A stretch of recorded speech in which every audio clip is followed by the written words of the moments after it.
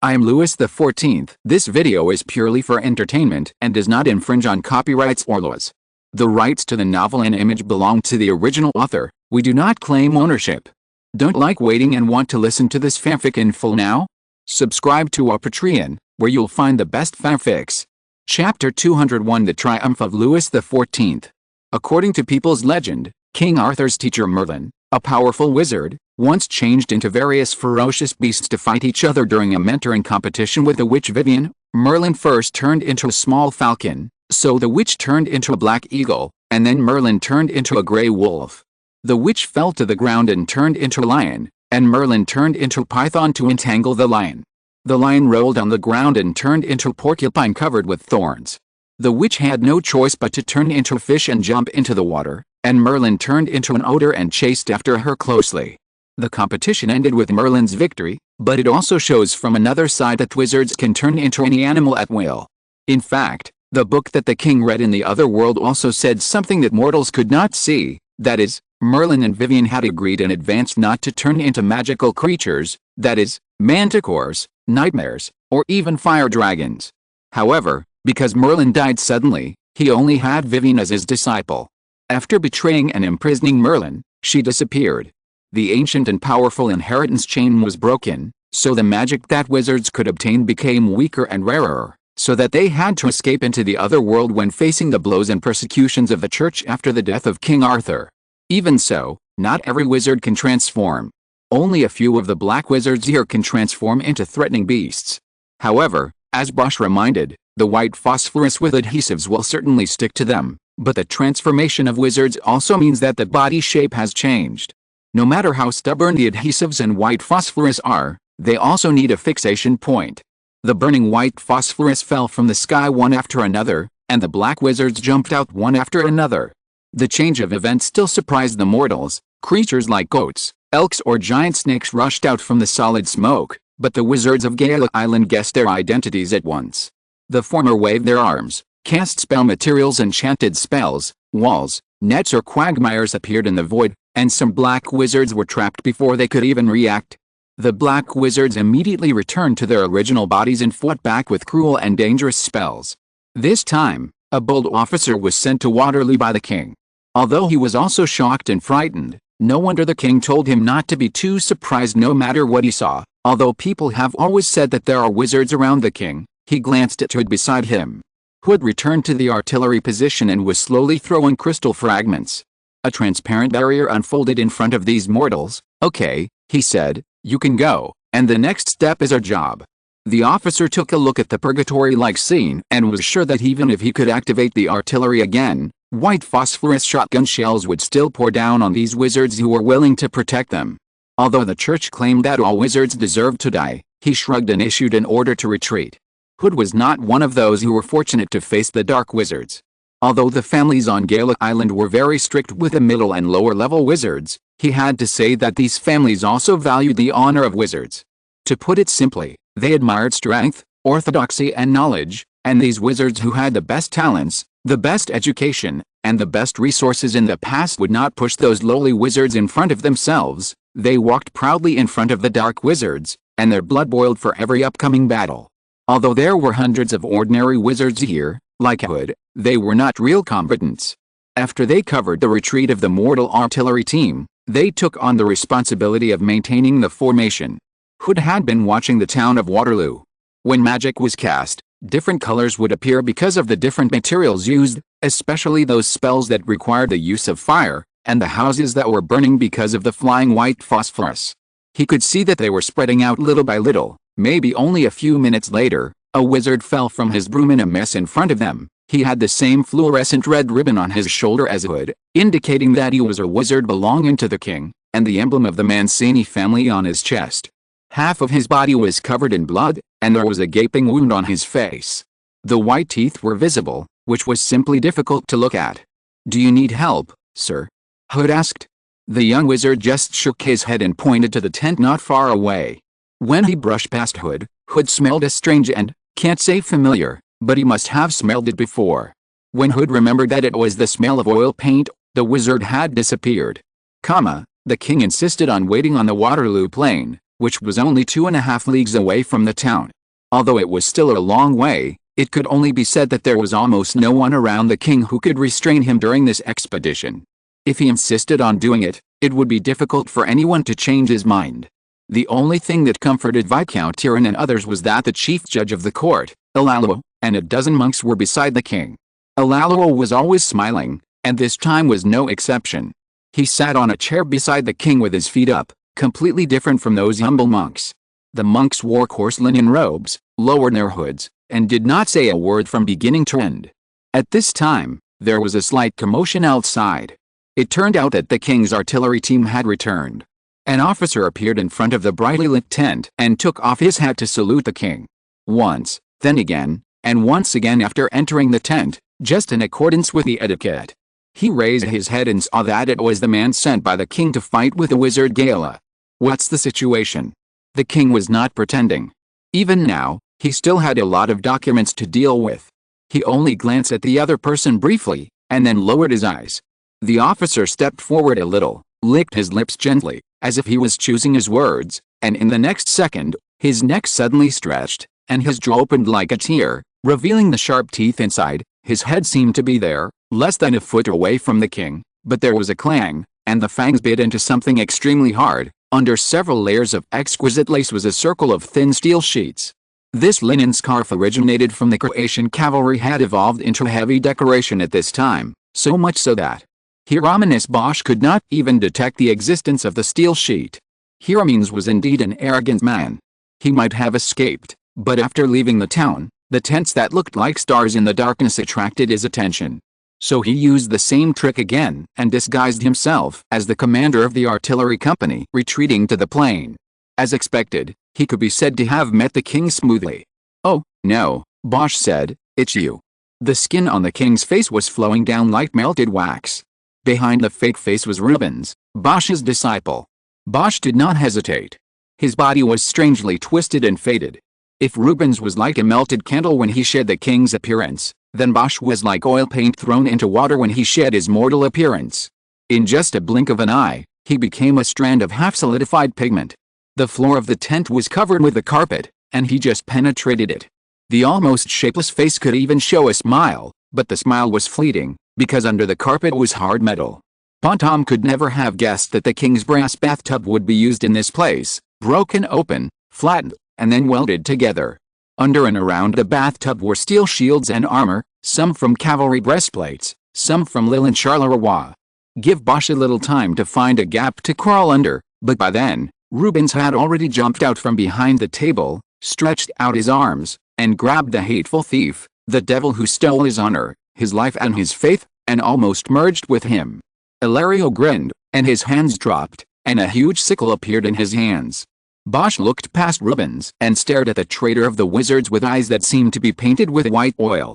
He might have said something, but Ilario and the monks who had dispersed to the edge of the tent at some point swung their weapons together, and the blades flew and crossed in the air, and the candles fell to the ground, and the tent was suddenly dark.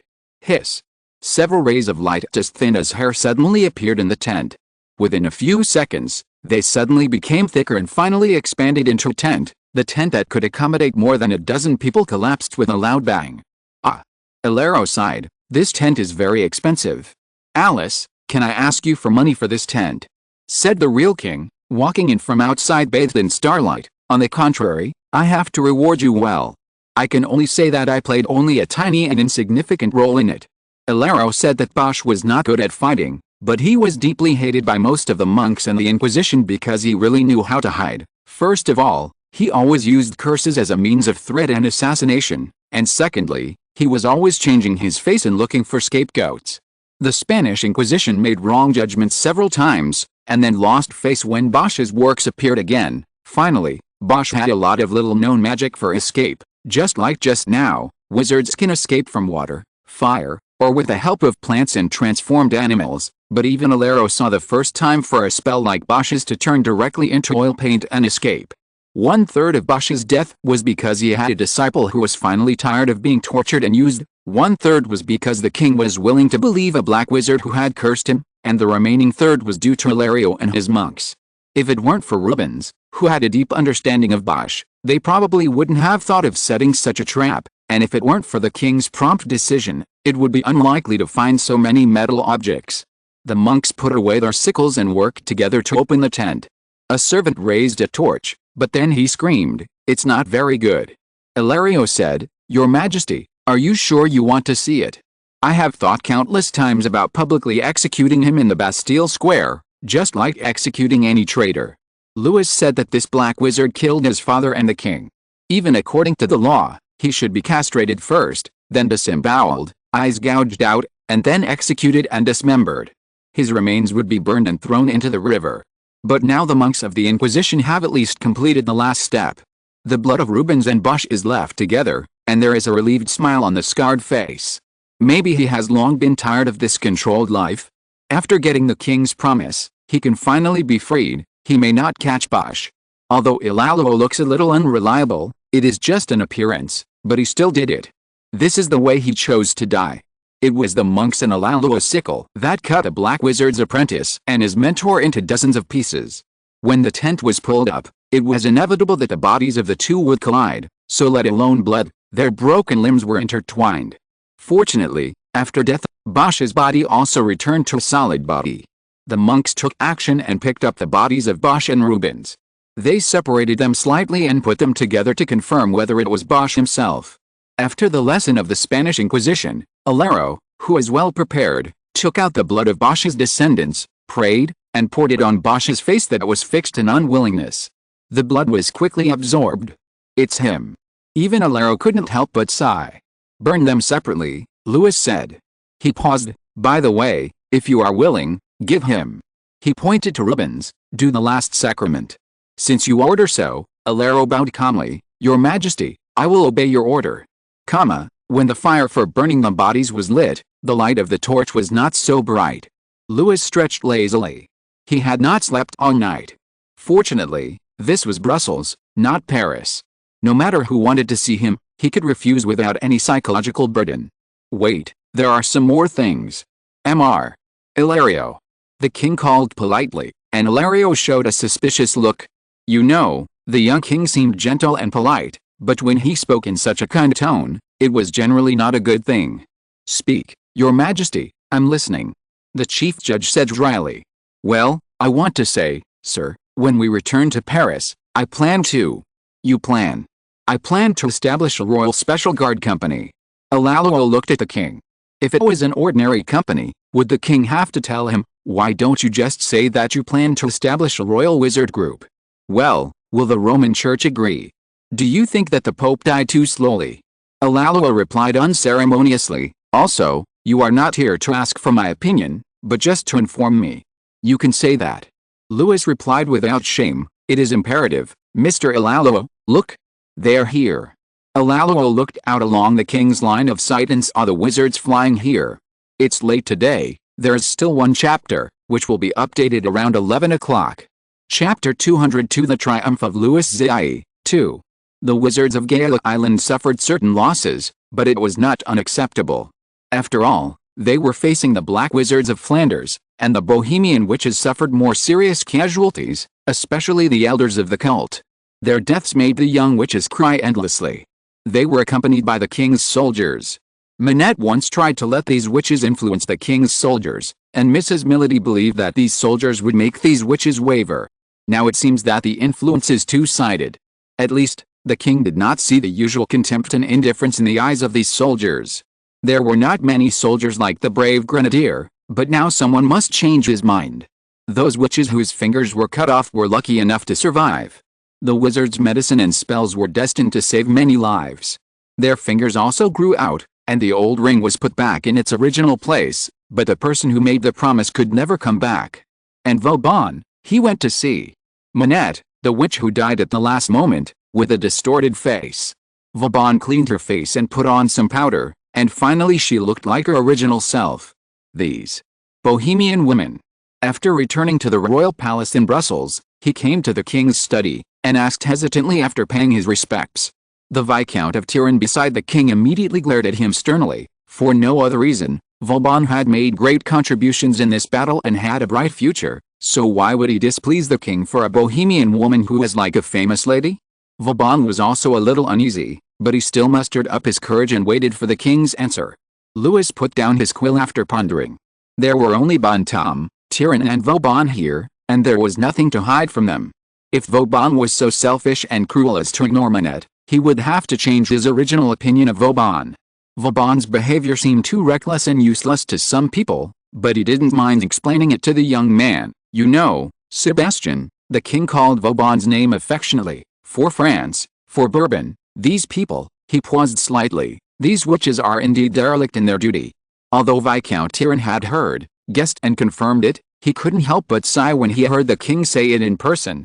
He and Vauban were either the second son or the descendants of the second son, not the heirs.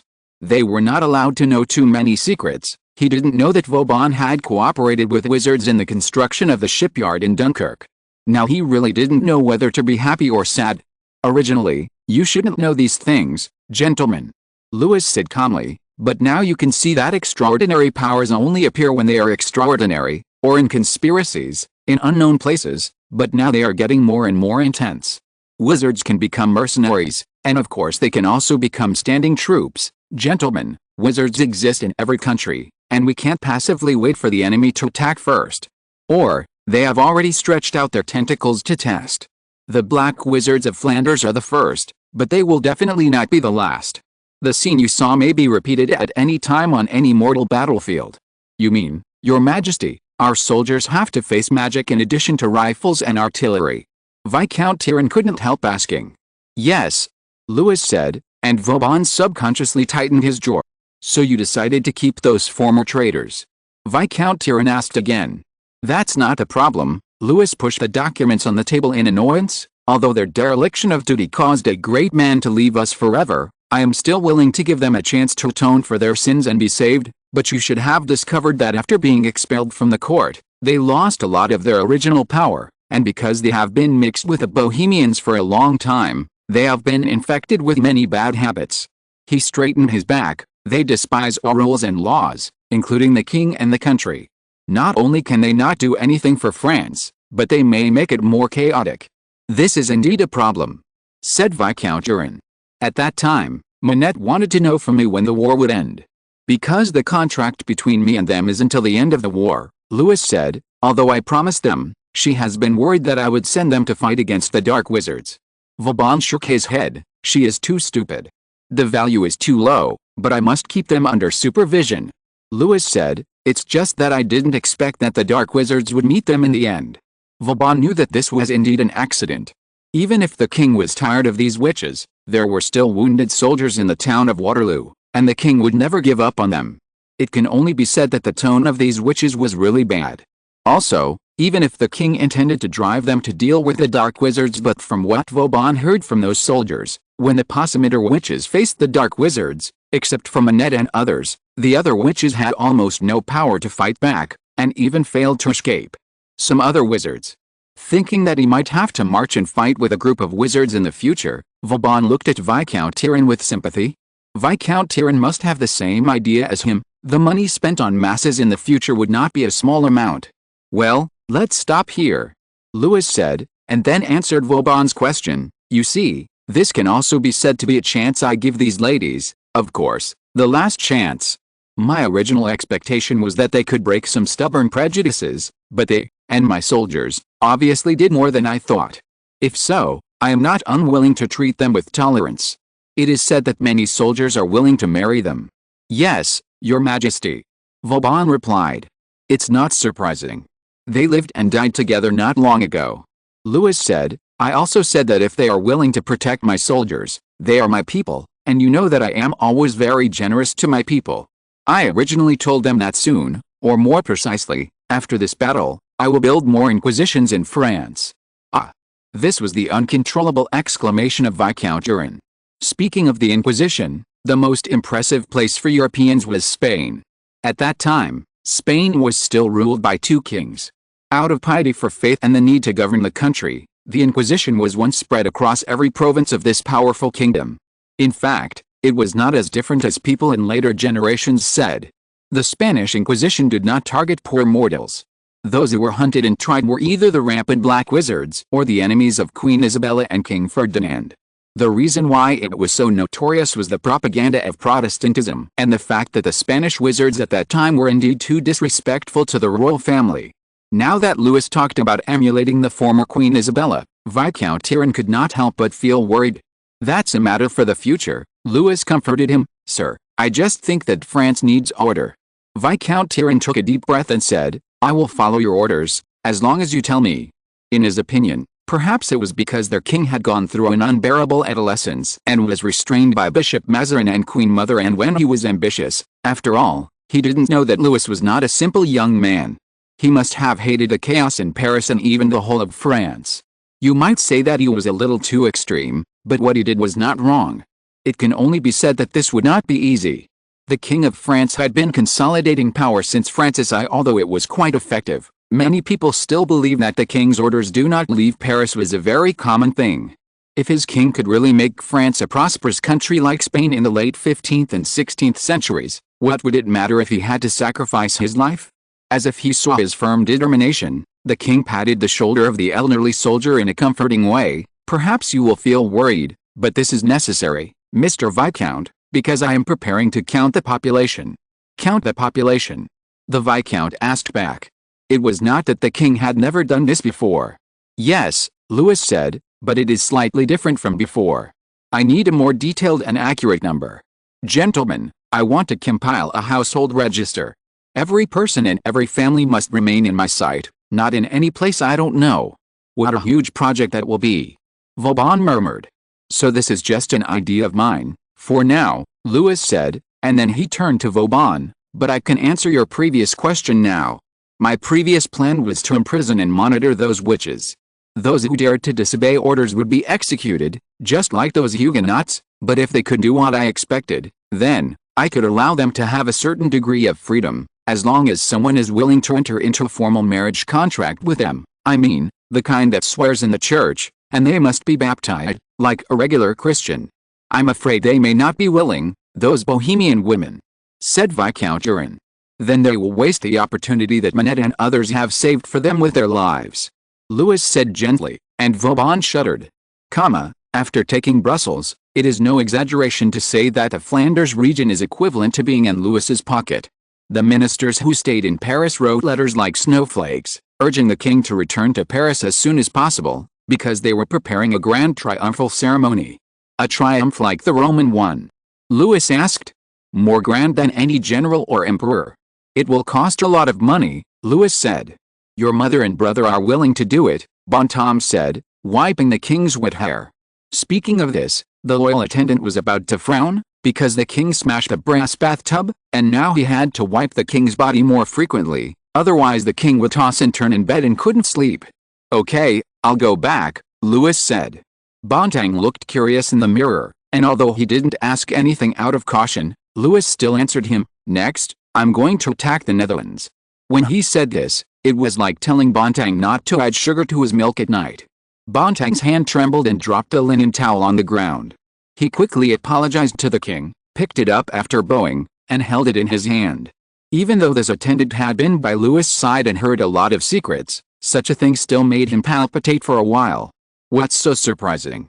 Louis said with a smile. "The losses here in Flanders are beyond my expectations. I mean, my soldiers did not suffer too much loss, and what I am most worried about is, who am I? Hieronymus Bosch has also turned to dust. Why don't I try to capture the Netherlands?" But before that, the king said quickly, "I still have a lot of preparations to do, so I must go back to Paris." "If you have such a plan," Bontemps asked carefully, "then your army?" "The army will stay here," Louis said, "otherwise Louvois will go crazy. Think about it, 50,000 people will return to Paris from Brussels in a mighty manner, and then from Paris to Brussels in a mighty manner. Maybe Louvois will commit suicide in despair, but even so, Louvois will not be very happy. It's not to say that these soldiers who stay in Brussels can go without food and drink. But Philippe has to stay here," Louis continued, while changing into a linen robe with the help of Bontemps. "Although my mother and Henrietta must be very eager to see him, I don't trust others." "Your Highness will do a good job," Bontemps said. On the third day after the Battle of Brussels, Louis met Philippe, Duke of Orleans. As mentioned before, the Duke of Orleans was in charge of the line from Dunkirk to Coudekerre in Ghent. The Duke conquered Ghent one day earlier than the king conquered Brussels. He hurriedly met with his brother, and before he could say a few more words, he took Louis to a huge wooden box. "This is a gift I brought for you," Philippe said excitedly. "Guess what it is?" Louis touched his eyebrows. To be honest, looking at the size and shape, his first thought was a coffin. Well, it shouldn't be that bad. Although the Duke of Orleans was sometimes too lively, he would not play such a bad joke with his brother, not to mention that they were still on the battlefield. "I can't guess." The king admitted defeat, and the Duke of Orleans turned around happily and lifted the lid of the wooden box with his own hands. Inside was a large silver bathtub. If you're listening to this novel on a channel other than Fanfic World, it means they downloaded and uploaded it without effort. We cordially invite you to visit our channel, Mundo Fanfic Novelis. There you'll find the original version of this story, and you can explore many other novels of various genres. We're waiting for you to immerse yourself in a world of incredible novels. Chapter 203: The Triumph of Louis XIV. 3. This bathtub is not made of pure silver, but a white fur bathtub wrapped with a layer of silver foil. In the 17th century, silver foil was not as thin as it was in later times, and the surface was not as smooth and flat. In addition, this bathtub, which could even accommodate a horse, consumed at least 100 pounds of silver. Looking at this shining big bathtub, Louis laughed at first. "Why did you think of making such a bathtub for me?" he asked casually. "Did you know that my bathtub was broken?"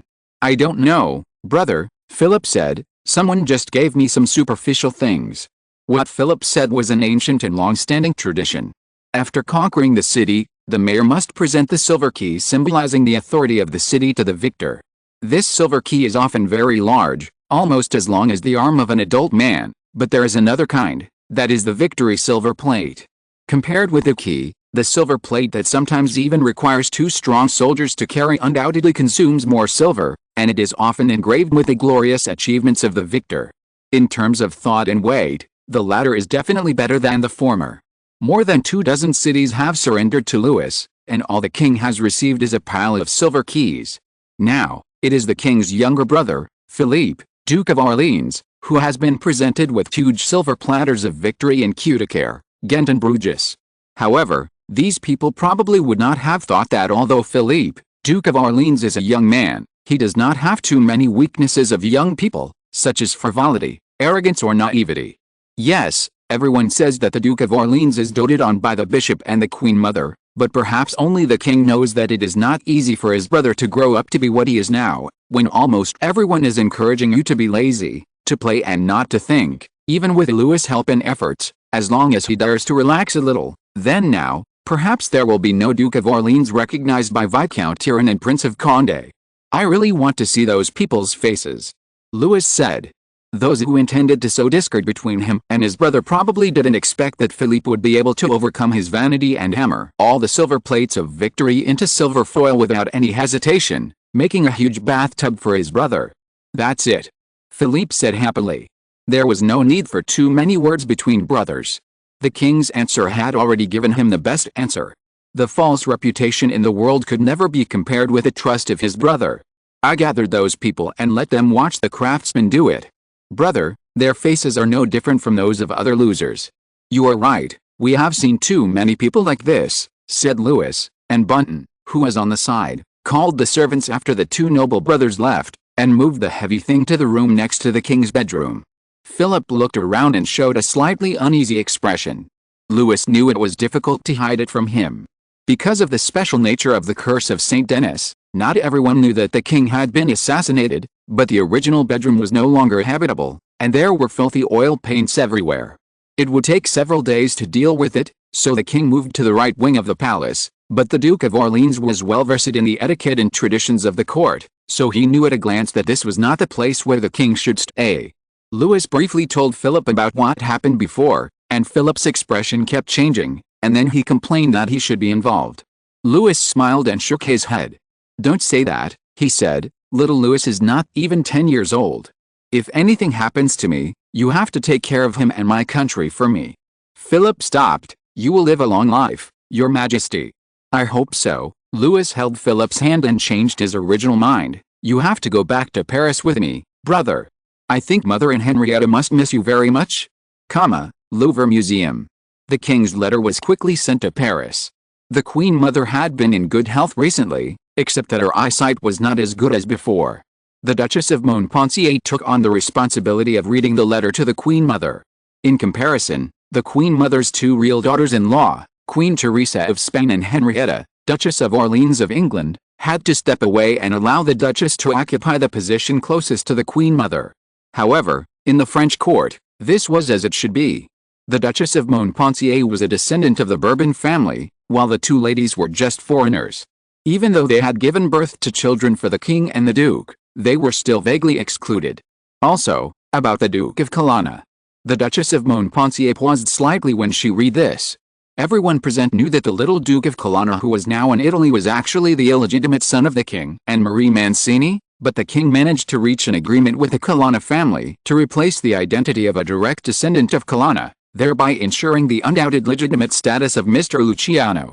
Although he still could not get involved in the French throne, it was said that the king intended to make him the heir of Naples. Speaking of which, if the Duke of Colonna could really rule Naples, perhaps it would be more acceptable than the former Queen Christina of Sweden. But no wife would like her husband's illegitimate child, and the Duchess of Colonna was really aggressive.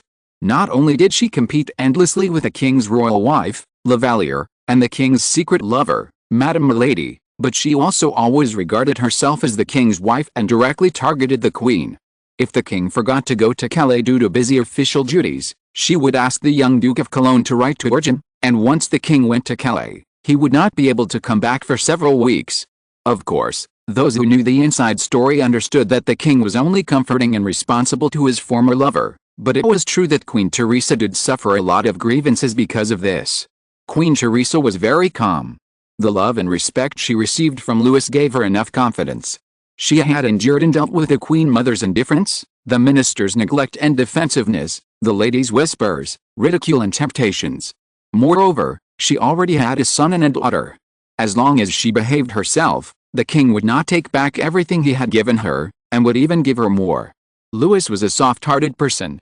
She thought, how about we ask Prince Conti to greet this adult? She asked tentatively. The Queen Mother looked at Teresa with a little surprise. They had previously wanted to send Count d'Artagnan as an envoy to welcome the Duke of Colonna. Count d'Artagnan was a close minister of the king and had the qualifications. But Prince of Conti was different. First of all, he was a prince after all, and the younger brother of Condé. Moreover, he was valued by the king and had been sent as an envoy to many countries. He met with the kings of Spain and the Holy Roman Empire and reached two major alliances. Although the alliance with Leopold I was close to fraud, the Archduke, the engagement between the Lord and Charles I of Sweden was indeed his unshakable achievement, but then again, this candidate seemed to be more suitable than Count d'Artagnan. He could be said to be a relative of the young Duke of Colonna, because his wife was also one of the Mancini sisters. From the king's point of view, he was the paternal elder of the young Duke of Colonna. However, let's put it this way, Count d'Artagnan was slightly inferior, and if Prince Conti was the envoy, people in the French court would look up to the Italian duke. Teresa faced the eyes of the noble ladies calmly. She didn't know what the Queen Mother and them would think, but whether as a father or as a king, Louis would be happy. Then that's it. The Queen Mother made the final decision. At this time, the king, who was considered by the Queen to be merciful and kind, was telling Bonhomme that he hoped to see the silver plate of victory presented to him by the Flemish people before returning to Paris. He smiled and said, "Unless they think that my achievements are not brilliant enough," he said, "also, remind them that as a king, I seem to prefer gold to silver." Bonhomme was speechless. For a king, asking for bribes and offerings directly seemed a bit. But Louis was not the kind of person who would change his mind for fame, and the king's younger brother, who was sitting next to the king, laughed out loud without any hesitation. He didn't know who had given these Flemish people such a trick. Perhaps for them, such disparity in treatment would inevitably make the king suspicious of his younger brother, and then deprive the Duke of Orleans of his military power, treat him coldly or even exile him back to Orleans. They would probably never believe that there were still people who could trust each other when facing the throne. Although Louis' move was ungraceful, it could also be said to be another strong and direct blow. These Flemish people had already found it a bit difficult to take out the silver plate that they had previously presented to the Duke of Orleans. Now the king asked for a gold plate. I'm afraid that Marquis de Louvois and Mr. Colbert don't have to worry too much about the supply in the past few months. In addition, in order to present such a gift, the people of Flanders would inevitably be exploited and oppressed again. Their hatred for King Louis XIV of France would be even deeper. But if the king treated them kindly, would they be grateful and accept the rule of the Bourbon peacefully? Look at Lorraine and Alsace. After returning from there, he also talked to his brother about his concerns about the expelled Lorraine and Alsatians. What did his brother say? The hatred of the enemy is the best compliment to a king. Moreover, the cities conquered by the king, such as Charleroi, at Lille and Brussels, their resentment will not only be directed at the French, but also at Ghent and Coudecaire. After all, they were the ones who started it first. Duke Philip watched Bonhomme take his leave with a smile. Bonhomme could be said to be an invisible important minister around Louis. He was the king's mouthpiece. Those Flemish people would probably surrender in the end. After all, Louis also said that if they felt that his achievements were not enough for a silver plate, the king could add a little more. He still had nearly 50,000 soldiers. To be honest, the king's new army was much better than the mercenaries in previous wars. At least they would not plunder and rape, and the residents who were driven away were allowed to take their own property. A golden plate of victory was not impossible, but for those with ulterior motives, it was a loud slap in the face. Things turned out just as Philip had expected. The Flemish people finally surrendered, and they had to present a victory tray made of pure gold. It was oval in shape, 3 feet long and 2 feet wide, and it was not a weight that 2 people could lift easily, and it was not something a city could afford. Fortunately, the king did not push too hard. After taking a look, he happily accepted it, although the Flemish people still played a little trick. In theory, the tray should have been decorated with Louis's achievements in the war, but to be honest, the first French king led an expedition in person to Flanders, so they engraved the scene of Apollo kissing Cassandra on the tray. Cassandra was the famous princess of Troy. She slept in the temple of Apollo and was kissed by Apollo, which gave her the ability to predict. But later she arrogantly rejected Apollo's courtship, so Apollo cursed her that no one would believe her predictions. When the Trojan War was about to end, although she tried her best to dissuade the Trojans from dragging the wooden horse into the city, no one was willing to believe her. Louis XIV's personal emblem was the sun. Here you can regard Flanders as Troy, or France as Troy. Any interpretation is fine. What shocked them was that France not only had a duke who was not very particular, but also a king who was not very particular. Although he accepted the gift, he immediately gave it to the Marquis de Louvois and asked him to smash it and exchange it for military supplies. The Marquis de Louvois was reluctant to part with it. "Your Majesty, it would be great if we could show this golden plate to the people at the triumphal ceremony." "We will have more golden plates," the king consoled him. "I will set up a special display room in the Palace of Versailles and appoint you as the manager there. You can look at it however you like." The Marquis de Louvois rolled his eyes not so respectfully. Having spent a long time with the king, he knew that his king was not a narrow-minded person. The king would not bear a grudge against such small actions and even seemed to be friendly. Sure enough, the king seemed to apologize and put a bunch of grapes in the arms of the Marquis de Louvois. However, as soon as Louvois left the room, his face was beaming with joy. His father was the Minister of War, and the king's thoughts on Versailles could not go beyond this old fox. He certainly knew that Versailles would be the political center of France in the future. The king's words were undoubtedly a promise that he would have a room in the Palace of Versailles. "Did you promise anything to the Marquis de Louvois?" Bonhomme said when he came in. "He looks like he just stole a chicken." "That's what he deserves," said the king. "Whose letter is it?" Bonhomme presented the letter in his hand. "It's from Paris." "Oh, it seems they should all be arranged," said the king, taking it and opening it with a letter opener. "Will there be any problems? I mean, Versailles. They are busy day and night." "I may have to let you go back first, Bonhomme," said the king. "I don't want anything to go wrong." The king planned to hold the triumphal ceremony in the new palace in Versailles. Chapter 204 The Triumph of Louis XIV. 4. "Parisians and countless people from other provinces are coming here," said a minister. "Then expand the Limoges group as soon as possible," said Levieux, who had the same name as the king and was the designer and person in charge of the Versailles construction project. More than 10,000 people were working on the king's new palace, and he was under tremendous pressure. Even so, he was still like any other minister, struggling with another architect, Mansard, at the age of 57 to have a say in the Versailles project. By the way, this old man Mansard was already 71 years old. With the advantage of age, the king still gave this important task to Vau. The Versailles project, if we count from the time the king started digging the canal, has been 16 years. Those who followed the king back to Paris from the provinces already had strong sons and beautiful daughters.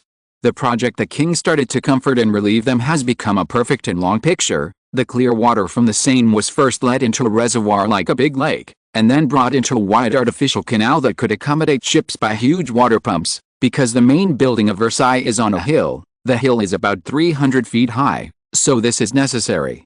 At first, the engineers planned to use the common water of that time.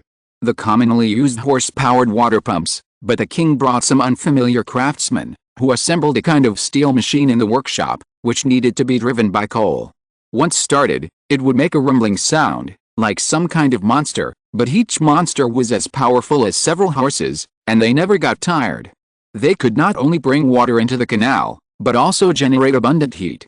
This heat energy would not be wasted. It was introduced into copper pipes and traveled through the Limoges complex that Vau mentioned, bringing warmth to the people in the houses, so there was always uninterrupted hot water in the public bathrooms. The Limoges complex is not part of the Palace of Versailles. How should I put it? It is an annex that was formed naturally during the long construction process.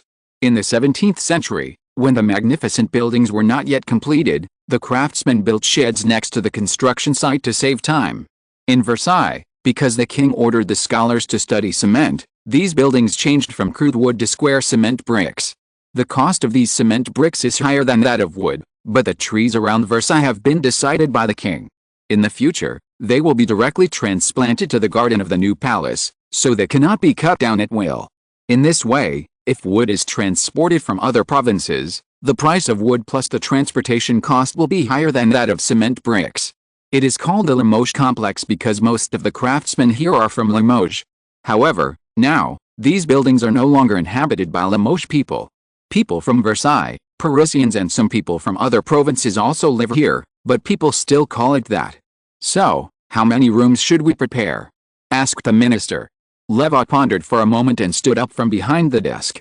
Let's go and have a look. Levi was just an architect, but he could even treat a minister or a nobleman like a subordinate, just because he was trusted by the king. Therefore, he would never allow his work to have even the slightest mistake. Therefore, although Limoges did not belong to Versailles, he also needed to be cautious. He went to Limoges with a minister. Limoges was not far from Versailles.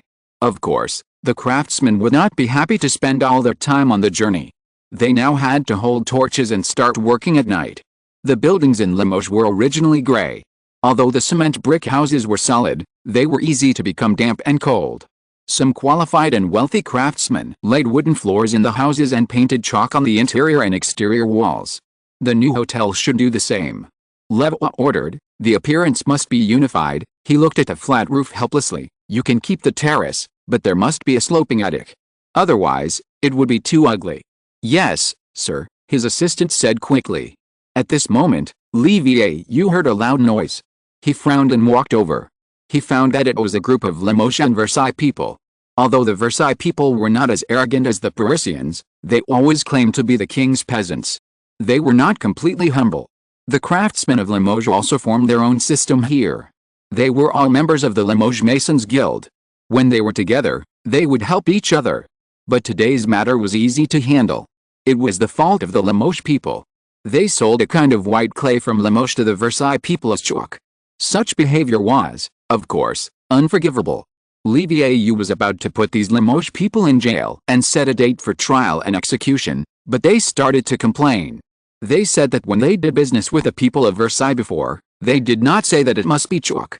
In the verbal agreement, they only said that the outside of the house would be painted white. This deal was that the people of Versailles commissioned Limoges craftsmen to build houses for them. As for whether white clay or chalk was used, there was no specification. The people of Versailles were furious, but they had nothing to say, because at that time, they did take advantage of the situation.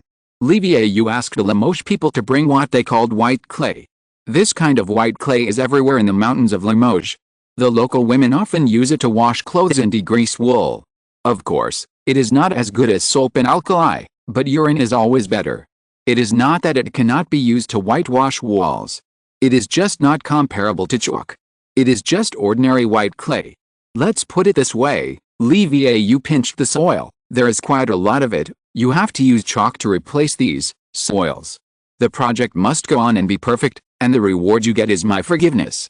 You said sternly, but if I find out that you still insist on it, or neglect your duties and do shoddy work, no matter who they are, I will send them to prison and punish them severely.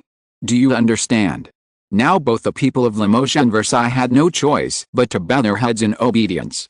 After this little episode, the minister, and his assistant finally walked through the entire Limoges area, which was about 1/3 of a mile away from Versailles. On both sides of the wide artificial canal were hard roads that were wide enough for 2 carriages to move side by side. The roads were paved with asphalt produced in Lorraine, a strange, blue-black, smelly thing mixed with gravel. Due to its low output, it was only used in the baths and roads of Versailles. As they passed by, there were constant patrols because there were always people who wanted to knock off a piece of asphalt and take it back as medicine. This is really weird, Levois thought, but there is nothing to blame. Asphalt is indeed a medicinal ingredient in medical books, and the Arabs once made a lot of money from the Europeans because of this. They believed that the ancient Egyptian mummies were wrapped in asphalt, and they sold the mummies to Europeans, which led to the phenomenon that some people now grind mummies into powder and drink them with wine. Levois and all wise people would certainly not believe it, but there are so many ignorant poor people here. While Levieu was considering whether to erect a few gallows, he was contentedly watching the scenery in front of him. On the other side of the embankment, there was a row of black willows, with dark brown trunks and dark green leaves with red fluff on the back. The original idea of Versailles garden designer Nauder was to arrange plane trees in a neat row, but the king insisted on seeing black willows here. Levieu actually agreed with plane trees, because black willows, or all willows, have bad meanings, mainly referring to infertility and sadness. In a Renaissance painting, there is a skinny woman holding a willow branch to represent famine, and there are also willows that do not bloom or bear fruit. That's what people at the time thought. Fortunately, the king now has a son and a daughter, and these black willows have grown extremely vigorously in a few years, and the fluffy green canopy covers the entire embankment, which makes people feel comfortable. The gurgling artificial canal was also filled with boatmen and small boats from Venice, who were responsible for cleaning the canal. The boatmen, who were brightly dressed and wearing wide-brimmed hats, greeted Levois loudly when they saw him. Levois saw a small bucket on the boat, which should be filled with fish. The water in the canal came from the Seine and the surrounding small lakes, so of course there would be fish flowing in. There were no fishermen here, so these fish grew up carefree, and the craftsmen often used fishing to pass the time in amidst. Further ahead, people can see 2 other huge buildings. Some people may think that this is one of the palaces, but no, like the buildings along the Seine, there are steam-driven water pumps hidden inside, which constantly deliver water from the canal to the vast palace and gardens. In addition to the more than 1,000 springs that are about to be completed, there is also a small underground reservoir, where the water in the canal will be precipitated, purified and filtered, and then supplied to the people in the court for bathing and drinking. Before Versailles, when the people of Europe built fortresses and palaces, their requirements for water, in addition to those pleasing water fountains, were only for drinking water. But in the new palace, almost every suite has a private bathroom, and those halls used for meetings, balls and banquets must also have places for people to deal with personal problems, and the demand for water has suddenly increased. It can be said that for at least 5 years, the workers had been digging, and digging. The gullies were crisscrossed like a spider web. The thick pipes went all the way from the hills to the swamps, and from them extended the dense ceramic pipes like spider webs. Levieu witnessed all of this. Now they are all hidden by the gorgeous marble. There are also water pipes that are also hidden under the stone slabs and wainscoting. The pipes are all brass, and the joints between the faucets need rubber gaskets and jewel-like precision to ensure that they are watertight. These accessories are all from Lorraine, and it is said that each piece is worth the same weight in gold. After the installation is completed, the bathroom must not only be sealed, but also guarded. But is it worth it? After trying this facility, of course with the king's permission, Levieu is sure that if the king allows it, every Parisian, no, every Frenchman, even foreigners, will strive to install such a luxury in their own mansions, which may have been enjoyed by the sultans of Ottoman Turkey in the past. Everything was so clean and convenient. Even though it was right next to the bedroom, there was no strange smell. The king obviously valued these more than the number of sculptures in the garden, the number of paintings in the hall, and the number of layers of curtains. Therefore, the main palace of the building had to be completed faster than the garden. Levo walked around the room, and more people followed him. To complete this major project, Levo alone was of course impossible. There were at least 100 architects, engineers, and garden designers working for the king. Just as Levo led them to the vestibule, another group of people came towards them. Levo immediately showed a hypocritical smile. The person who came was not his enemy, but also his enemy. He said he was not an enemy because he was Mr. Lebrun, who was responsible for the interior decoration. He said he was an enemy because they were also vying for the king's favor. After the building was completed, of course, the interior decoration would appear, but Levo was not so willing to give up his stage. After a reserved exchange of greetings, Leviau saw that the people behind Leblanc were carrying a number of heavy and huge wooden frames, which must have contained the works that Leblanc had completed for the king's Versailles gallery. Thinking of this, Leviau felt even more uncomfortable, because Leviau's original design was to regard Louis XIV's original hunting palace as the main body, and then add palaces symmetrically on both sides and in front, which is the three-stage design advocated by classical art. But the king wanted to see a Latin cross-shaped building complex, and all the buildings must be connected by a covered corridor. After the cross arms of the cross were extended on both sides of the hunting palace, the part extending downward from the cross became a wide corridor like the Louvre's Grand Gallery, but the length and width were much greater than the Grand Gallery. This is also the only way for people to enter Versailles. When he thought that people's eyes would first fall on Lebrun's paintings, Leviau couldn't help but feel a little sour, but he suddenly discovered a strange thing, that is, in addition to those portraits describing the king's first personal expedition, there are still many empty spaces. Are these reserved for your majesty? He asked. No, these are reserved for your majesty's ministers and marshals. Leblanc said that he had completed the portraits of the Duke of Orleans, the Prince of Condé, the Viscount of Turin and the Duke of Luxembourg, but these portraits could not be hung until the king returned to Paris. Ah! Levo almost blurted out, but fortunately his reason pulled him back in time. Leblanc shook his head.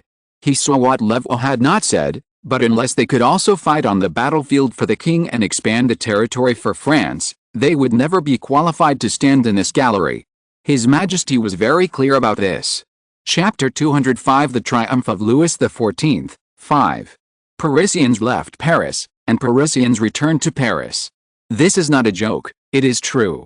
Parisians were full of anger because the king decided to hold a victory banquet in Versailles, but no matter how angry they were, no Parisian could afford to go to Versailles and stay in Paris. So when the king was still in Flanders, Paris almost became half empty. Unexpectedly, a few days later, another piece of news came, which made Parisians excited and anxious. It turned out that the king still wanted to hold a grand parade en masse in Paris, that is, the triumphal ceremony could still be said to be completed in Paris. So Parisians returned to Paris again. The Duchess of Montpensier, who witnessed all this in the Louvre, could not help but make a contemptuous gesture and sighed. It had been so many years since she returned to Paris, and she had gradually understood the king's character and methods. He might have seen through these Parisians a long time ago. They were heartless and fame-seeking. He could make them obey his orders by just throwing anything at them. For example, this time, the celebratory dinner was held in Versailles, which caused dissatisfaction among many Parisians. However, before the royal power brought by the victory, they did not even dare to ridicule it in the tabloids. When they were extremely disappointed, the king generously promised that a grand mass would be held in Notre Dame de Paris, and the subsequent grand parade would also be held in the city of Paris instead of Versailles. Such behavior was like pushing a person into the abyss and giving him a rope. The Parisians fell into unprecedented ecstasy, even exceeding the joy they had when they first heard about the great victory in Brussels. As far as the Duchess of Montpensier knew, the dignitaries in Paris also intended to build a magnificent Arc de Triomphe to commemorate the king's victory. They had already prepared the necessary funds and materials, and they only needed to wait for the king to return to Paris and point it on the map to start construction. Of course, the Duchess did not hesitate to take out her own purse.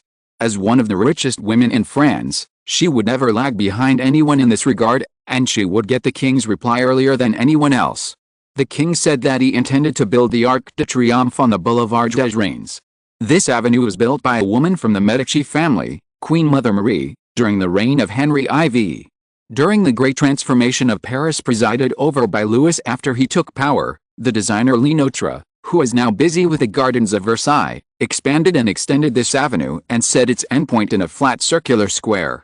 This avenue goes straight into the center of Paris from the gate of the Louvre.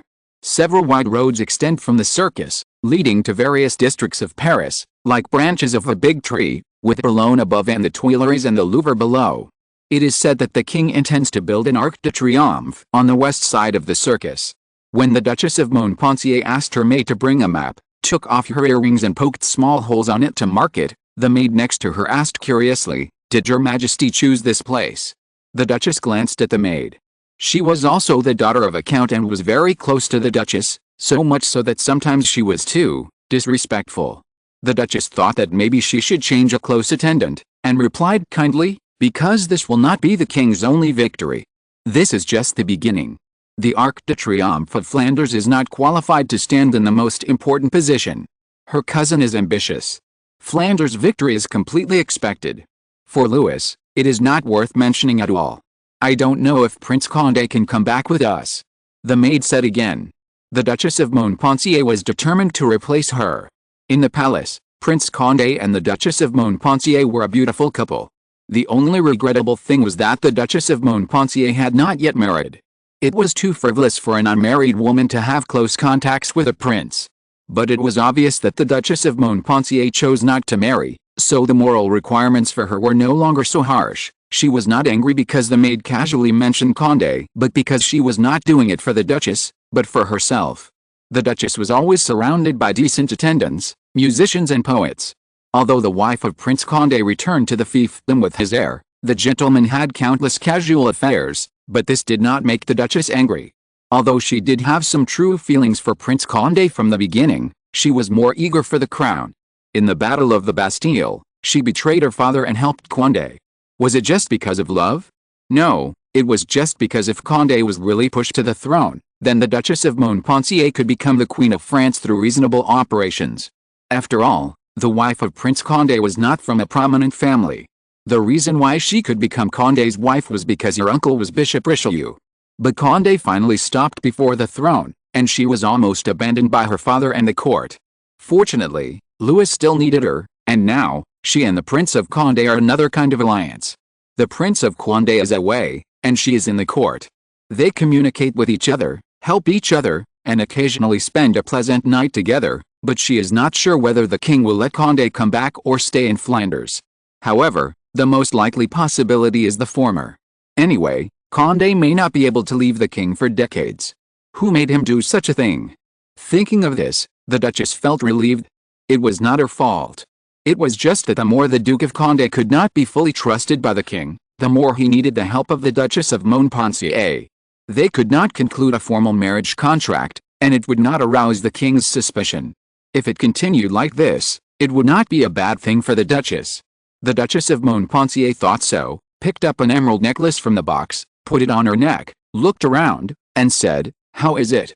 Among her jewelry, this necklace is not the most precious, but it was given to her by Prince Condé at the Red Children's Fair, and the Queen Mother was really angry at that time. After a few seconds, she took it off. "When we go to meet the king, I will wear it together with a diamond necklace. She will meet the Queen Mother later, and she can't let the Queen Mother think of this embarrassing thing again." This emerald necklace came in handy a week later. It is said that the king had specially arranged the itinerary. He and his army entered Paris at the brightest moment of the sun.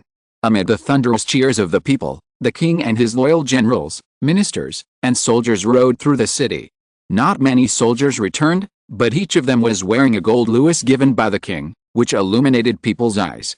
The baggage carts behind them were filled with spoils and offerings from the Flemish people, including the golden victory plate that people had persuaded the king to leave behind.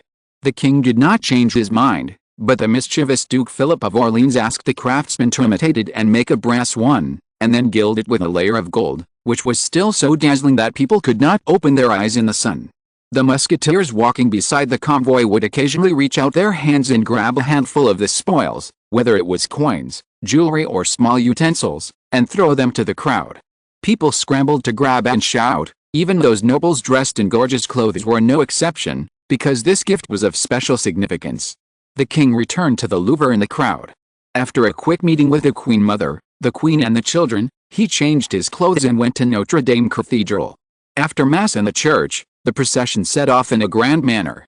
No one noticed that Mr. Cornet in the procession had a strange look on his face. He had just followed the saints in a procession and almost lost his life. He couldn't even look at the portrait of Saint Denis. When he saw the portrait, he felt that his head would fall off his neck at any time. But few people knew about this, and the people had no way of knowing it.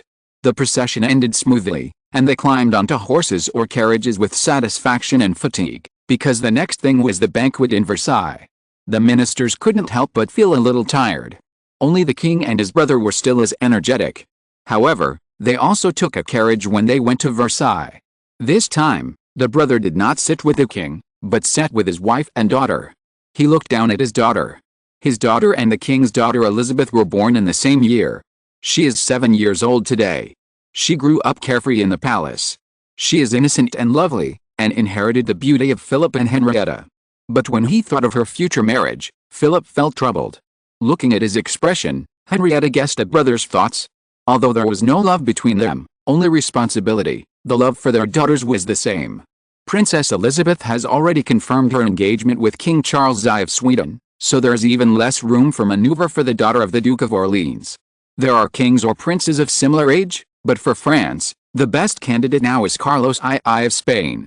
The problem is that Philip has been with the king for a long time, and he knows that after the Habsburgs spread the marriage lasso throughout Europe, they'll reap not only the crown but also genetic diseases. The consequences on Carlos I were particularly obvious. As the king's eyes and ears inside and outside the court, Philip knew every European king well. He knew that Carlos I not only had a deformed face but also a weak body. Some people even swore that he could not have his own children. The ambition of his illegitimate uncle Don Juan came from this. He was unwilling to marry his daughter to such a nominal monarch, but if it was for France, I may have to stay in Paris for a while. Finally, the Duke of Orleans said dryly, "We can have another child, Henrietta, a boy, maybe." For Henrietta, a boy, an heir to the Duke is of course the most important, but she also understands why the Duke said this. This is a comfort and a reward, considering what she might lose but she can't even refuse, not to mention that the eldest princess must take her own responsibilities. Even her brother Charles I wrote to her, urging her to give birth to a boy as soon as possible even if it is not her responsibility. The birth of a child requires a mother and a father, and the Duke of Orleans has been in Paris since he married her. He was sent to Lorraine by the king at first, and then he went to Alsace. After returning from Alsace, he went to Flanders with the king not long after. After saying this, Philip fell silent, just gently stroking his daughter's curly hair. He loved his child, but even if it was not for France, he could not veto his brother's will. When he was in Flanders, Philip thought that perhaps the king would keep him in Flanders. As the king's brother, the Duke of Orleans, was the governor of a newly conquered land, it was just right. But the king finally changed his mind. As soon as he and the king stepped into Paris, he knew that his brother had shared his glory and success with him without any stinginess, just like he had shared the army and power in his hands with him.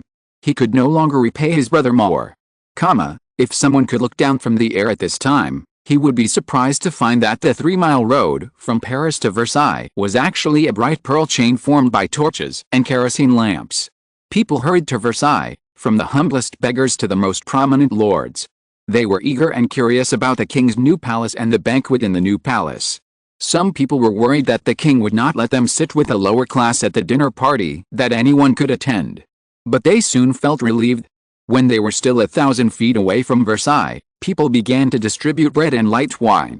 Anyone who had a little self-awareness stayed, eating and drinking, and shouting "Long live the king." Further ahead was a large, brightly lit market, filled with Limoges craftsmen and Versailles residents, and even more people were left here. On the hard road leading to Versailles, there were almost only the rumbling of wheels and the clatter of hoofs. Every few meters on the roadside, a musketeer stood proudly under a torch, his hands on the hilt of his sword, his chest hung with gunpowder bags and bullet barrels as in battle. When the carriage and horses finally arrived at the huge square, the Palace of Versailles was already waiting for their praise like a burning city. Although it was not yet perfect, the Grand Gallery and the central building were already good enough for trial use, and the holly maze on both sides of the Grand Gallery had grown up, and at night, no one would enter without permission. Only torches illuminated the green leaves and dancing fountains. Countless water drops were thrown into the air, reflecting the light like diamonds. People who came to participate in this grand event walked into the Grand Gallery with admiration. The first thing they saw was the dining table set up along the 500-foot dome corridor. Each table was covered with white linen, and there were neat armless chairs on both sides. At this point, only the gentlemen and ladies who were led by the servants were qualified to move forward, and those who stayed behind were not dissatisfied. The portraits in the Grand Gallery had been hung, and the candles on the multiple lampstands were all lit. Even the men's beards and the women's lace could be seen clearly. As the king requested, Mr. Lebrun and his students, as well as the painters they recruited, worked day and night for several months, and their hard work was rewarded here. Some people might say that Lebrun, as the king's royal painter, lacked the soul that an artist should have, but how many people here have enough appreciation? When they look at paintings, they don't need souls, as long as the characters are realistic, the scenery is detailed, and the colors are bright. Moreover, it was the first time for these people to see portraits that depicted the same thing continuously. Some people even forgot fear and etiquette and ran from one end of the Grand Gallery to the other. Such actions were quickly stopped by the musketeers' shouts, or neat and loud trumpet sound. A gentleman thought that there was another war, but he was laughed at. Later, someone explained to him that this was the trumpet sound announcing the start of the banquet. It is not entirely correct to say that the trumpet sounded. The attendant blew a reed pipe decorated with golden lilies. Before that, the palace steward solemnly walked in front of everyone and announced, "Let us share the meat given by the king." This is also a tradition. Louis has no intention of changing it. There may be less than 100 people who can sit in front of the king, but they are all the most loyal and capable. Their dining table is covered with a linen tablecloth with silver edges, which hangs down to the table feet. Their tableware and utensils are either silver or glass. They shine a bright white light under the candlelight. On the left and right of the long table where the king is sitting are his brother and the queen mother, followed by the prince, the queen, the Duchess of Montpensier, the princesses and princesses, the Duchess of Orleans, that is, all the royal family members. These noble people second only to the king can use gilded tableware. The linen tablecloth on the long table is also decorated with gold edges instead of silver edges. Unlike the long table for guests, the candlelight here is a warm orange-yellow. Led by the kitchen attendant, dozens of attendants serve the first dish, a sweet and sour appetizer soup. It's late, I'll add another 1,000 words. Chapter 206 The Triumph of Louis XIV, 6. This appetizer soup is tomato beef soup. Ever since the invention of potatoes, the French have been accustomed to their king constantly introducing various fresh fruits and vegetables from the colonies. Tomato is the most popular one because it can be used as a fruit, a vegetable, and a seasoning. This sweet and sour thick soup is the best appetizer.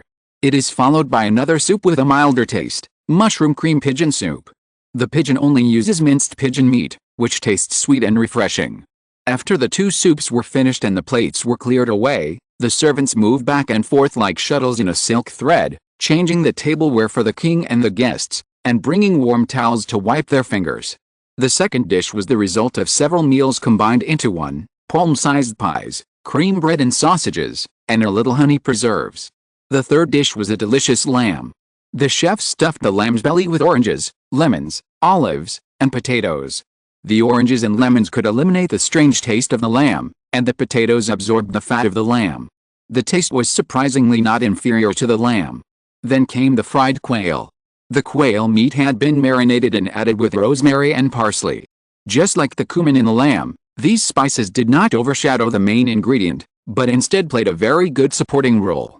Everyone looked at the king, and when he picked up a quail's leg and began to chew it, everyone did the same. Louis didn't know at the time, but his momentary impulsive behavior would lead to the next few hundred years. From France to the whole of Europe, people would eat quail with their hands, and call it orthodoxy.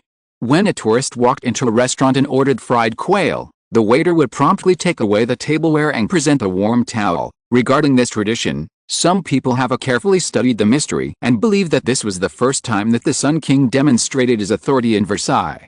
But as one baffled tourist said on his online account, perhaps the Sun King at that time just thought it was easier to eat this way. His judgment was correct. Louis XIV was a misophobic person, and many dishes should be served with a spoon and a fork, but fried quail was definitely not one of them. First of all, the dish was too small. Secondly, it was slippery after being fried and pickled. Finally, the king had already wiped his hands clean. If there must be a meaning, it was probably that Louis no longer needed to suppress himself too much. He had meekly accepted the arrangements of the bishop and the queen mother, but he also complained that the ministers were too concerned about his privacy. He indulged himself step by step according to all his rights. Fried quail might be the smallest thing among them. When he sat in his new palace, overlooking those nobles and ministers, even a tiny movement would be speculated and imitated by others. Of course, he would not care about his posture of enjoying quail. Besides, it would be a great sin to leave the crispy and tender quail for even one more minute. But when he noticed that the crown prince, princess, and eldest princess were also carefully handling the quail, he tore the quail for his crown prince, princess, and eldest princess with his own hands, and then, the little Duke of Colonna. As a special guest, the little Duke of Colonna was at the head of the long table closest to the king. He could see the king as soon as he looked up. When the servant replaced the previous plate of quail with a plate of torn quail, the Duke was even a little surprised. Everyone present knew this tacitly. Although the little Duke of Colonna said he was a minister, many people knew his true identity. Even if some people were not very clear, look at the faces of the Crown Prince and the little Duke of Colonna. They are too close in age. Even if one has black hair and the other has blonde hair, they still have many similarities. When the Crown Prince grows up, if his hair color gradually changes from light blonde to golden brown or brown like Louis and Philippe, then probably no one will doubt their kinship. The Dauphin was also looking at the young Duke of Colonna, and when the Duke stood up to thank him, before he could look away, their eyes met each other, and the complexity of that was indescribable even for Molière or Corneille. Luciano was slightly older than little Louis, and it was unlikely that they were as simple and innocent as their peers in later generations. The strange thing was that both Luciano and little Louis felt a little jealous, but also had a compassionate attitude towards each other. Luciano was of course jealous of little Louis' identity, and little Louis was jealous of Louis' guilt towards Luciano, but conversely, Luciano pitied little Louis for not being able to obtain his father's purest and complete love, and little Louis pitied Luciano for never being able to reveal his true identity to the world. However, this fried quail would save the little Duke of Colonna a lot of trouble. As an Italian, he was a foreigner in the French court. But now, even if he was not the king's illegitimate son, the king's love for him was beyond words. In the future, the only person who could embarrass him was the Queen Mother. But he was also Louis' son. How could Queen Anne embarrass him? Some people also secretly peeked at Queen Therese's expression. The Queen was calm and composed. Not to mention France, which had a tradition of royal wives. Any monarch would have lovers and illegitimate children around him. Louis respected her enough, that was enough, but the Queen noticed that Madame of Vallier, who was at the end of the table, seemed to be unable to eat. Thinking of the fact that she had just lost a child, she couldn't help but soften her heart. When the fish soup came later, Madame La Valliere had a lot of it. Madame La Valliere knew that she should express her gratitude to the Queen. In the court, there were many royal wives who had directly jumped above the Queen by virtue of the king's favor, but Louis hated that kind of people the most. Moreover, when it came to the king's love, the only one who really had it was the Duchess of Colonna, Marie Mancini, who stayed in Calais. She knew that she couldn't show an ugly expression at the king's first banquet in Versailles, but when she saw the little Duke of Colonna, her heart was filled with bitterness. Marie Mancini lived up to her name at all. She destroyed Madame La Valliere's hope with just one sentence. The king was unwilling to let Madame La Valliere give birth to real children for him, although he was not stingy with rewards, but Madame La Valliere could only say that those false words in the past could not deceive even her people, her and the king. No, her affection for the king was no longer bound by a contract. At this moment, she even had an extremely evil thought. It would be great if Mary and Mary Mancini's child could disappear. Fortunately, this thought was only fleeting. After the cold cuts, that is, vegetables, she had suppressed this evil thought. After the cold cuts, there were fruits and desserts. They were placed in a basket held in both hands and sent to the table. fresh or pickled apples, grapes, oranges and peaches, as well as cakes, almond cakes and the Queen's favorite chocolate. The King personally handed a chocolate wrapped in rum to the Queen, and the Queen smiled in return.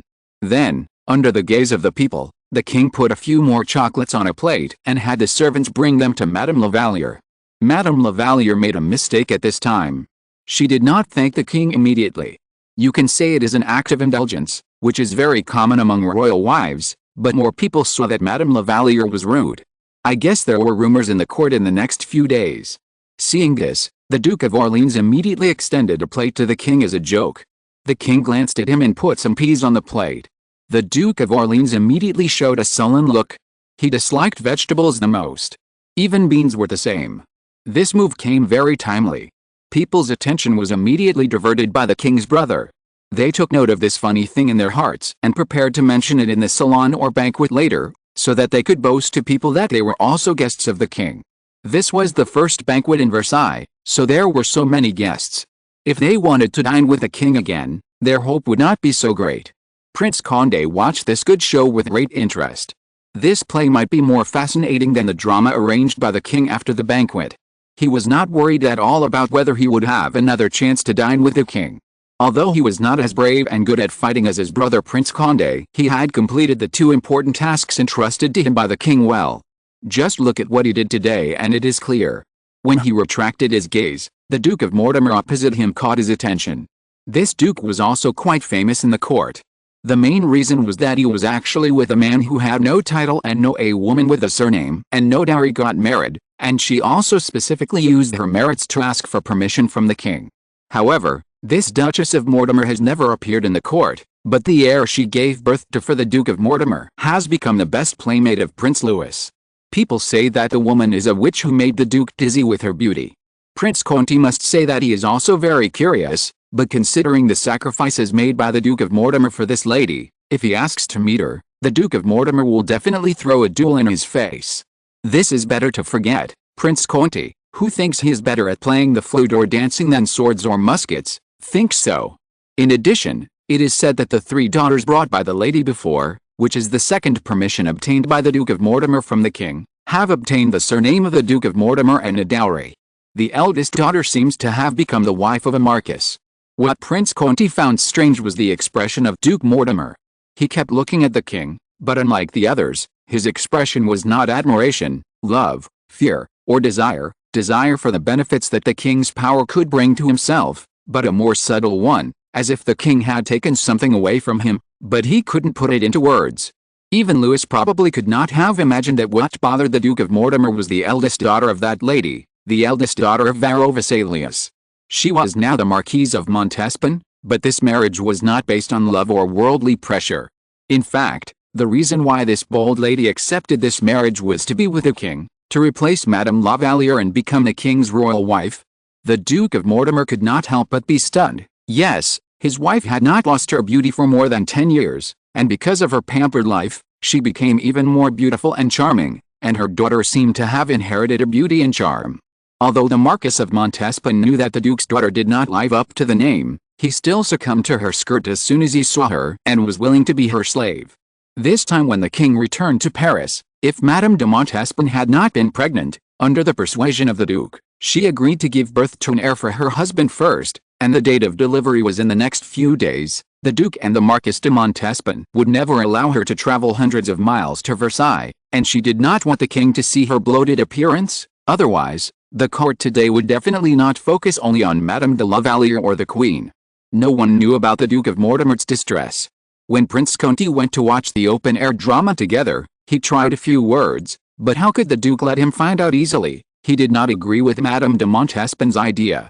Although Madame de Montespan was not his biological daughter, and the two of them did not spend much time together, the three daughters grew up in the monastery. His wife loved this daughter deeply, and he did not want her to worry about this daughter.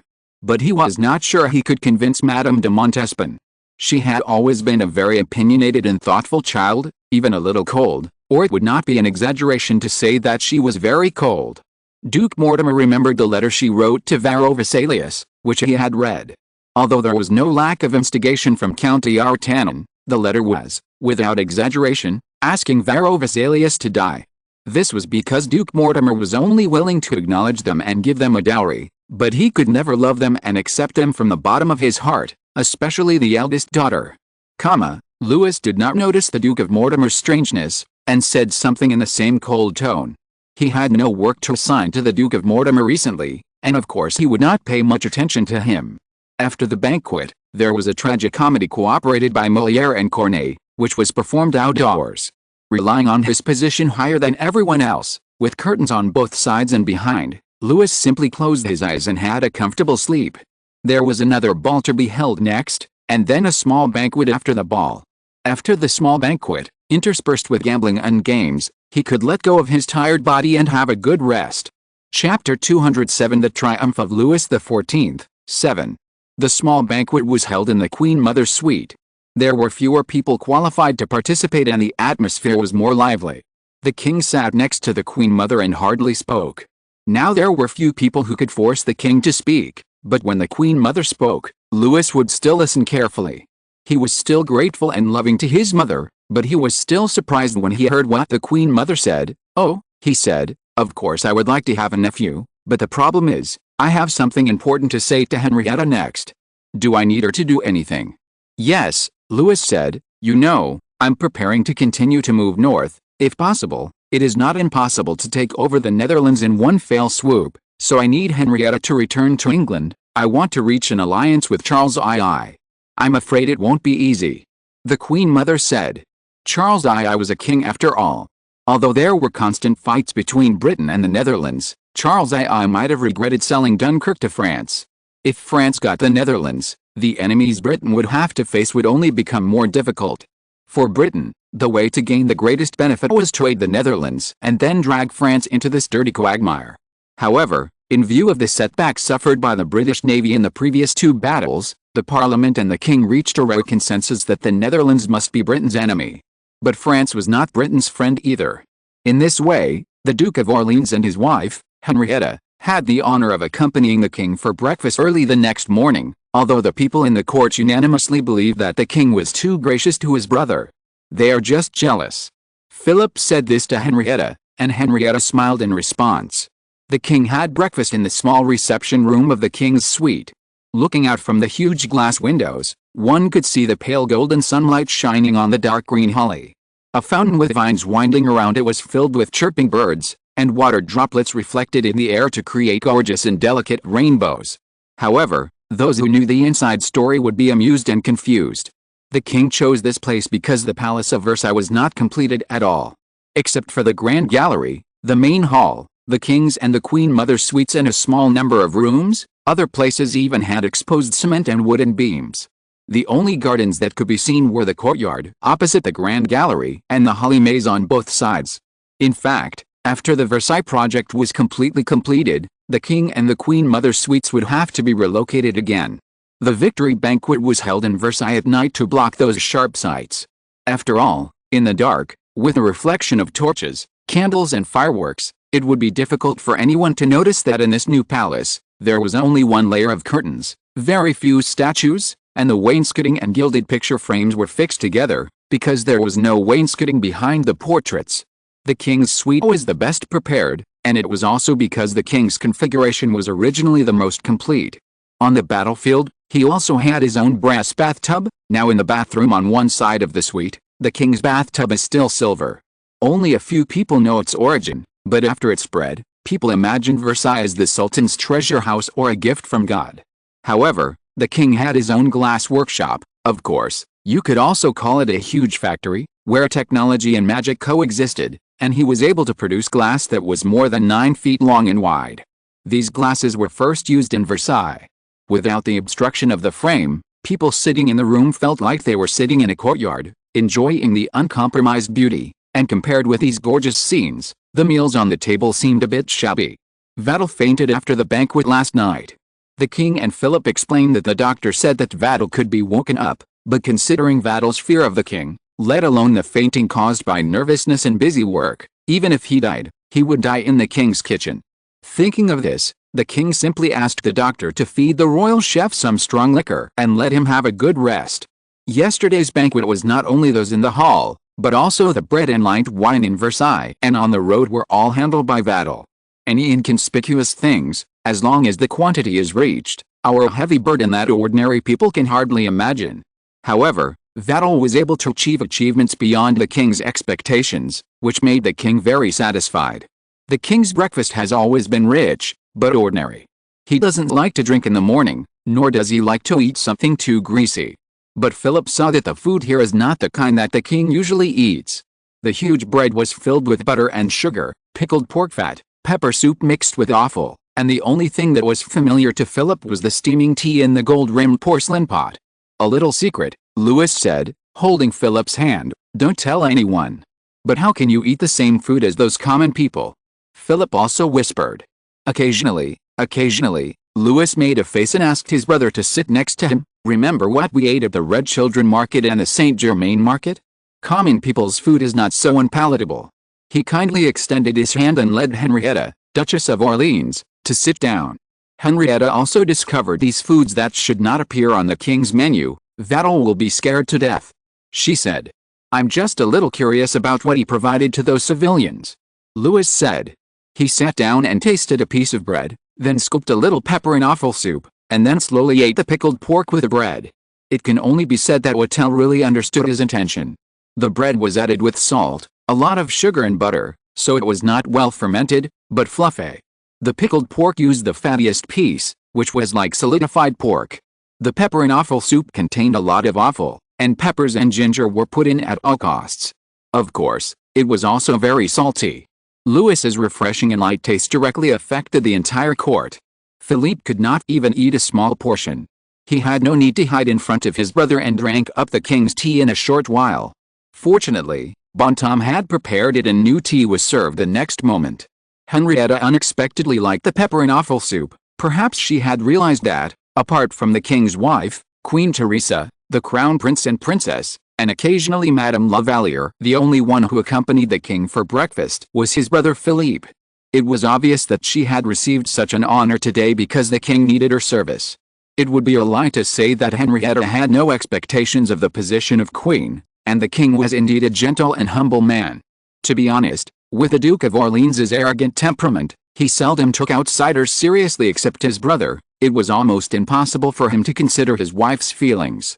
Only with the king's repeated reminders was she able to gain enough respect from the Duke of Orleans. In the past few years, the Duke of Orleans was fighting for the king and supervising Lorraine and Alsace, and she also received a lot of indirect favors from the king in the court, although in order to avoid suspicion, the king seldom interacted with her directly. After the meal, the king really told her about the work that would be assigned to her. There was nothing to argue about this. After all, at the beginning, the king was willing to accept this sister-in-law who had almost no dowry except for the 30 Calais ships, just to reach an alliance with Charles II. However, the king glanced at the Duke of Orleans and said, "Your previous plan may have to wait until Henrietta comes back. Philip," he said, "during this time, I hope you can have a good rest, either in Paris or Versailles. Before Henrietta comes back, I will not start a war against the Netherlands." The Duke of Orleans immediately straightened his back. What he was worried about was that the king would take him back to Paris and then keep him in Paris. The Louvre was certainly more comfortable than the battlefield, but after achieving such a brilliant record in Flanders, the soul of a warrior had awakened in the body of the prince's brother. Although he still liked to put on makeup, wear gorgeous clothes, and wear weapons inlaid with jewels, these did not hinder him from galloping on the battlefield. With the king's guarantee, the Duchess of Orleans set out for London 3 days later with a small entourage. When she said small entourage, she meant her luggage, which was as plain as an ordinary court lady, so said the Duchess of Montpensier. But she had a lot of attendants and guards with her. In addition to the wizards from Gala Island, there were also monks from Ellalou. Facing the current king, Ellalou was even more docile than when he faced Bishop Mazarin. When the king ordered him to send an envoy to Rome, who was said to be interested in showing goodwill to the new pope, Ellalou's lovely face almost broke. France had repeatedly slapped the Roman Church in the face several times before, and it almost repeated the Alvernon incident. Although the current pope and the previous Alexander VI hold different ideas, they have one thing in common, that is, the fear and hatred of the increasingly powerful France. And Louis XIV, the young king, acted as if nothing had happened before. Although the congratulatory letter was written with a lot of flowers, apart from this, there were only empty promises. How could he treat a pope like this? Oh, no, the previous Alexander VI seemed to be more miserable, but the new pope now seemed to be more willing to get close to Leopold I of the Holy Roman Empire. It was not easy for France to pull him into its camp. Louis XIV asked Elias to send monks instead of directly sending Cardinal Riviere or other bishops and ambassadors to Rome for a reason. If the current pope could change his mind, it would undoubtedly be better to catch Leopold I off guard rather than let him expect it. However, this depends on the pope's consideration. If the new pope still decides to suppress France, then he will definitely reveal Louis XIV's intentions to his enemies. This is why Princess Henrietta was surrounded by the same level of security as when the king was traveling. Since there were dark wizards who dared to attack the king, if anyone noticed the Duchess of Orleans who was out at this critical moment, she would definitely be attacked. After all, everyone could guess why she left Paris. No one even knew that she was in charge of this important matter. The public statement was that the Duchess of Orleans was unwell, so she went to Fontainebleau to recuperate. When Henrietta boarded the ship from Dunkirk to London at dawn, Charles I had already woken up from his bed. A few days ago, Charles I received a letter from Louis XIV. Now their correspondence is faster and more secretive than before. Charles I deeply admired Louis XIV's courage. It can be said that it was under Louis' influence that he began to contact the British underworld and began to try to recruit more wizards, not the kind that embellished the court. Speaking of British wizards, the other side of the world is more ancient and orthodox than that of France. Don't forget that King Arthur was born in Britain, and Merlin, whom every wizard calls out, was King Arthur's former teacher and minister. Because of this, in Britain, wizards have more room for activities than in other places. However, since Protestantism replaced the original church, the situation of wizards has become worse. If they only need to be wary of the Inquisition and the bishop when facing the original church, then when facing Protestantism, they have to be wary of every believer. Protestants will even expel and execute Catholics, and wizards who fall into their hands have no way out. As for the wizards who usually surround the king, they are always under the supervision of the Parliament. Some people even suggested that these devil believers should be driven away, beheaded and hanged. Fortunately, Charles I refuted them with the tragedy of Charles I. If the wizards around Charles I had not left the court under the pressure of the Parliament, Charles I could at least escape from the mob. They also want to drive away the wizards now. Do they want to put him on the execution platform? He was a hidden wizard before, and now he is one of his personal attendants. He handed him a secret letter from the King of France. The content of the secret letter was very simple and had no legal or moral effect, but the promise in it made Charles I very excited. But before Henrietta, his dear sister, came back, he had to receive the envoy from the Netherlands first. This envoy from the Netherlands was not the first, and I am afraid he would not be the last. This was not surprising. After annexing most of Flanders and the situation was settled, the French army still had 45,000 people stationed in Brussels and other places. The meaning was self-evident. Chapter 208 Henrietta's Persuasion and Charles I's Decision. Moreover, the envoys Charles I wanted to see were not one, but two. Here we have to mention the current situation in the Netherlands. As we all know, the Netherlands has not been independent for a long time. It originally belonged to the Spanish royal family of the Habsburgs, just like all the Netherlands regions. However, because the King and Queen of Spain did not have much sympathy for this region and would only continue to suck blood from them, the people of the Netherlands launched the largest rebellion in 1568 and thus broke away from the rule of Spain. Now, some people may be surprised, because their leader was none other than Prince William of Orange. And who is this prince? First of all, he was the heir of Count Nassau. Nassau was located in the Rhineland-Palatinate. Count Nassau naturally belonged to the Holy Roman Emperor Charles V. When he was young, he grew up in Brussels, in the palace of the emperor and his sister, Maria, the Governor-General of the Netherlands. Later, his cousin René Salon unfortunately died in the war, and he inherited the title and territory of Prince of Orange. Orange is located in southern France. He first married the daughter of a Dutch lord. The combination of the two made him the largest lord in the Netherlands. Later, his wife died, and he married the daughter of the Elector of Saxony at the age of 28. Such a person should have been the most trusted person of the Habsburg family. Who would have known that after being in power for 7 years in the 3 provinces of the Netherlands, Zeeland and Utrecht, facing the increasingly fierce rebel army after the Icon destruction movement, this Habsburg apostle not only did not stand on the side of the Habsburgs, but stood on the side of the people. Even at the beginning, the rebels were far inferior to the Spaniards, and William of Orange had to flee to the Holy Roman Empire. Even so, he still took out all his property and recruited a mercenary army, together with the people of the Netherlands and the enemies of the Habsburgs, dragging the Spaniards into an endless abyss of war. The war lasted for 18 years, and William of Orange went from being rich enough to rival a country to being penniless, but this was not without reward. The people of the Netherlands always believed that William of Orange was qualified to be the King of the Netherlands. William gladly accepted the support of the people, and then, 2 days before the coronation, he was assassinated by a fanatical Catholic. Here we have to mention the reasons for the Dutch rebellion.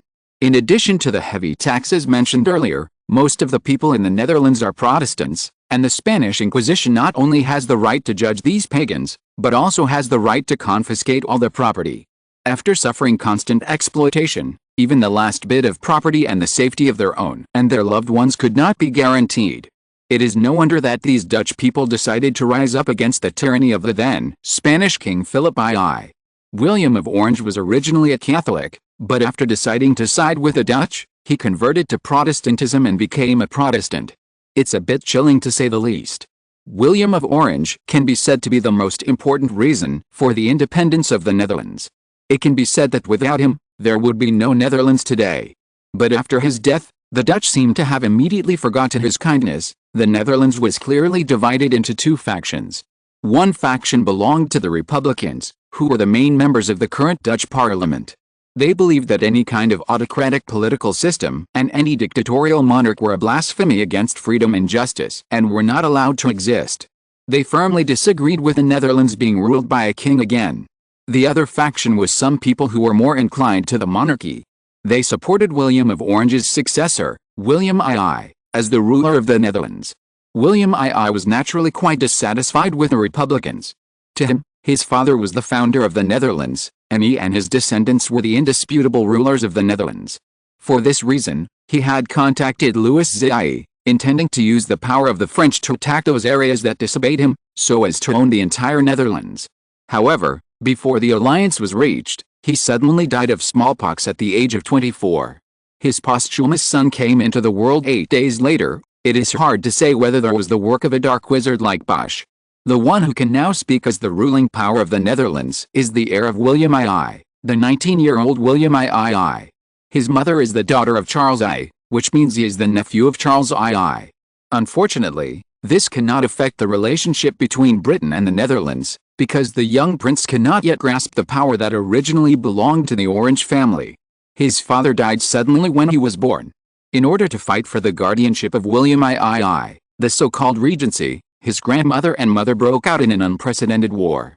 His grandmother wanted to educate William II as the heir of the Orange family, that is, the King of the Netherlands, while his mother preferred to surround him with enough British people. This made many people dissatisfied. Later, the Elector of Brandenburg and his wife, William of Orange's sister, intervened at the instruction of the Parliament and became the real leaders. From then on, the education rights of William II were transferred to the Dutch Parliament. The Dutch Parliament, which advocated republican autonomy, was not polite to the descendants of the benefactor. It can be said that rather than saying that the Netherlands was the guardian of William II, it was better to say that the Netherlands was the caretaker of William II. Everyone he came into contact with, every book he read, and every word he said during his growth were subject to strict scrutiny. The Dutch Parliament not only held a state council in high spirits the year after William II's mysterious death, but also announced that the Dutch Republic would no longer have a unified army, that is, an army loyal to the king, and that the defense affairs of each province would be the responsibility of each province. They abolished the position of the ruler, excluded all those who supported the Orange family, issued relevant decrees, deprived the Orange family of their political rights, and stipulated that the descendants of their family could never hold public office. Things changed after Charles II ascended the throne. As Charles II's sister, the Princess of Orange went to London in person to congratulate her brother. However, on the way back, this noble lady fell ill and had to entrust her son to her brother Charles II. Although Charles II was very cowardly when facing the British Parliament, he did not bring shame to his identity when facing the Dutch Parliament. Although Britain was still the losing side in the Second Anglo-Dutch War, the Netherlands did feel the difficulty of this enemy. At this time, Charles II took the opportunity to pull little William out of the control of the Dutch Parliament, and his guardian became his grandmother. Under the guidance of his grandmother, William II became a man of strong will and cold temperament. He never forgot the glory of his ancestors and the ingratitude of the Dutch. During the long process of ruling, the originally close alliance of provinces gradually showed signs of splitting. In addition, the Dutch moderates, or the royalists, added fuel to the flames. Even though the Dutch Republicans defended themselves, William II eventually became a member of the Communist Party and the supreme commander of the army. The hostile to William II was the Dutch Prime Minister, Johan de Witt, and his brother. The Prime Minister was an extremely stubborn person and also a representative of merchants. Therefore, he repeatedly ignored William II's concerns about France, constantly weakened the army under the command of the Prince of Orange, vetoed a series of proposals put forward by Orange and his subordinates to build fortresses, walls, and fortifications, and exerted influence on any decision made by William II to cause unnecessary failures, etc. They were not stupid, but believed that they should guard against the rise of the Orange family more than the French army. The Prime Minister's envoy and William II's envoy arrived in London one after the other. Their missions overlapped to a certain extent, which was to try to reach an alliance with Britain to resist the invasion of France. But compared to the envoy of William II, the envoy of the Dutch Prime Minister was much more slack and perfunctory. Obviously, they were also very clear that Charles II, who had been struggling for power with the British Parliament, did not have much value to fight for. Charles II also saw this. After more than 10 years of torture, the happy king was able to send the Prime Minister's envoy away calmly, but he could not help but be furious. As soon as the envoy left, a wizard came to report and told the king that the envoy went to Mr. John Locke.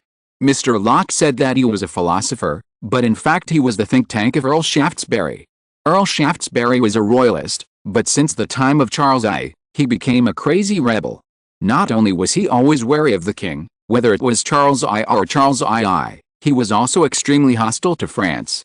The envoy of the Dutch Prime Minister went to him, undoubtedly to fulfill his true duty and reach an alliance with the British Parliament instead of the king. Charles II laughed in anger. What made him feel even more humiliated was that the envoy did nothing wrong. He was now a name only and did not even have his own standing army.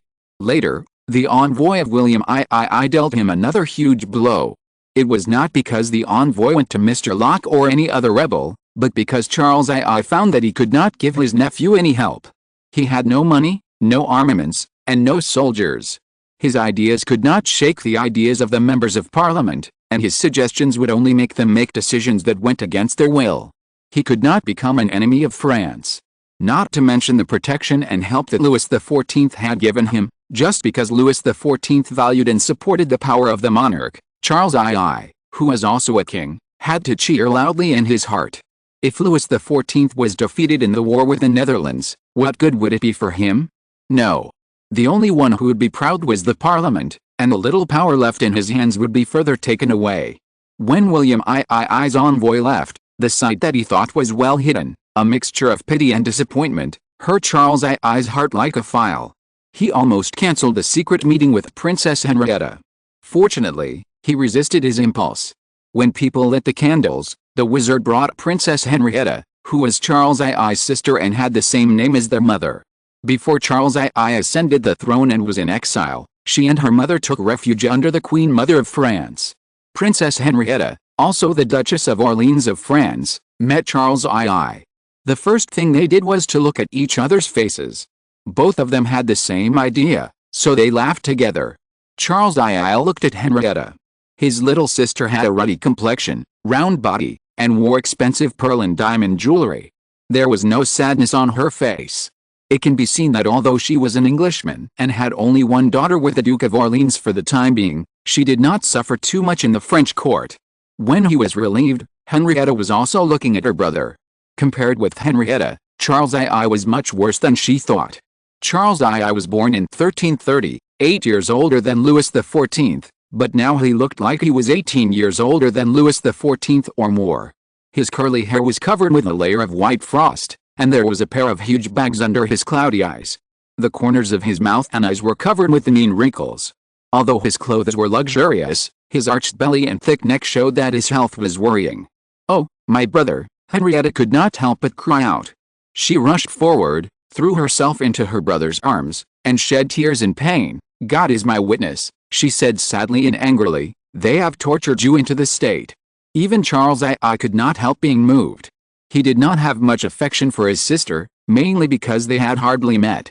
Not long after he ascended the throne in London and brought Henrietta and her mother back to England, Henrietta married back to England. But Henrietta's feelings did not have too much hypocrisy.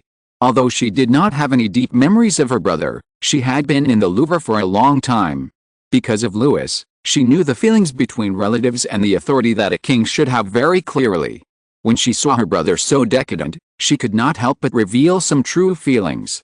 Charles I touched his sister's back. "Come, sit down, my dear sister." He held Henrietta's hand and let her sit beside him. "It's the only good thing in this period of time to see you like this. You look very good," Charles I observed again, "better than when you were in London." "This is because there is no one in Paris who dares to tell the king what to do," Henrietta said. Charles I's face immediately sank. Chapter 209 Henrietta's Persuasion and Charles I's Decision, 2. What was Charles I's impression of Louis XIV? When he first met Louis, Charles I, who was only the Duke of Cornwall, did not think much of this young relative. After all, he was 8 years older than Louis. Before Charles I was imprisoned and executed, he was also receiving his father's teachings to learn how to be a king, while Louis was only surrounded by the ambitious bishop and the Queen Mother. Who would have thought that it was not Charles I, but Louis who would eventually gather the royal power? Of course, you can say that the kings of France have been committed to this, but Henry VIII was also the king of earth and heaven, meaning that he possessed both supreme royal power and ecclesiastical power. It was only after James I that the power of the British king gradually shifted to the hands of Parliament and the princes. In this regard, subsequent kings have fought for it more than once, but we have also seen the worst result. The king's noble head fell into the dust, and from then on, no fool would think that there was any difference between the king and himself. Charles I's gloom was fleeting. After he returned to London, he realized that Louis XIV, who was 8 years younger than him, might see the future more clearly and long-term than him. He insisted on assisting the Duke of Cornwall not only because of their previous kinship, nor because of the child's willfulness and naivety, but because of his adherence to and stability of the monarchy. Therefore, any rebel, not even the protector Cromwell, could not get his recognition. And even though Charles I had not yet been crowned, Louis XIV treated him as a king. The monarchs of European countries did not seem to realize this at the time. At that time, Charles I not only had to be wary of these people handing him over to Cromwell, but also had to worry about his own food, clothing, housing and transportation. He was grateful to Louis XIV, but as time passed, this gratitude inevitably turned into jealousy. While he was still arguing with the Parliament about how much annuity he should get next year, Louis XIV not only inherited Bishop Mazarin's property, but also established huge industries in Lorraine and Alsace that made a fortune every day, while he was feigning favors with those lords for a standing army of his own, nominally an army guarding the royal castles and fortresses. Louis XIV already had a new army stationed in Versailles, not to mention the guards, dragoons and musketeers that originally belonged to the king. While he was still struggling with ministers for 1 or 2 court positions for his confidants, Louis XIV led an army in person to Flanders and seized an extremely vast territory for France. How could this make Charles I feel so painful as if bitten by a poisonous snake? He could not refute Henrietta's sarcasm.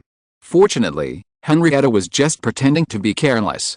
When she saw Charles I's face change, she immediately acted like a sister, kneeling down to repent and serving diligently.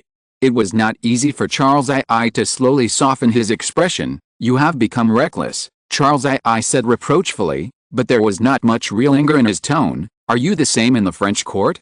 I have to thank Louis and Philip for being so tolerant of you." "Well, rather than being reckless, it is better to say that I have been brewing the sentence for a long time, and now I can finally say it," Henrietta said. "My brother, my king, please put away your anger a little and listen to me." "I'm listening, Henrietta. You are a chattering bird, a noisy trumpet, or a sharp dagger. Your words pierce my heart directly." You are the king.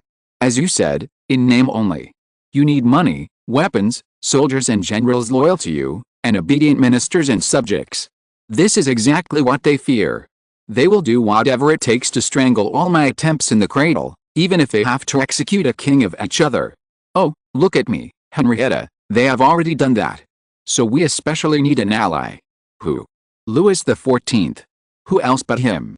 William is our nephew, Charles I said. I am his uncle. Louis is also our cousin, said Henrietta. She jumped off the chair and knelt beside Charles II. The most important thing is, Your Majesty, France is a strong lion, and the Netherlands is just a lizard with two heads. Precisely because France is already so powerful, as the King of England, I cannot let it become more dangerous. You are right, Henrietta's lips curled up subtly, but first of all, you must be the King of England. Although they have the worst intentions, Charles I said, I am not powerless to fight back. I believe you must also hold one or more trump cards, Henrietta said, but, brother, in a card game, if you play a trump card, it often means that the game has reached the final moment. The trump card falls, whether you like it or not, it must come to an end. She grabbed Charles I's hand. If you had 50,000 people, no, even if you had 10,000 people, I wouldn't have to worry about your safety, but, she pointed out bluntly, you don't have it, and I have seen with my own eyes the cannons that the craftsman cast for Louis.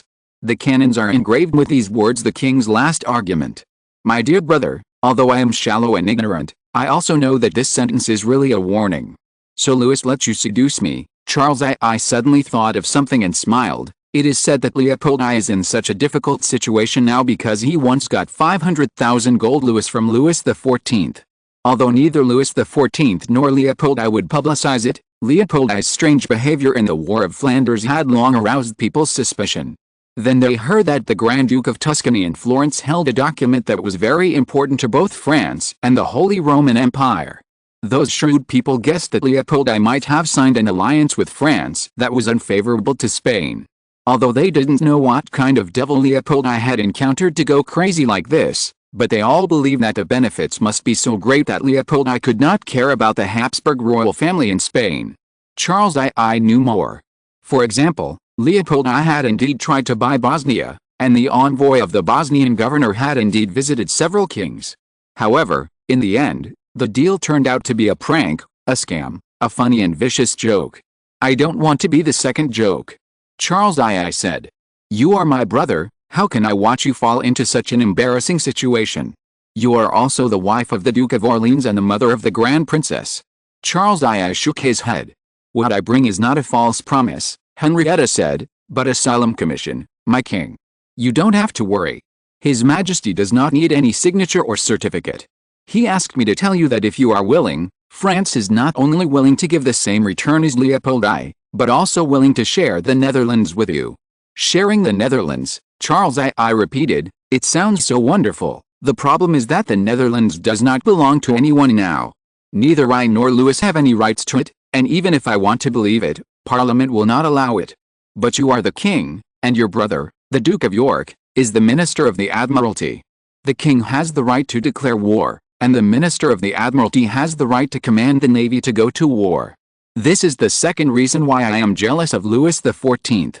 When the Duke of Orleans left Paris and his life and death were unknown, he was nominated as acting king, but Philip refused. If my brother encountered the same situation, he would only take it with joy. No, he would snatch the crown and scepter that he has longed for. You mean he is not loyal to you? Ambition exceeds his due piety and respect, Charles I said. In addition, let me tell you the third reason why I am jealous of Louis XIV, Henrietta, he said bitterly, I still don't have an heir, no son, not even a daughter. He is almost 40 years old, and the Queen is 30 years old. People at this age do not live long, and people in their 40s should have several children. Louis XIV already has a healthy prince and princess, but Charles I still has no children, although he has 14 illegitimate children. Sometimes, Charles I almost wanted to follow Henry VI's example, send his queen to a monastery, annul his previous engagement, and choose one of his lovers as his queen, as long as she could give birth to an heir for him, but he knew it was impossible. Henry VIII was powerful at the time, and his words were the law. There was almost no one who could restrain him, both at home and abroad. And Charles II, It was not easy for him to persist until now. So he is willing to conspire with our enemies now? Henrietta asked calmly. It can only be said that he is waiting for a price. Charles I said. Then you offer a price he can't refuse. What kind of price? What else can it be? What he desires most. Since he wants it, my king, Henrietta said, even if he is willing to kowtow to those thugs, then you tell him that you want him to be your heir. Then what? As long as he is willing to obey your orders, Henrietta said, he can be given the title of Prince of Wales. He won't believe it easily. You don't have an heir yet, and this is your biggest bargaining chip. I'm afraid it will backfire, Charles I said. Those people are willing to collude with him because they don't want me to sit on the throne. If I am willing to recognize the Duke of York, they may take advantage of the opportunity to move in. But you will have an army by then. An army. From Dunkirk to Dover, my brother, Dover to London, 200 miles, they can be with you in less than a day. They are French. A king can hire soldiers from any country as he pleases, as long as they are willing to serve him. If I fail, then I will follow in my father's footsteps. There are 15,000 soldiers in Dunkirk now, Henrietta said. As long as the British Navy sets sail, the Dunkirk fleet will immediately appear in the Strait of Dover. Henrietta propped herself up. While they are still panicking and anxious about the Navy's expedition, your army has already controlled the city of London. I need to think about it, Henrietta. Think about it carefully. The person who let me come to you will not put you in a dangerous situation, Henrietta said softly. My brother, when you were the Duke of Cornwall, when you were rejected by almost all the kings of Europe, he was the only one who stood firmly by your side. At that time, he could not even rule the country himself. Even so, he did everything he could. His Majesty once told me that it was certainly out of love for his relatives, but ultimately it was because you were the King of England, and a king should not be deprived of the duties given to him by God by Parliament, ministers or bishops. So far, this idea has never wavered. These words made Charles I's tangled heart feel a little relieved. It is undeniable that Louis XIV has indeed been moving towards the path of centralized royal power. For this reason, he not only does not allow any behavior that shakes the royal power in France, but he also disdains any bold traitor. For example, the British Parliament is determined to limit the royal power and put its own interests above the king. It can be said that this is what the king hates the most. If we get the Netherlands, Charles I said embarrassedly, then what about William? Let me tell you the truth, Henrietta said coldly, even if William can become the king of the Netherlands, what can he give you? Don't forget that William of Orange grew up in the Habsburg court. Charles V of the Holy Roman Empire and the Governor-General of the Netherlands regarded him as their own child. They chose a bride of prominent birth for him and made him the governor of 3 provinces at the age of 26. But how did he repay them? Rebellion. He even went bankrupt for it. If you say that he had such a sacred idea, you probably wouldn't believe it. After all, he was only 2 days away from the throne, and his child, William II, once detained members of the Dutch Parliament. If it weren't for that inexplicable smallpox, perhaps he would now be the most terrible enemy of cause and effect. Then, how can you think that little William would be a kind nephew? She paused and added, when our little William was still receiving education and guardianship from his grandmother, he was called the Prince of Revenge. When he was declared an adult, he not only successfully took Zeeland from those Republicans, but also became the supreme military commander of the Netherlands. If he had obtained the Netherlands, do you think he would be willing to shake hands with you and Britain and make peace? By then, let alone giving rewards and assistance, I'm afraid you will be charged with treason because of him, and like our father, you might even be sent to the gallows by the mob. If you're listening to this novel on a channel other than Fanfic World, it means they downloaded and uploaded it without effort. We cordially invite you to visit our channel, Mundo Fanfic Novelist. There you'll find the original version of this story and you can explore many other novels of various genres. We're waiting for you to immerse yourself in a world of incredible novels. Chapter 210 Henrietta's Persuasion and Charles I's Decision, 3. This is exactly where Charles I was hesitant. According to the current situation, his ministers might be more willing to negotiate peace with the Dutch, because there are many Protestants in Charles I's court, and they naturally tend to the Protestants in the Netherlands. Britain and the Netherlands may just be competing for wealth, but when it comes to faith, they are targeting Catholics together. Charles I's faith is also entirely because he wants to inherit the throne. If it weren't for the throne, he would be more inclined to the Catholic Church. No, It's not because the Roman Church is less greedy, but because the Roman Church has always claimed that the divine right of the monarch will undoubtedly win the favor of any king. Therefore, the envoy from the Dutch Prime Minister could have gone to Charles II's political enemies calmly, but he had to toss and turn here, enduring the disappointment and contempt from his nephew. I'm not sure, Henrietta. This is an important matter. Although what Henrietta said was very right, of course, the British would certainly celebrate the alliance with the Netherlands and nip France's ambitions in the bud, but for Charles II, his situation would only get worse. And if so, William III of the Netherlands might not be much better off. After all, there has always been a trade-off between royal power and ministers. Prime Minister John de Witt and his brother were as wary of dictatorship as a pair of mice nesting next to a cat's nest. If they came to power, the best outcome for William III would be exile or house arrest somewhere, dying quietly in depression. Charles II's expression was unpredictable, and Henrietta noticed it. She was the sister of the King of England and the wife of the Duke of France. Standing between the two countries, she would certainly hope that Britain and France could reach a peace treaty so that she would not have to be caught in a dilemma. The brave lady took a deep breath, pulled out a rolled-up silk from her chest, and spread it on Charles II's knees. Charles II's eyes were immediately attracted to it, because it was the map of the Netherlands. Holland is actually an abbreviation. In fact, its name should be the United Provinces of the Netherlands. However, let's just say so here. The map on Charles II's knee is a combination of topographical historical materials discovered by spies and wizards. It is the latest map drawn. It not only includes the provinces of the Netherlands, but also the areas bordering it and the North Sea it faces. The map is not only accurate, but also colored. Charles II couldn't take his eyes off it. Although there are maps hanging in his study, the Blue Sea and the orange-yellow European land make it clear how unique the Netherlands is, a long and winding coastline, a vast inland sea, and the Holy Roman Empire behind it. The empire, with Denmark above and Flanders below, which is now occupied by France, is like a ripe star fruit, hanging heavily in Charles II's heart. It is nonsense to say that Louis' proposal did not move him. He can even objectively and rationally say that Britain should unite with France. Britain lost Dunkirk, it was not his fault. Although people are accusing him of selling Dunkirk for a few tens of thousands of gold Louis, why don't they look at it?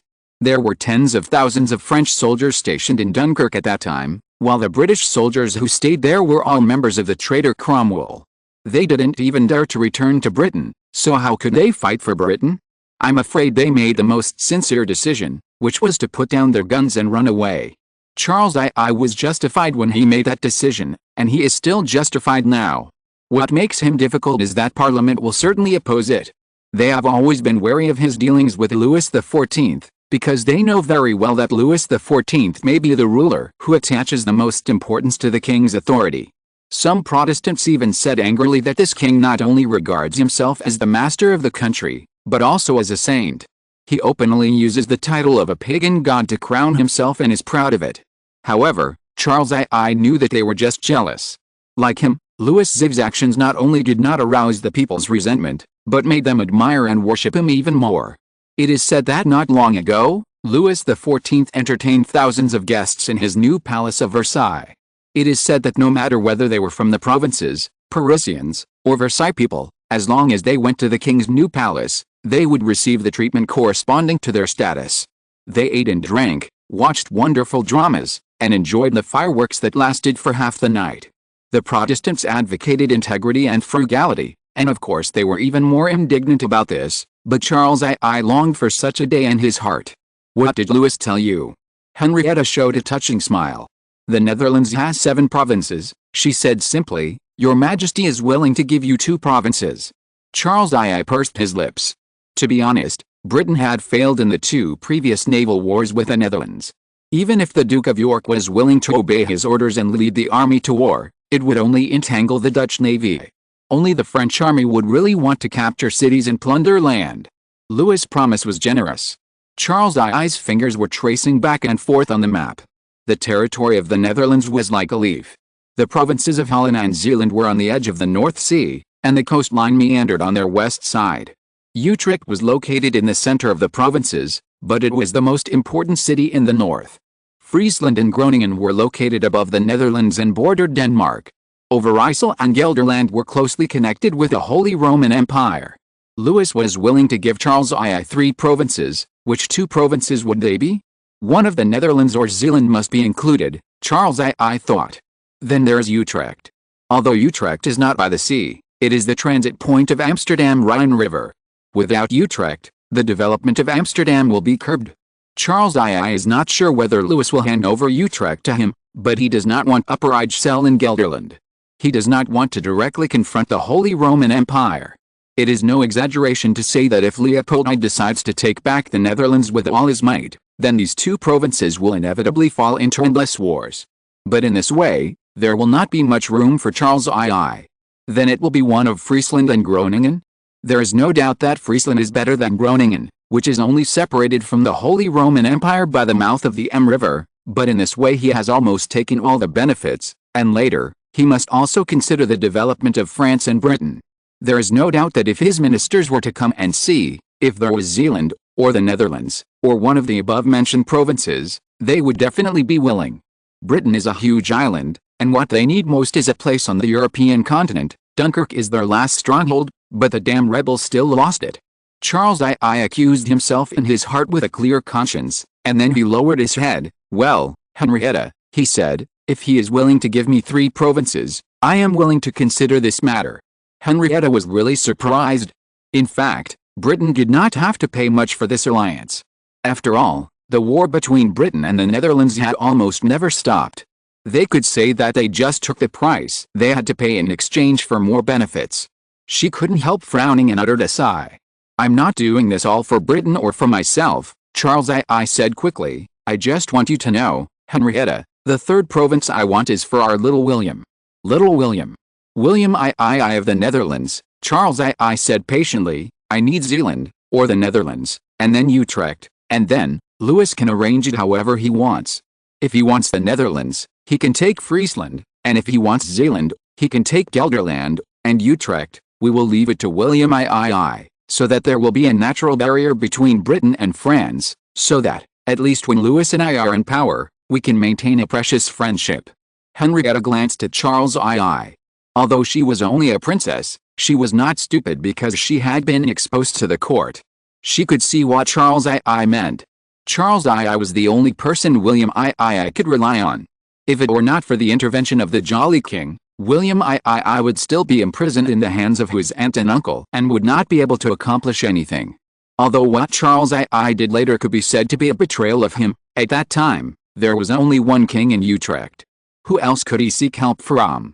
It couldn't be Louis XIV, or the Emperor of the Holy Roman Empire who hated the House of Orange.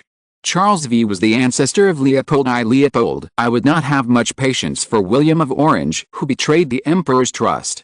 If William I could only rely on Charles II, then Charles I would have the 3 provinces of the Netherlands, and with William I as a buffer, Britain would be free from possible, or necessary, conflicts with France before it could gain a foothold. I will take your words back to your majesty, Henrietta said with mixed feelings. She hurriedly put away the silk map and stood up from the carpet in front of Charles I's knees.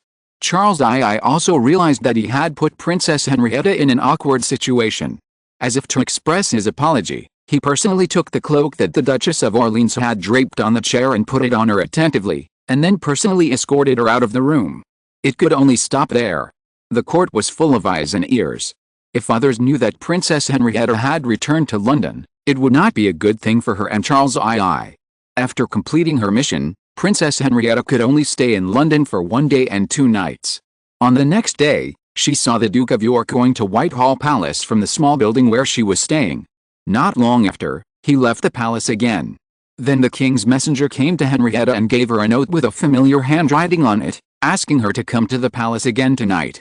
Henrietta had to come to the king's residence for the second time. This palace was completely unfamiliar to her. She left London when she was a baby and came to Paris at the age of 3.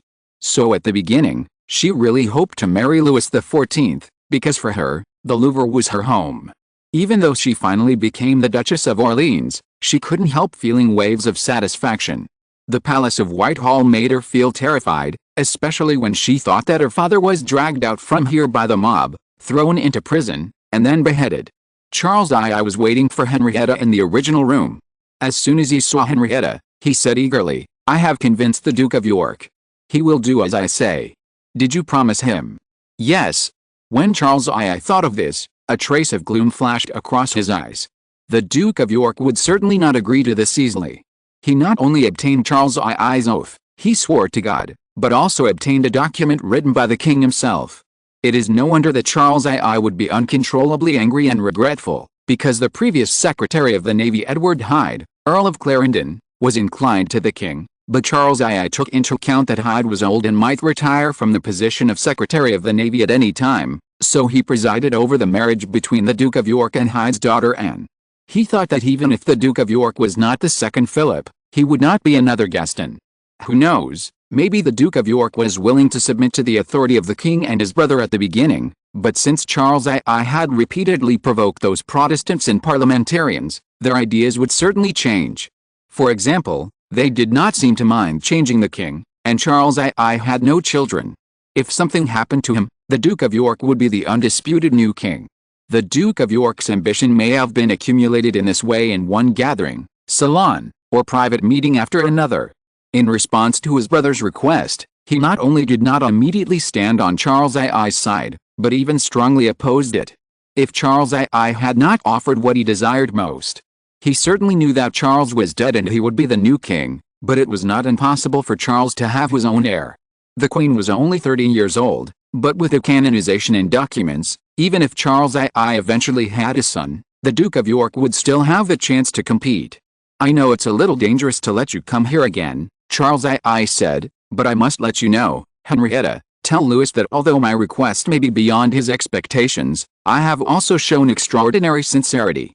Chapter 211 Henrietta's Persuasion and Charles I's Decision, 4. That's great, Henrietta said, looking at her brother and suddenly smiled. Do you know? I am the Duchess of Orleans of Bourbon and Princess Henrietta of Stuart. I know, but sister, what do you want to tell me? Let me persuade you to try to promote the alliance between France and England, even at the cost of making such a promise, to the Duke of York. It is your Majesty's intention, I think you have guessed it. Yes, he is a devil, and he gave me temptations that I can't refuse. But Louis once said that a king who is not hated by his enemies will not be a good king. What a sharp statement. Charles I said in a shrill voice. Henry VIII also said that the number of your enemies often means how powerful you are. So he will definitely take advantage of this matter. If my brother, the Duke of York, is crowned, then later, whether you have an heir or not, this matter will be the beginning of chaos. It's like drinking poison to quench thirst, but sister, it was you who held my hand and signed my name. It's your greed, my brother, but this matter is not without room for maneuver. If you mean for me to execute the Duke of York, I won't do it, said Charles I have no heir, and he is the first heir to the throne of Scotland, Ireland and England. Although I hate him, I will not let the Stuart orthodoxy end in my hands. But when things calm down, you must fulfill the previous agreement. Henrietta said, Brother, I was the Duchess of Orleans before, but from now on, I am Henrietta. Dawn is coming, and we don't have much time. Sister, if you have anything to say, just say it directly. Then let me tell you, brother, you and the Queen have no children. You must have prayed to God and the saints. Now please tell me, have you prayed to the devil? Oh. Charles I jumped up from his chair immediately. He recalled Henrietta's words in his mind, and his expression became more and more terrified. What nonsense are you talking about, Henrietta? Not only did you push me to the gambling table, but you also want to push me to hell. That's a strange thing to say, Henrietta said calmly. Aren't there wizards and witches wandering around you? If it weren't for them, it would be difficult for you to guarantee that our secrets would not be heard and seen by those keen ears and eyes. Yes, but it's different. Charles I tightened his forehead, and his head was even buzzing a little. Henrietta, a child born under witchcraft does not belong to his parents, nor to God. He only belongs to the wizard. I can't let such a child inherit my throne. He suddenly raised his head and stared at Henrietta. You're not going to tell me that Louis' child came this way. Speaking of which, it was much easier for Louis XIV to have children than his father Louis XIV. Almost as soon as the wedding ceremony was over, the Queen had a child. Unfortunately, no. Henrietta said, but all you need is time. A war will not end too early. If your child is born within a year and the Duke of York is still at sea, someone will definitely reject your will. Ah, yes, this is not the first time. Charles I's gloomy face was covered with a layer of dangerous gray. But my ministers, those Protestants, have already secretly had an affair with the Duke of York. They will only be excited to promote the completion of this matter. But no matter what, you are still a Protestant, not a Catholic. This sentence made Charles I laugh. So is the Duke of York. You can make him not. His wife, unfortunately, the daughter of the Earl of Clarendon, seems to have passed away. Yes, may God bless her. Their relationship doesn't seem to be very harmonious, said Princess Henrietta. Although the average life expectancy at that time was short, it only applied to those in the middle and lower classes. The Duchess of York was only in her 20s and had been married to the Duke of York for less than 10 years. It was not because of dystocia or plague. The Duke of York was a profit-seeking person. After getting the position of Secretary of the Navy, he no longer cared about the old man who had been used as a scapegoat for the defeat in the Second Anglo-Dutch War and expelled from Britain because he had taken the blame for the Dunkirk incident and publicly accused Charles I of moral deficiencies, which incurred the disgust of the king in Parliament. He was the same with his own wife. He neither respected nor cared for her, so that the lady died at a young age due to long-term depression. I have a good marriage to tell him about. Then tell me about it first, Charles I asked with interest. How about Duke Monard's daughter? Monard of Italy. This candidate made Charles I jump his tongue uncontrollably, the descendant of the illegitimate son of Alexander VI. Speaking of Caesar, he was really famous. Until now, people still talked about the scandal of his incest with his biological sister, and even dragged their father, Pope Alexander VI at the time, into it. He was the great-grandfather of the current Duke Monard. Although his ancestors had a bad reputation, Duke Monard was indeed one of the most famous and powerful princes in Italy. His daughter marrying the Duke of York was a blessing from heaven for the Duke of York. After all, his first wife was just the daughter of an earl, and everyone knew that Duke Monard was rich. The dowry he gave his daughter would definitely not be too simple. Don't forget that the expenses of the British royal family were controlled by the Parliament. Charles I was short of money, so how could the Duke of York be so extravagant? Such a glittering bride made even Charles I feel moved. His daughter Maria is 11 years old this year, and they can start discussing marriage next year. Will Duke Monard agree? If the title of the Duke of York is not enough, then add the title of the Prince of Wales. Wouldn't he want to have a daughter who is the Queen of England? I almost thought you were a lobbyist for the Duke of York. Charles I said with a sigh. If this marriage was successful, the Duke of York's position would be even more unshakable. But this is definitely not what your ministers and parliamentarians want to see. Princess Henrietta said, you may not know that the Roman Church is also in contact with Louis XIV. Oh, yes, I heard that Alexander VI is dying. Charles I said without respect. Not only do they want to negotiate with the King of France, they also want to talk to you. Charles I widened his eyes. Of course, in Britain, the conflict between Protestants and Catholics had lasted for hundreds of years and had gone through several kings. The wars, massacres and exiles caused by faith were no less severe than the struggles between countries. It was just that the Roman Church was willing to humble itself and speak to their hated Protestant king first. It was really a rare thing. What's so strange about this? Isn't that what Lady Christina is like? So she is no longer the King of Sweden. Charles I said casually, and then he suddenly paused. The Duke of Monard and his daughter are both Catholics, but will he ask the Duke of York to convert? It doesn't matter whether he wants to or not, Henrietta said lazily. We just need your ministers and parliamentarians to believe that the Duke of York has accepted bribes from the Roman Church and will become a Catholic like his wife. Then, my king, as long as the Queen reveals her belly, there will certainly be people who object, at least to delay the canonization of the Duke of York. In this way, you will neither break your promise nor let the title of Prince of Wales fall into the hands of someone else. The Duke of York. He will be at sea at that time. You just need to control his ears and eyes. He will believe whatever his envoys say. Moreover, Henrietta sighed and said, I'm not sure if you will really convert to Catholicism for the Duke of Monard's daughter and her dowry. And this is what my ministers fear most. Charles I said that once the Duke of York obeyed the king's will and led the army to war, it would be a betrayal to these people. Once the news of his intention to convert to Catholicism spread, those who supported him would be angry and terrified. That's right, there was the bloody Queen Mary, the daughter of Henry VIII.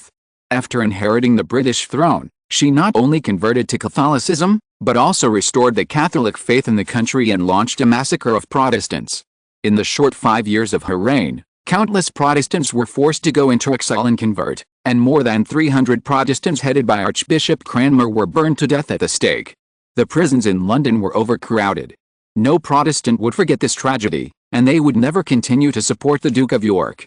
The Duke of York might have seen through the conspiracy, but at that time, he was on the battlefield and was not informed. Charles II ensured that no one would explain it to him. When he returned to London, the dust settled. Even if he got a wife who was the daughter of the Duke of Monard, the problem was that those Protestants would definitely think that he had abandoned his original faith. Of course, he could also regret it, but after losing the title of Prince of Wales, could he really abandon the support of the Duke of Monard? But as long as the Duke of Monard was still a Catholic, it would be useless even if the future wife of the Duke of York converted, because she was still the daughter of a Catholic. Louis once told me, Charles I said with emotion after pondering the matter over and over again in his mind several times, faith is like a heavy double-edged sword, and kings are the ones who dance on the blade. Now I finally tasted the taste of it. Then this matter, Princess Henrietta said, it's up to you to decide. How did Louis do it? Charles I murmured, he didn't have the need to deal with a group of devil's descendants. Maybe it's because your majesty never thought that these wizards were the devil's descendants. Henrietta recalled, to your majesty, whether it is a wizard or a witch, they are just like his ministers and people, but they are good at different things. I also hope to have such fearless ideas as him. Charles I said that since King Arthur, there have been no shortage of wizards in the king's court, but they were all in secret. But to say that Louis XIV was the first person after King Arthur to let wizards hold such power, isn't he afraid? That is the instinct of fear and disgust that a mortal must have when facing an existence beyond his own cognition. Because wizards will also bleed, grow old, and die. When they are alive, they will also worry about food, clothing, housing and transportation. Louis XIV said. Before I go to war again, he said to a lady with a graceful figure and charming demeanor, I hope those Bohemian witches will settle down quietly in Orleans. I will definitely live up to your expectations. Another Mancini, Princess Conti, knelt down and saluted the king. The members of the Mancini family are all rare beauties, and she is no exception. It is no wonder that Prince Conti married her just to please Bishop Mazarin, but he never complained about anything afterwards. What about those Huguenots? The king asked another person, the always gloomy Prince Conti. He was valued by the king because he undertook 2 important tasks and completed them well, but this time the task assigned by the king was really embarrassing for him. Still restless and full of delusions, he said. Not surprising, Louis said. Since the Vassy incident in 1562, the conflict between Huguenots and Catholics has never stopped. After the St. Bartholomew's Day massacre, Huguenots formed a federal republic in southern France. This rebellion lasted for 20 years until Henry IV ascended the throne and issued the Tolerant Edict of Nantes. However, the Huguenots were not satisfied. Henry III before Henry IV, and Louis XII and Louis XIV after him were assassinated and cursed. The shadow of Huguenots was behind the scenes. So Louis would not easily indulge these Protestants, even if he was fighting against the Netherlands. He thought about this for a long time before deciding to let the Minister of War, the father of the Marquis of Louvois, and Prince Conti take charge of this matter. How many Huguenots are there in France now? About 350,000, Prince Conti replied, and then he couldn't help asking, if you hate them, why don't you revoke the Edict of Nantes or expel them? Just like expelling those unruly Lorraine and Alsatians. If those Huguenots can be easily replaced like the Lorraine or Alsatians, Louis said. Chapter 212 Henrietta's Persuasion and Charles II's Decision, 5. The king threw a number in Prince Conti's face easily. In addition, it's not 350,000, but 900,000, sir. However, he did not intend to embarrass Prince Conti too much. The 350,000 you mentioned probably refers to the 3 places of Nîmes, Montauban and La Rochelle. These 3 places are the cities where Henry IV specifically allowed the Huguenots to hold religious ceremonies in the Edict of Nantes. You know everything, Your Majesty. Prince Conti quickly agreed. But in 1598, there were still 1 million Huguenots. Louis said, then how could the number of Huguenots decrease instead of increase in just a few decades? Of course it's because the guilty lambs have returned to the right path. Prince Conti said. That's not what I know, Louis said. They didn't return to the right path, but left France, sir. If they were just fools like Lorraine and Alsace, France would not lack them, and I would not be too stingy. But the problem is that these Huguenots were not poor farmers, but craftsmen, merchants and scholars. They took not only their beliefs, but also their wealth, knowledge and connections. They went to the Holy Roman Empire, to Switzerland, to Brandenburg, to the Netherlands, to any place dominated by Protestantism, enriching the foundation of France's enemies, revitalizing their economy, expanding their horizons, but making France weak. Your grandfather issued the Edict of Nantes for this reason, Madame Princesse de Conti suddenly interrupted, and Prince Conti looked at her in surprise and a little angry. How can a place that needs special permission to maintain its faith compare to a place that takes its own faith as its glory? Louis raised his hand to stop Prince Conti from apologizing. My grandfather, the great Henry IV, was also a Huguenot. I must say that although he converted, he still felt extremely guilty about his original faith. The Edict of Nantes came about because of this, but his actions did not win the gratitude of the Huguenots. On the contrary, they thought it was a betrayal.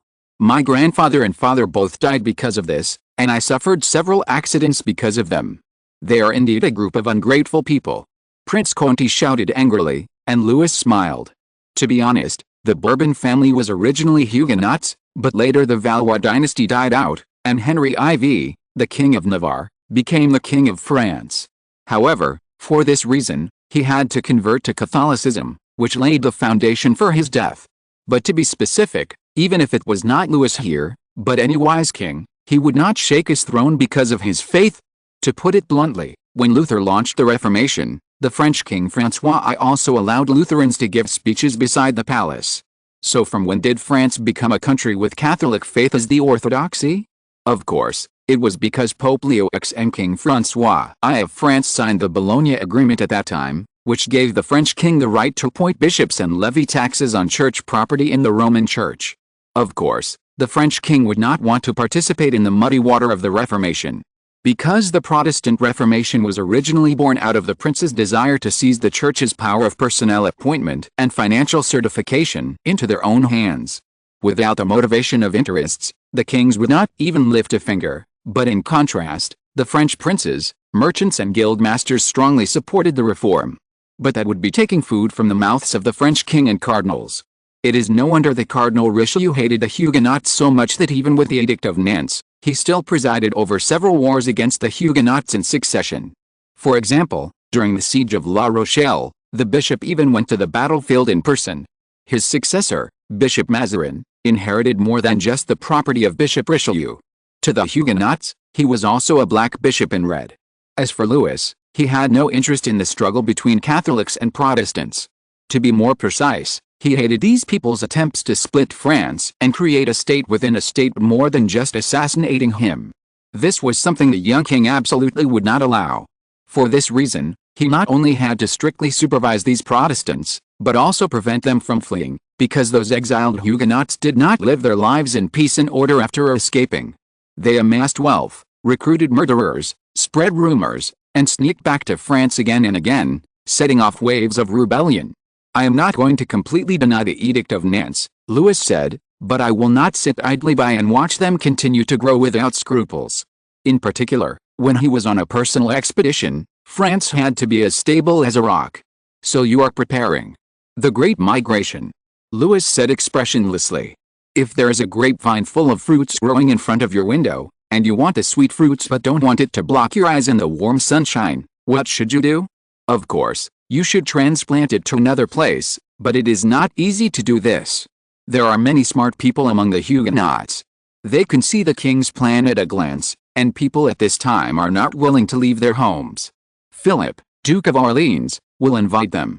In addition to La Rochelle, Nîmes and Montauban, I will specially grant Orleans as the quasi-trust place for the Huguenots. The Roman Church will be furious.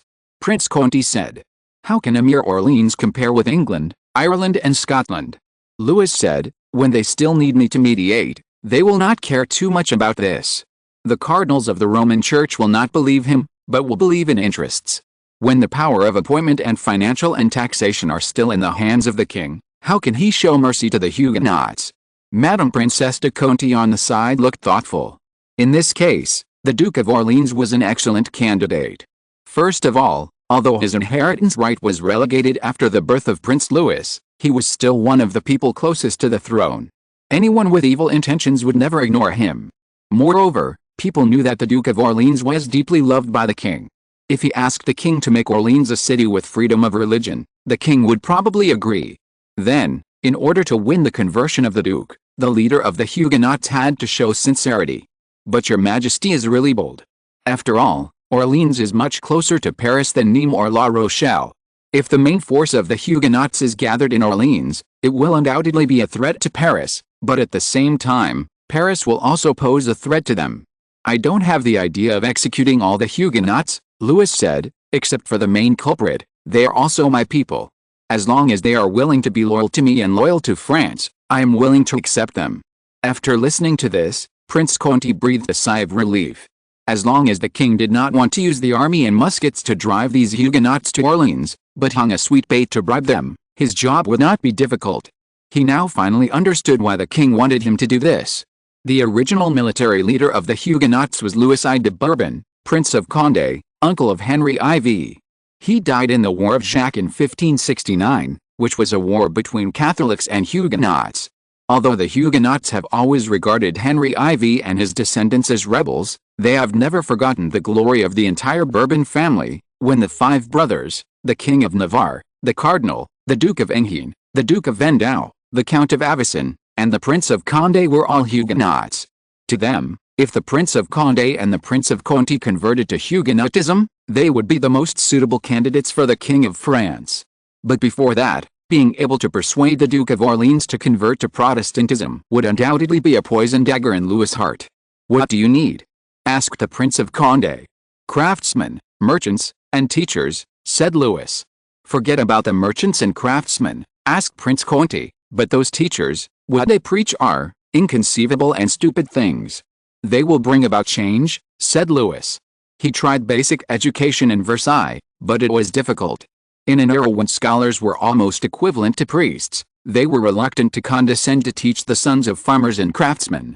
But the original meaning of the Huguenots was followers of the Geneva Reformation.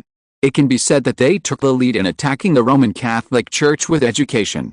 They vigorously promoted primary education in the areas they controlled, allowed co-education of boys and girls, replaced Latin with French, faced the children of the lower classes, and waived tuition. The bad thing was that, like church schools, they focused on religious education, used the Bible as a liberal arts textbook, mathematics was auxiliary, and natural sciences were rarely involved.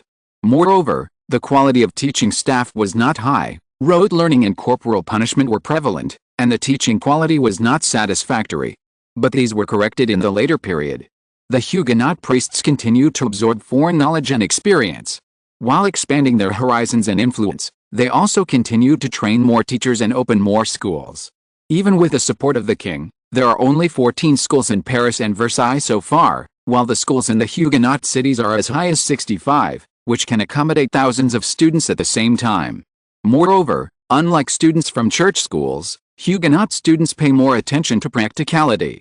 Compared with ancient classics, church history, or rigid doctrines, the schools in Protestant sects focus on mathematics, grammar and medicine.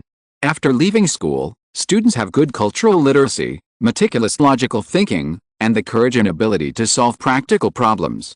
Some schools have also opened specialties for businessmen, craftsmen, and scholars, and there are even physics and chemistry courses under the name of alchemy. Of course, with Descartes and the fish attracted by him, it was only a matter of time before the king would establish such a school. But he was still a mortal after all and could not do everything himself. If there were ripe fruits to pick, why not choose them? In addition, although the Castel Sant'Angelo was besieged, the Roman Church was always a yoke that the French royal family could not get rid of. After all, although the French royal family took back the fiscal and taxation power and the right to appoint from Louis X, in France, 90% of the people were Catholics, and the royal family was no exception. If the king did something that was not in line with the doctrine, the church would immediately catch him, but if the Huguenots did it, the Roman Church would have no place to intervene. They were pagans, so would they be afraid of the church's small excommunication or big excommunication? After deciding on the purpose of these Huguenots, Louis looked at Princess de Conti and said, Those Bohemian witches are now in your care. I've looked at your map, asked Princess de Conti. Are you planning to let these Bohemians live together with the Huguenots? What else? Louis said helplessly. The hatred between Catholics and Huguenots is enough to start another war. In other words, Your Majesty, Princess de Conti said in her heart, you love your people, but you are indifferent to both the Bohemian witches and the Huguenots, no matter what kind of harm they have suffered. Of course, she was not stupid enough to say it out loud, but she knelt down to show that she accepted the job. Manette told the king that there were only 3,000 Bohemian witches, but in fact, under the joint pursuit and coercion of the Royal Special Guard Company, that is, the Wizard Gala, and the Inquisition, the number of witches who came to Orleans exceeded 10,000, of which the Bohemian witches were the most numerous. They were not as powerful as the members of the witch cult, and some of them were even more ignorant, and there was no difference between them and the wandering Roma people. Those talents were also used by them as tools for swindling. These people were strictly supervised, and the new settlement was like a wedge between the Catholic settlement area in Orleans and the settlement area left for the Huguenots. I believe that by then, there will be many strange rumors in the Orleans area, without a man-made and natural line of defense, but I don't know how long it can last. May 29th was the birthday of Charles II. Charles II, who was affectionately called the Happy King by the people because of his love of horse racing, gambling, watching dramas and dancing, and holding banquets, invited many theater troupes to London on his 40th birthday to present wonderful performances for him and his people. The glorious theater troupe from Paris was of course on this list. It can be said that it was a theater troupe used by half of the French royal family. When they landed in Dover, they were carefully searched. The people in the theater couldn't help but complain about it, but they did not carry any lethal weapons except for the long arrows and daggers used for decoration and performance. There were more women in the theater than men. However, when they entered London, they were intercepted by soldiers under the Earl of Shaftesbury. John Locke sat in the carriage hidden in the darkness, looking at the troop members who dared to be angry but not to speak. His followers were confused. Could they bring something dangerous? I don't know, but that's precisely why I need this search. But to Mr. Locke's disappointment, the soldiers found nothing in the end. Chapter 213 Henrietta's Persuasion and Charles II's Decision. 6. No flaws were found in Moliere's glorious troupe, and they were eventually released. After all, they were invited and hired by Charles II. They rented a large house on a street near the Palace of Whitehall. These brightly dressed and ruddy-faced Frenchmen were as eye-catching as a bunch of bright flowers inserted in the grey soil. Although Charles II abolished all the decrees issued by Oliver Cromwell, the British could now hold banquets, dance, sing, and watch plays, but Londoners, who mainly believed in Protestantism, still habitually wore dark clothes. Once Moliere and his little lover walked on the street, they would be frequently noticed. Moliere is no longer a young man. He was born in 1922 and is 48 years old this year. However, when he wore a black wig, an apricot velvet dress, and put white powder and rouge on his face, he still looked energetic and dignified. He and his troupe had the honor of entering the Whitehall Palace the next day to perform his new play, For the King Don Juan. Of course, the Don Juan here does not refer to the current region of Spain, but is based on a Spanish legend, the Playboy of Seville. This drama greatly ridiculed the church and the nobility, so when it premiered in Paris, it attracted a lot of complaints. However, Moliere had the Duchess of Montpensier as his protector, and he would not even take a provincial regent or count seriously, and naturally would not care about those rumors. In London, the Protestants' mood was much more complicated. Although they have always believed that Rome was a filthy quagmire, they still felt a little uneasy when someone really put it naked in front of them. Charles II was the only one in the whole hall who laughed without restraint. He enjoyed the show so much that he even allowed an actor, Moliere, the owner of the glorious theater, to talk to him. As soon as he entered the comfortable and private little hall, Moliere bowed deeply to Charles II, and then quickly took off the necklace around his neck. He had just played Don Juan, and now the costume was still well worn on his body. Don Juan was a frivolous nobleman, so his clothes and ornaments were even more than those ladies. The gold necklace hung around Moliere's neck was not only large and heavy, but also inlaid with rubies as big as the palm of his hand. "This is what Her Majesty ordered me to bring to you."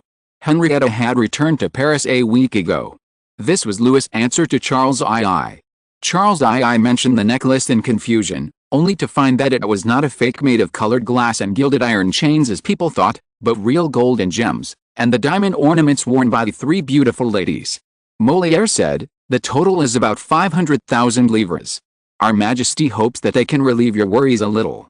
Charles I almost believed that the absurd rumor was true, that is, Leopold I's envoy foolishly mistook a theater troupe for the Sultan of Bosnia, and now, this man was right in front of him, and he was so bold that he swaggered around wearing jewels worth 500,000 livres on himself and the actors, and entered the palace and came before him in full view of everyone, but there was no doubt that this was for the best. Charles I said that bills and checks were of course more secretive, but the problem was that although these things appeared very early, it was the Dutch who used these methods the most in the 17th century. They used them to solve the problem of merchants in different regions using different currencies, so that the largest and most liquid financial market system was also born in the Netherlands. Although the use of bills was secretive, if he was not careful, it would be regarded as evidence of his treason and preference. As for bringing gold and silver worth 500,000 livres, it was even more impossible, and it was almost impossible for him to meet with a French envoy alone. In this way, an ignored and despised actor could calmly hand over the reward from the King of France to Charles II. Charles II also had trustworthy people here who could quickly dismantle these beautiful jewels and sell them, although Louis promised that as long as Britain controlled the Dutch navy when the war between France and the Netherlands broke out, he would send 15,000 soldiers from Dunkirk to remove the noose around Charles II's neck. But Charles II would not put all his chips on the King of France, even without Henrietta's reminder. This practical bribe would be used by Charles II where it was most needed. No one knew about the deal between Charles II and Molière. Although the wizards also contributed to it, it can also be said that Charles II's ministers and parliament also despised their king. However, with a monster like Louis XIV, Charles II's heart had long been twisted to a terrible extent. He admitted that he was cowardly, but he would also be crazy and desperate. The army left by Louis XIV in Flanders spent a whole winter and a spring day in Flanders. During these long months, they were not idle. Although Duke Philip, Prince Condé and the king returned to Paris together, Viscount Turenne and Duke of Luxembourg were asked to stay in Flanders. The supplies of tens of thousands of people had been transferred from France to the people of Flanders. This was of course an extremely heavy burden. Therefore, several riots broke out in Flanders. However, for the soldiers who had already experienced the war, these sporadic and chaotic resistances only made their blades brighter and sharper. In addition to the army's supplies, the Flemish were forced to build a new road, which was like a tragic wound, directly through most of Flanders from Brussels and connected to Guise in Picardy, so that the French army could drive directly into Flanders. This was indeed the case. Before the wind had time to become hot, Louis XIV's brilliant motorcade appeared on this road again. This new road not only had the king's motorcade, but also 30,000 soldiers, and the merchants who followed the army followed behind. This time was different from the king's first personal expedition. Ministers, officials and lords could be said to be one after another, eager to offer a large sum of money and ask the king to accept it. The conscription officials almost did not spend any effort to collect the number required by the king. When they left Paris, many young people came from other provinces. As the saying goes, the world is bustling, all for profit. Although Louis XIV did lay a solid foundation for the throne of kingship through the war against Flanders, these people were still for the benefits brought by the war. I won't talk about how many livres the king got in Flanders. In the era without war laws, soldiers' looting was allowed. Even though most soldiers stayed in Flanders, the injured soldiers returned to Var and Paris in advance. I won't talk about how rich Flanders was. Just think about it. In the past 100 years, 1/3 of the total income of the Spanish royal family came from Flanders. You will know how it is a land of milk and honey. The spoils of war of some lucky people can make a family jump a class in an instant. In other words, they can manage to buy a position, whether in the church or in the official residence, and then transform from a civilian family to a bureaucratic family. How can such huge profits not make people tempted? Moreover, the ministers and nobles saw further.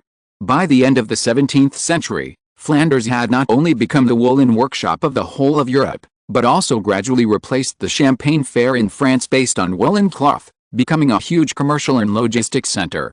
In Flanders, there is gold, silk, spices, wine, and any goods you can think of and can't imagine. In addition, when Spain became weak, their merchants also relied on their own means to slowly grow this region instead of continuing to let Spain suck their blood. It can be said that if Louis XIV had not intervened, perhaps a few decades later, the strong Flanders would have followed the example of the Netherlands and declared independence. But now Flanders was just in Louis's pocket. The military system that had not yet taken shape was vulnerable to artillery fire, and a fat prey would only make the hunter happier, not more depressed. The Parisians, or any Frenchman with a keen sense of smell, would expect to take a big bite of this cake. The money and manpower they contributed were soon invested by Louis in a new military torrent. Nearly 100,000 troops, like an arrow, pointed straight at the Netherlands. William III, the young man who carried the expectations of his family and country, was only 20 years old this year. He sat silently in the city hall of Amsterdam, listening to people's disputes. Even in the face of a powerful enemy, the high officials and officials of each province, from the smallest clerk to the prime minister, still had their own thoughts. The Dutch had been independent from the rule of the Spanish Habsburg family for only 60 years, and of course they would not want to return to the rule of a king. William III was embarrassed and suspected because of this. After all, the Netherlands had been strong enough to compete with Britain for maritime hegemony in just a few decades. The benefits of independence are unquestionable, but the problem is that compared with the invincible navy on the sea, the Dutch army is simply a pitiful creature. After Maurice of Nassau, also known as William of Orange, William I's brother, built an army of about 20,000 people to resist the rule of Spain, the Dutch land edge was once sharp. But with the retreat of the Spaniards, merchants certainly needed ships to open up and fight for waterways for them rather than cavalry. The army was shrinking day by day. When William II took over the flag of commander-in-chief, the Dutch army was neither more nor less, an ironic 20,000 people. The key point is that the war 70 years later is completely different from the war 70 years ago. Compared with the Dutch army with pikemen, the French army, which is almost entirely based on hot weapons, not only far exceeds their tactics and armaments, but also has a crushing number of people, and they also have Viscount Turenne. If you haven't forgotten, Viscount Turenne is Maurice of Nassau, the proud student of the founder of the Dutch army. He has learned more from his uncle than from an entire military school. He also knows the advantages and disadvantages of the Dutch army. It can be said that the Dutch army has almost no other possibility except defeat in a head-on confrontation with the French. And the senior officials have different ideas. Some want to bribe the King of France, or his trusted ministers and nobles, in the hope that Louis XIV will change his original plan. Some advocate hiring more soldiers from the Holy Roman Empire or Sweden to fight France to the end. Others believe that they should negotiate peace with Britain as soon as possible so that the Dutch navy can be withdrawn to threaten Dunkirk and Calais, and perhaps force France to withdraw. But among these people, William II's opinion was the weakest and the one they cared the least about. The Prime Minister's vigilant eyes made William II feel deeply depressed. He walked out of the conference room. No one noticed him anyway. He walked to one side of the conference room, from where he could see the blue ocean, the milky white sky, and the wings of seabirds breaking through the clouds like daggers. I still don't agree with your previous idea. William II looked down and saw that it was his only good friend Samuel standing at the bottom of the steps. Samuel was an Englishman, but he taught William II French. When William II's mother passed away and the Parliament had to hand over his guardianship to his grandmother, all the English people around him were driven away, but Samuel had just sneaked from London to Amsterdam a few days ago. As a secret messenger of Charles II, he told William II that Charles II intended to return part of the debt owed by the Stuart family to the Orange family. It was a large sum of money, worth about 400,000 livres. Charles II meant that if William II could try to get back some of the debt, maybe his nephew could try to recruit some soldiers himself and join the upcoming war. William II was skeptical about this. Everyone knew that Charles II was stretched financially, but Charles II's suggestion did make him excited. It's the Queen's dowry, Samuel said. Indeed, in this era, defaulting on dowries had almost become a tradition for the royal families, as was the case with Philip IV of Spain and John IV of Portugal. The actual amount of Queen Catherine's dowry was completely different from what John IV had promised. In this case, it was possible that Portugal supplied part of it every year. The main reason was that William II really needed a lot of money in his hands. So on the evening of that day, a three-masted ship sailed out from the port of Amsterdam, carrying William II and his two followers, who were going there to pay the debt owed by the Stuart family to the Orange family.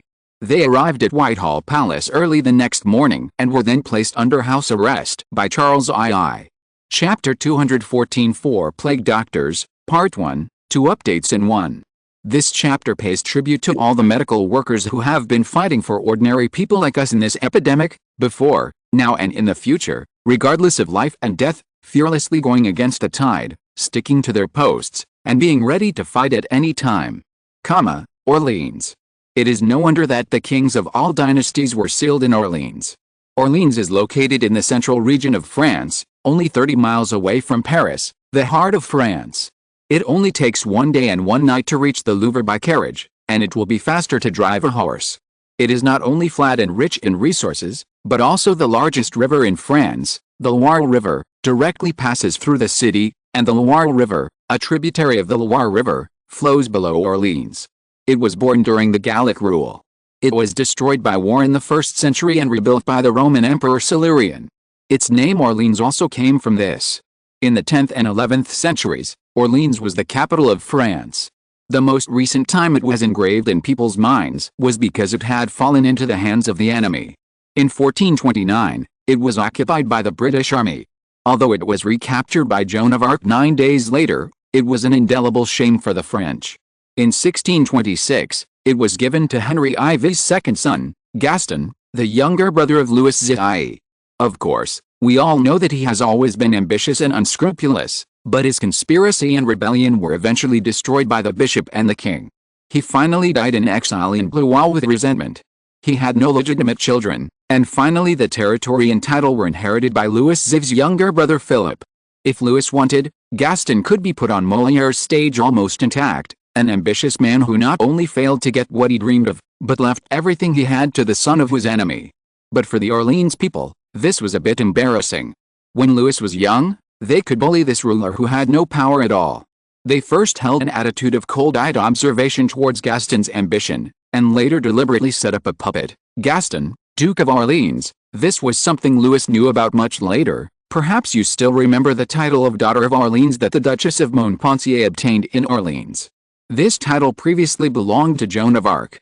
Although the Orleans Parliament, driven by the enthusiasm of the people at that time, recognized the power of the Duchess of Montpensier in the city, when the Duchess returned to Paris and everyone calmed down, this power became a dead letter. However, if the people of Orleans wanted to play this trick on the king's brother Philip, they would be wrong.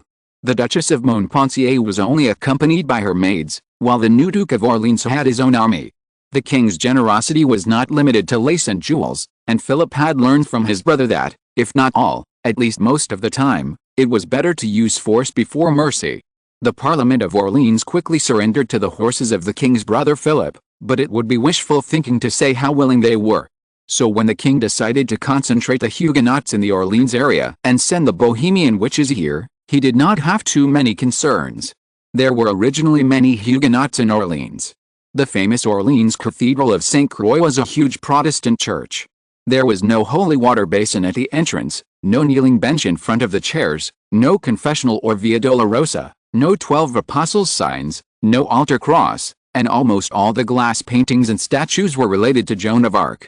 Colorful flags stretched out diagonally from the stone pillars, representing all the towns in Orleans. It was dusk, and there were not many people in the church. An old scholar was sitting on a bench with his eyes closed in contemplation. Although he looked peaceful, he was very serious, as if he was having a conversation with God that ordinary people could not understand. Unfortunately, this scene was broken a few minutes later. A person sat next to him without permission, so close that it was disturbing. "Stop talking," the middle-aged scholar said immediately. "I'm just a doctor and will not get involved in any political affairs. Even if it's for our beliefs. For your desires," said the middle-aged scholar, "stop talking. Aren't you afraid of breaking your tongue in front of God? Ask yourself, if it's for faith and for the people, you shouldn't have started any rebellion," he said with condemnation. "The saints have told us that when the end of the world comes, the trumpets will sound and war will follow, followed by famine, and plague will follow famine, and what will shroud them is endless death. Let the people of this land get peace, and don't let the rivers be filled with blood and corpses. Shouldn't those who fill the rivers with blood and corpses first be punished? Hatred is wildfire," the middle-aged scholar warned him. "No soul can be redeemed from it. I would rather sink into purgatory with the rebels." The middle-aged scholar shook his head in disappointment. "Your king is not a tyrannical man, nor a stupid man. He has grown up and become strong. You can't bear his sword. Stop it, as long as he is willing to recognize the Edict of Nantes. There are always things in this world that cannot coexist. We and them are like this. We must be able to survive only one of us." "Then go," said the middle-aged scholar. "I am just a foreigner and can't give you any help. You disappoint me. Life is like this, child," the middle-aged scholar said, and the people around him took a deep breath. He pulled up his hood, stood up from the chair, and disappeared faster than when he came. Thomas Sydenham sighed. He was an Englishman, of course, a Protestant, but he really didn't expect that. He was lucky enough not to be dragged into the riots and conspiracies in London, but encountered such a thing in Orleans. Just as he said, he hated any political or religious struggle and would not participate in it anyway. And he was really just a doctor. Dr. Sydenham was born in 1924 and is 46 years old this year. He is an Englishman and one of the royal doctors of Charles II. He has his own industry and reputation in London, but he was willing to accept the invitation of the King of France because of Charles II's advice and the idea expounded by Louis XIV. As we have described before, doctors in the 17th century were more like butchers than their real duties. Their medical books were full of guancheng, bloodletting, branding and amputation. All kinds of operations, big and small, were popular. Sydenham ran counter to this trend. Compared with surgical operations, he paid more attention to the research and classification of the source of disease and self-healing function. In his letters to friends, he did not approve of the physical anatomy and physiological experiments advocated by many doctors. He valued the patient's description of the body, disease and past experience, and hoped to infer the real culprit from it. Therefore, although he was already a royal physician, he often ran around in remote areas to collect syphilis, pneumonia, diphtheria, chorea, ergot poisoning, a kind of uncontrollable dancing caused by moldy wheat. People at that time believed that the poisoned person was cursed by the devil, rheumatism and hysteria. The King of France said that he intended to establish a huge institution in Orleans that included a large hospital, sanatorium, research institute and academy. Although this idea was only a prototype, Sydenham still rushed here day and night after obtaining the permission of Charles II. The King of France was sincere. Considering the tense situation, he even sent his most valued musketeer guards to escort Dr. Sydenham all the way to Orleans. The venue the king had expected was Blois. The Blois Valley was the birthplace of the French royal family. The Blois castle had been inhabited by 7 kings and 10 queens and was regarded as the jewel in the crown. But since the royal family moved from Blois to Paris, Blois became a place of exile. After the last exile, Duke Gaston died cursing in the castle. His wife and daughter also moved away. The castle has been vacant since then and has even become a bit deserted in recent years. Castles are deserted faster than houses. In just a few years, it was overgrown with weeds and broken walls were everywhere. Louis remembered it because he couldn't decide where to put the hospital and the college for a while, because the medical school and the hospital might do some research on infectious diseases in the future, so it couldn't be set up in places with too dense populations, nor in places that were too remote. After all, patients, equipment, and medicines all needed convenient transportation, and they also had high requirements for water sources. In addition, they needed many rooms and wide venues. The only places that could meet the last requirement were palaces and castles, so Blois Castle fell into Louis's choice range. No, it's not that this is the last choice. Sydenham came to Orleans just to see if Blois Castle could take on this important task. Although as a doctor, he was very willing to see a king attach so much importance to the development of medicine, but Sydenham was also worried. After all, Blois Castle was of great significance. Fortunately, the King of France also said that he only needed to give professional opinions. The final decision was made by Louis XIV, which made Sydenham feel much more at ease. Who knew that when he came to Orleans, someone wanted to instigate him to become a nail planted by the Huguenots and Philip, Duke of Orleans, and even the King of France. He was just a doctor. Thomas Sydenham couldn't help but sigh again. Because he was constantly disturbed, he wrote a few days in advance to 2 other professionals trusted by the king, that is, 2 other doctors, hoping to meet them in Blois as soon as possible. Unexpectedly, when the reply came, the messenger was unwilling to enter the inn where he lived, and brought a message, asking him to pour strong liquor on the outer package of the letter before opening the letter. This message immediately made Sydenham alert. He immediately followed the other party's instructions, soaked the deerskin cover outside the letter with strong liquor, and then opened the letter with gloves. The content of the letter was very simple, that is, there was a sudden plague in the Brenna area on the south side of Blois, and the two future colleagues all decided to stay there for observation and treatment, and let him decide whether to go or not. Of course, Sydenham made a decision without hesitation. He wrote a reply letter similar to a short note and asked the messenger to take it away. He called his servants and disciples and set off immediately. He met those people again at the post station. Looking at those pairs of cold eyes, Dr. Sydenham smiled. "You know I received a letter." "Yes," the leader said. "You stole it," Sydenham said. "It's a pity that I soaked it with strong liquor. Although I could still see the contents when I looked at it, the words were blurred after you took it away. That's why we came here." "I think so." "Then do you know where it came from?" "Blois." "Blois, also an epidemic area." Sydenham said calmly, "Gentlemen, this is why I soaked it with strong liquor. Strong liquor can remove evil spirits." He looked at those eyes and suddenly panicked. "I don't know how many of you have touched it, but if there are any, I suggest that you should lock yourself in the room during this time. Don't see anyone, don't talk to anyone, don't open the window at will, and don't defecate anywhere." Sydenham's disciple suddenly screamed because he saw the black muzzle of the musket. "What plague?" The leader drew his rifle at lightning speed and pointed it at Sydenham and shouted. "The most likely possibility is smallpox," Sydenham said calmly. He had seen those young faces. "I'll say it again, lock yourself up, especially if you have young children around you, frail old people, delicate women. If you are just lying," said the leader. "I hope that's a lie," Sydenham said. "I'm going there, gentlemen. My colleagues are waiting for me there.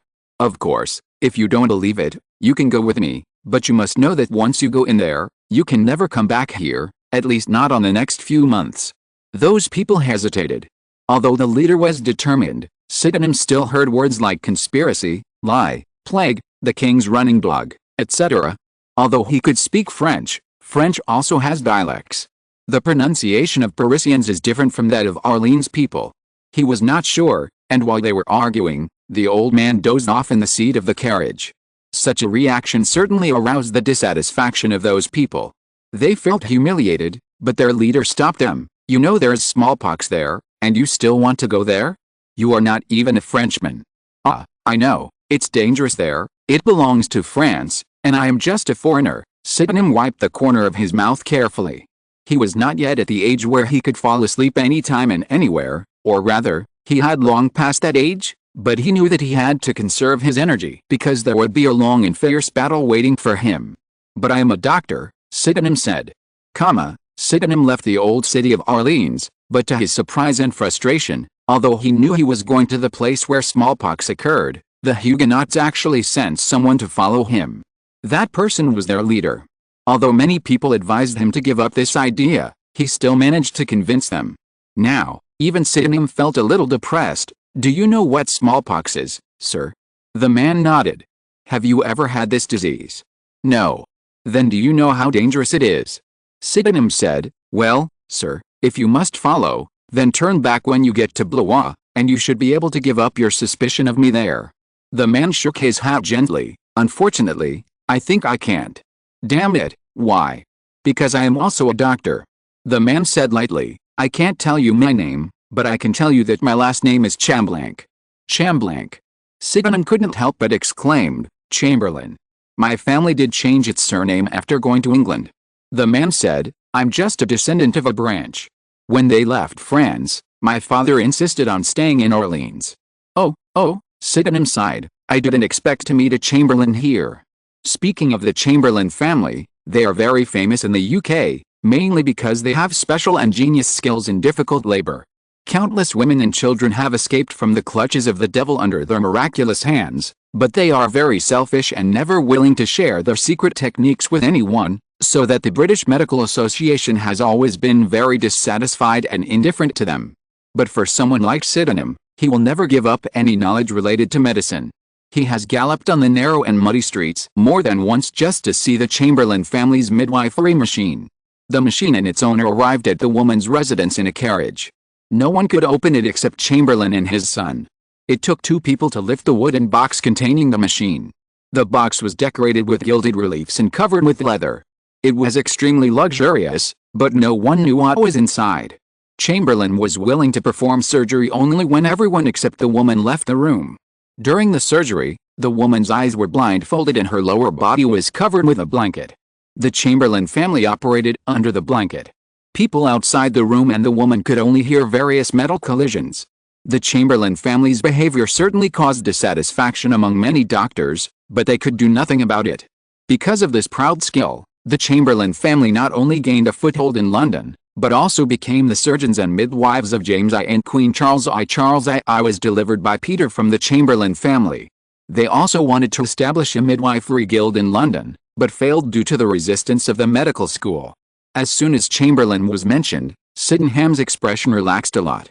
Perhaps for this scholar, a doctor is undoubtedly much easier to communicate with than a mob. What bothered him was, I don't know if they have extra protective clothing. Chamberlain nodded gently. It's okay, he said, my servant went to get it, he will catch up with us. Sure enough, a few hours later, a panting servant and a sweaty horse came to them. Chamberlain opened the box directly in front of Sydenham and checked the protective clothing inside, from gloves to hats, from hats to masks, from masks to robes, from robes to tight leather clothes and leather pants. Where's the cane? Sydenham couldn't help asking. I have a musket. Chamberlain said coldly. You still need a cane, otherwise how can you check the patient? Sydenham said, but it doesn't matter, there are plenty of canes. Chamberlain took a last look at him and turned to the servant. Have those who touch the letter confined themselves. The servant hesitated. Chamberlain's expression suddenly became stern. No. Part, sir, part. The servant said hurriedly. Several people said it was just unnecessary intimidation. They are just cowardly. Chamberlain added, they are just worried that if this gentleman goes to inform, they will be caught immediately. You go back immediately and warn them to immediately choose a secret and remote place to isolate themselves from the outside world. If they have met other people or have had intimate behavior with other people, try to lock those people up. The servant squirmed in embarrassment. Tell them that if they don't want Orleans to become the second Florence, then do it. Chamberlain ordered in a low voice, I will follow this Englishman all the way to the epidemic area and let them do as I say. If they don't want to, then, he waved his arm, as if to dispel the shadow of the plague hanging over him, from now on, don't see me again. Sir. The servant said aggrievedly, we don't know yet. I'm also in doubt, Chamberlain said, but I can tell you, and tell them, that in this world, there are some things that can't happen. He picked up the box, threw it into Sydenham's carriage, and jumped in the horse. That's all I have to say. May God bless us. Bless everyone in Orleans. They set off again. Sydenham endured for a few minutes, stuck his head out and saw that the servants hesitated for a moment, then turned around and galloped away. Do you think they will do what you say? Yes, Chamberlain said. This concise answer made Sydenham a little dissatisfied. He paused for a few seconds and asked fearlessly, you just said, bless everyone in Orleans, including Catholics. Shut up, foreigner. Sydenham and Chamberlain arrived in Blois early the next morning. The epidemic occurred in the Brenna area on the south side of Blois. Fortunately, this place, like Versailles, was once the hunting ground of the King of France. It retains large tracts of forests and swamps, and there are only a few villages and towns. Although the epidemic has spread to 7 villages, it has not swept the entire Blois like a prairie fire. Sydenham's 2 colleagues, the King's designated medical school organizers, are waiting for Sydenham here. Although they were also surprised that Sydenham would bring a Chamberlain's, they were able to make Louis trust them. That is, these 2 people are not only loyal, but also professional and simple, so they immediately accepted Chamberlain's. The 2 men here, one is Malpighi from Italy, who is 42 years old and still considered young and strong, and the other is worrying because he is almost 80 years old and is none other than Charles de Lorme, the chief physician of King Louis XIV. Chapter 215 4 Plague Doctors, Part 2.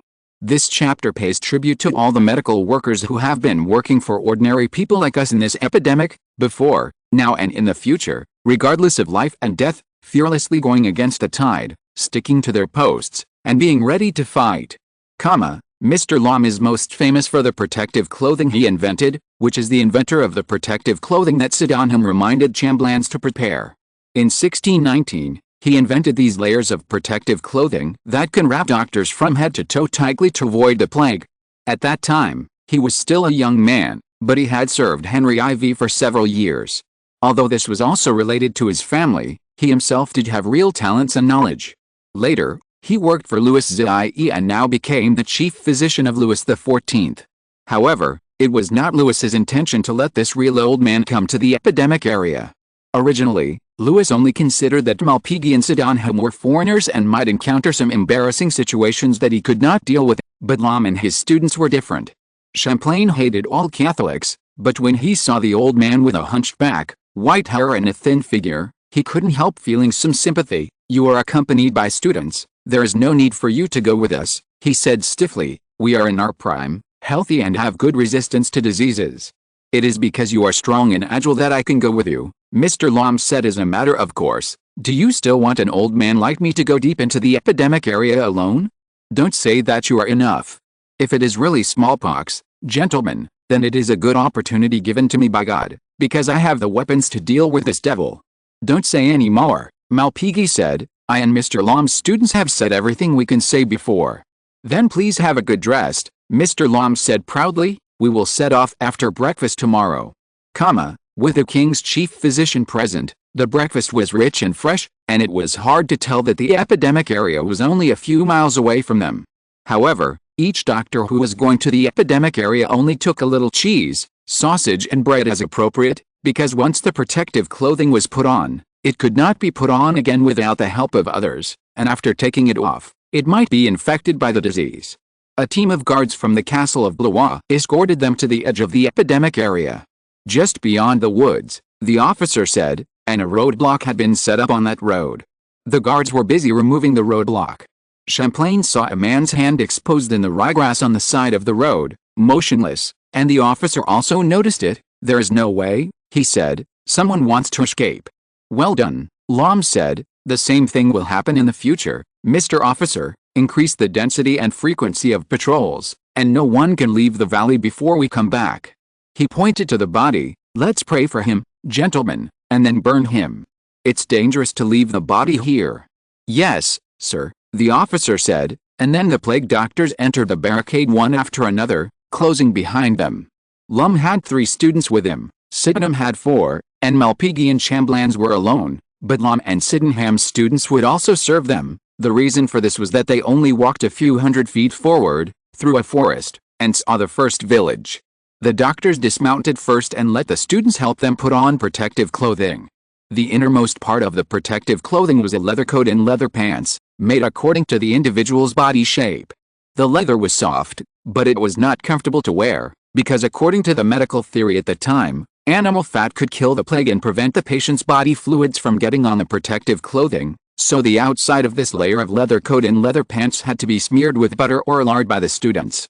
These fats were specially picked by the castle steward, and they did not have that disgusting rancid smell, but the sticky feeling was enough to make people sick. After putting on the leather jacket and leather pants, you have to put on a thick robe. The collar can be rolled up to the chin and pressed inside the mask to ensure that no skin is exposed. The lower edge falls directly on the feet, and under the feet are a pair of heavy leather boots. After putting on the robe, the mask is put on. This mask, as it is drawn in the book, looks like a ferocious vulture. The surface is made of brass, and 2 round glass pieces are inlaid at the position of the eyes, which are big enough to fit into a fist. Below the eyes is a leather beak attached to a copper frame. The long beak extends forward for at least 1 foot and is filled with spices. Depending on the doctor's emergency, it can be ambergris, bee flowers, spearmint leaves, camphor, cloves, laudanum, myrrh, rose petals, and styrax. However, the spices today are all borne by Mr. Lam, so the best spices are used. Once put on, a strong fragrance hits your face, which has a good psychological comfort effect, as if the plague will retreat. Of course, the doctors at that time did think so. Finally, you have to put on a hat. Unlike the wide-brimmed hats of today, this hat is not only made of leather, but also without any decoration. It looks black and daunting. Thus, after being fully armed, without even a hair exposed, it became difficult for them to distinguish each other, and even the sound of their voices became unclear. Fortunately, they still had their canes. Their canes all had extremely strong personal styles. Lum's was inlaid with a pure silver snake head, Sydenham's was a black iron tip, Malpicky's cane had intricate patterns on it, it was like an exquisite ornament, and Chamberlain's cane was made of an oak branch he picked up from the roadside yesterday, with some bark still on it that had not been peeled off, and a handkerchief wrapped around the top. "Oh, Mr. Chamberlain," Lum asked in surprise, "you don't have a cane? I can ask my students to give you one." "No need," said Chamberlain, "this is just right for my height and the width of my palm." Indeed, Chamberlain's was the tallest among them. "You don't look like a doctor at all." Lum looked at him for a while behind the mask and said, "More like a warrior." "Isn't it true?" Sydenham on the side said in his heart that he was the leader of a group of thugs, but he didn't say it out loud. Although he knew that this person might be harmful to the King of France, he was inexplicably willing to believe this person, perhaps because of what he said, that he was also a doctor. When Lum and Sydenham's students were dressed properly, they walked towards the village one after another. It was almost noon. 3 meals a day was the fashion in Paris, and some nobles would secretly enjoy it, but in the village, 2 meals a day was the norm. People would get up in the morning to work for 3 or 4 hours before having a meal near noon to ensure that they would have the strength to continue working. The meal around 4 or 5 in the evening was to satisfy their rumbling stomachs and to prepare for the morning work. So now, smoke should be visible from the houses or sheds, but just by looking at it, the plague doctors led by Lum could not help but feel depressed, because they only saw a dozen or so smoke columns, which came from the better houses. In other words, the owners of most houses and almost all sheds either went to see God or ran away. Lum looked at it and walked towards the neatest and tallest house. To say it was neat and tall was just because they didn't need to bend down to enter the door, except for Champlain. A student went up and knocked on the door first. After a long time, a weak voice asked, "Who is it?" "Doctor," said Mr. Lum. This surprised the other 3 people because they thought that the king's chief physician would say a long list of difficult titles. "If I say all the titles," Lum said, "this will become more troublesome, and aren't we doctors?" "Oh," said Sydenham, "you are right." Even so, the people in the house hesitated for a long time before finally opening the door for them. "This house is nothing special. It is just like all farmers' houses. There is a fire pit in the middle. On the left is a big bed that can accommodate everyone to sleep on it, that is, a few wooden boards put together. On the right is a livestock pen with a few goats, chickens and ducks. Maybe they saw strangers, so they kept calling." Lum took a simple look and left the house. The one who opened the door for them was an old woman. She was so scared that she trembled when she saw so many people coming in at once. "Are there any others?" asked Lum's student. "They all went to work." "Didn't they get the plague?" The old woman stopped talking immediately, and Lum let out a sharp sneer. He raised his cane and pointed, and his student immediately blocked the old woman's way with his cane, and then lifted her headscarf. Under the headscarf were round scars covering her entire face. "Oh my God," she shouted, while trying to cover the headscarf back. "This is a damn witch," Mr. Lum said, "and a despicable thief." He felt something was wrong at first glance. The old woman was ragged and didn't look like someone who could live in such a house. In villages after the plague, this phenomenon is very common. Some people who are lucky enough to survive will justifiably take the last bit of assets of those unfortunate people for themselves. Those round scars indicate that the old woman was once infected with smallpox, but fortunately survived, so she can live in the epidemic area so peacefully. Virgin Mary. The old woman immediately cried out miserably, "My lords, I am not a thief. This is a house where no one was originally. The monk allowed me to live here. Where are the animals?" "That's the reward the priest gave me," she said, and then hurriedly, as if she was afraid that the adults would not believe her, she pointed to an ordinary house and shouted, "If you don't believe me, then go ask the monk." "Of course we will ask," said Mr. Lum. The old woman was escorted to the house. The house looked ordinary and was not much different from other houses in the village. There was only a cross hanging on the wooden door. When they knocked on the door, a man with similar clothes came out. However, he had a rope tied around his waist, which was the kind common only seen among monks. Looking closely, his mask and robe were quite rough. He didn't have a wide-brimmed hat, but only a deep hood pulled up. When the monk saw the old woman, he immediately understood that the old woman was indeed hired by him, because after the smallpox epidemic broke out in this village, most people fell down, and some people fled. Before the plague doctor came, The monk who occasionally passed by here took on the duties of a doctor. I am not very good at medicine, the monk said frankly. I can only pray for them, perform the sacraments, and bury them. That's enough, monk, said Lam. Doctors can only save their bodies, but you are saving their souls. That's exactly what I should do, said the monk. I thought you wouldn't come so soon. It can only be a coincidence. Mr. Lam said, how many days have you been here? More than a month, said the monk.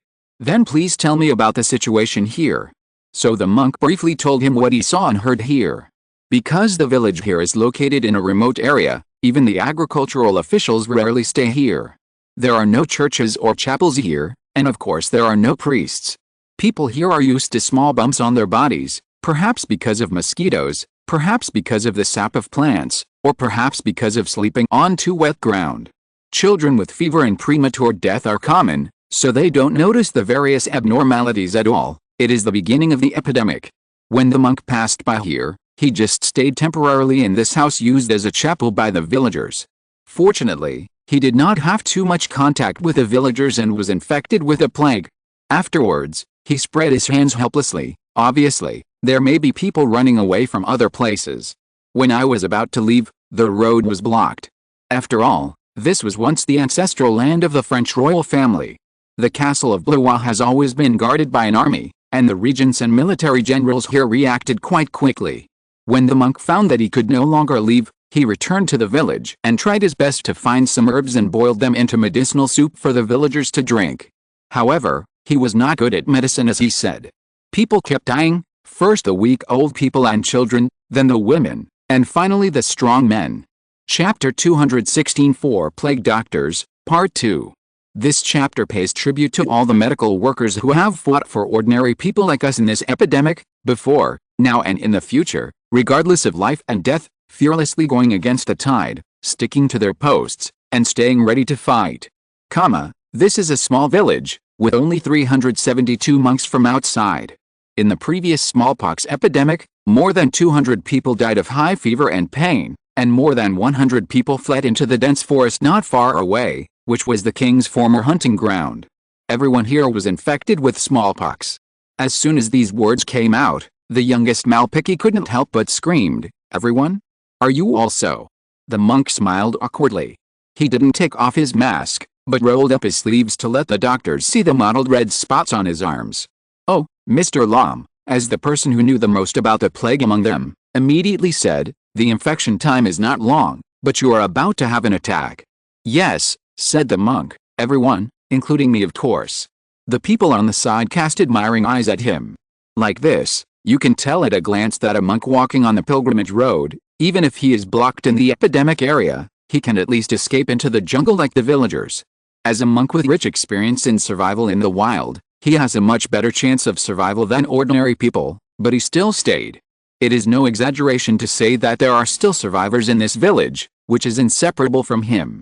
This is normal. The monk serves God. He can comfort the people in both soul and body, and let them muster the courage to fight the plague. However, thinking that after they came in, they did not smell the stench that even spices could not cover up, this monk not only took care of the patients, but also hid those who unfortunately died. Under such frequent contact, even if he tried to protect himself, he still inevitably contracted the plague. "We will do everything possible to save you," Mr. Lam said. "I swear in the name of the king and God, you will recover.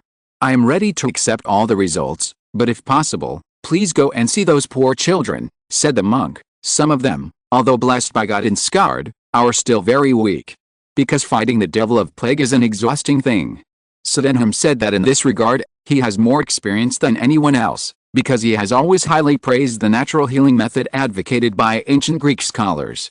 That is to say, in many cases, the body's own resistance is better than most medicines.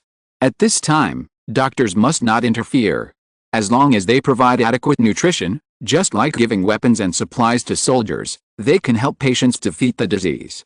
Since he had such a concept, he of course brought a lot of medicine with him: sugar cubes, pepper powder and salt. The monk immediately gathered the people in the village, dissolved these in water and gave them to drink one by one. Most of the survivors had scars, although ugly, but just like the old woman, they no longer had to fear the demon of smallpox. The monk looked at them one by one and found that there were still 2 or 3 people who had not come. He took the doctors to check. It turned out that they also started to have a fever. Because the people left in the village had been sick, the villagers were not afraid. They gathered the monks and the feverish people in a large room and prepared to take care of them according to the doctor's instructions. Of course, if they encountered misfortune, the next work would also be completed by these people. The doctors decided to leave 2 students to guide and supervise them. This was not a superfluous move.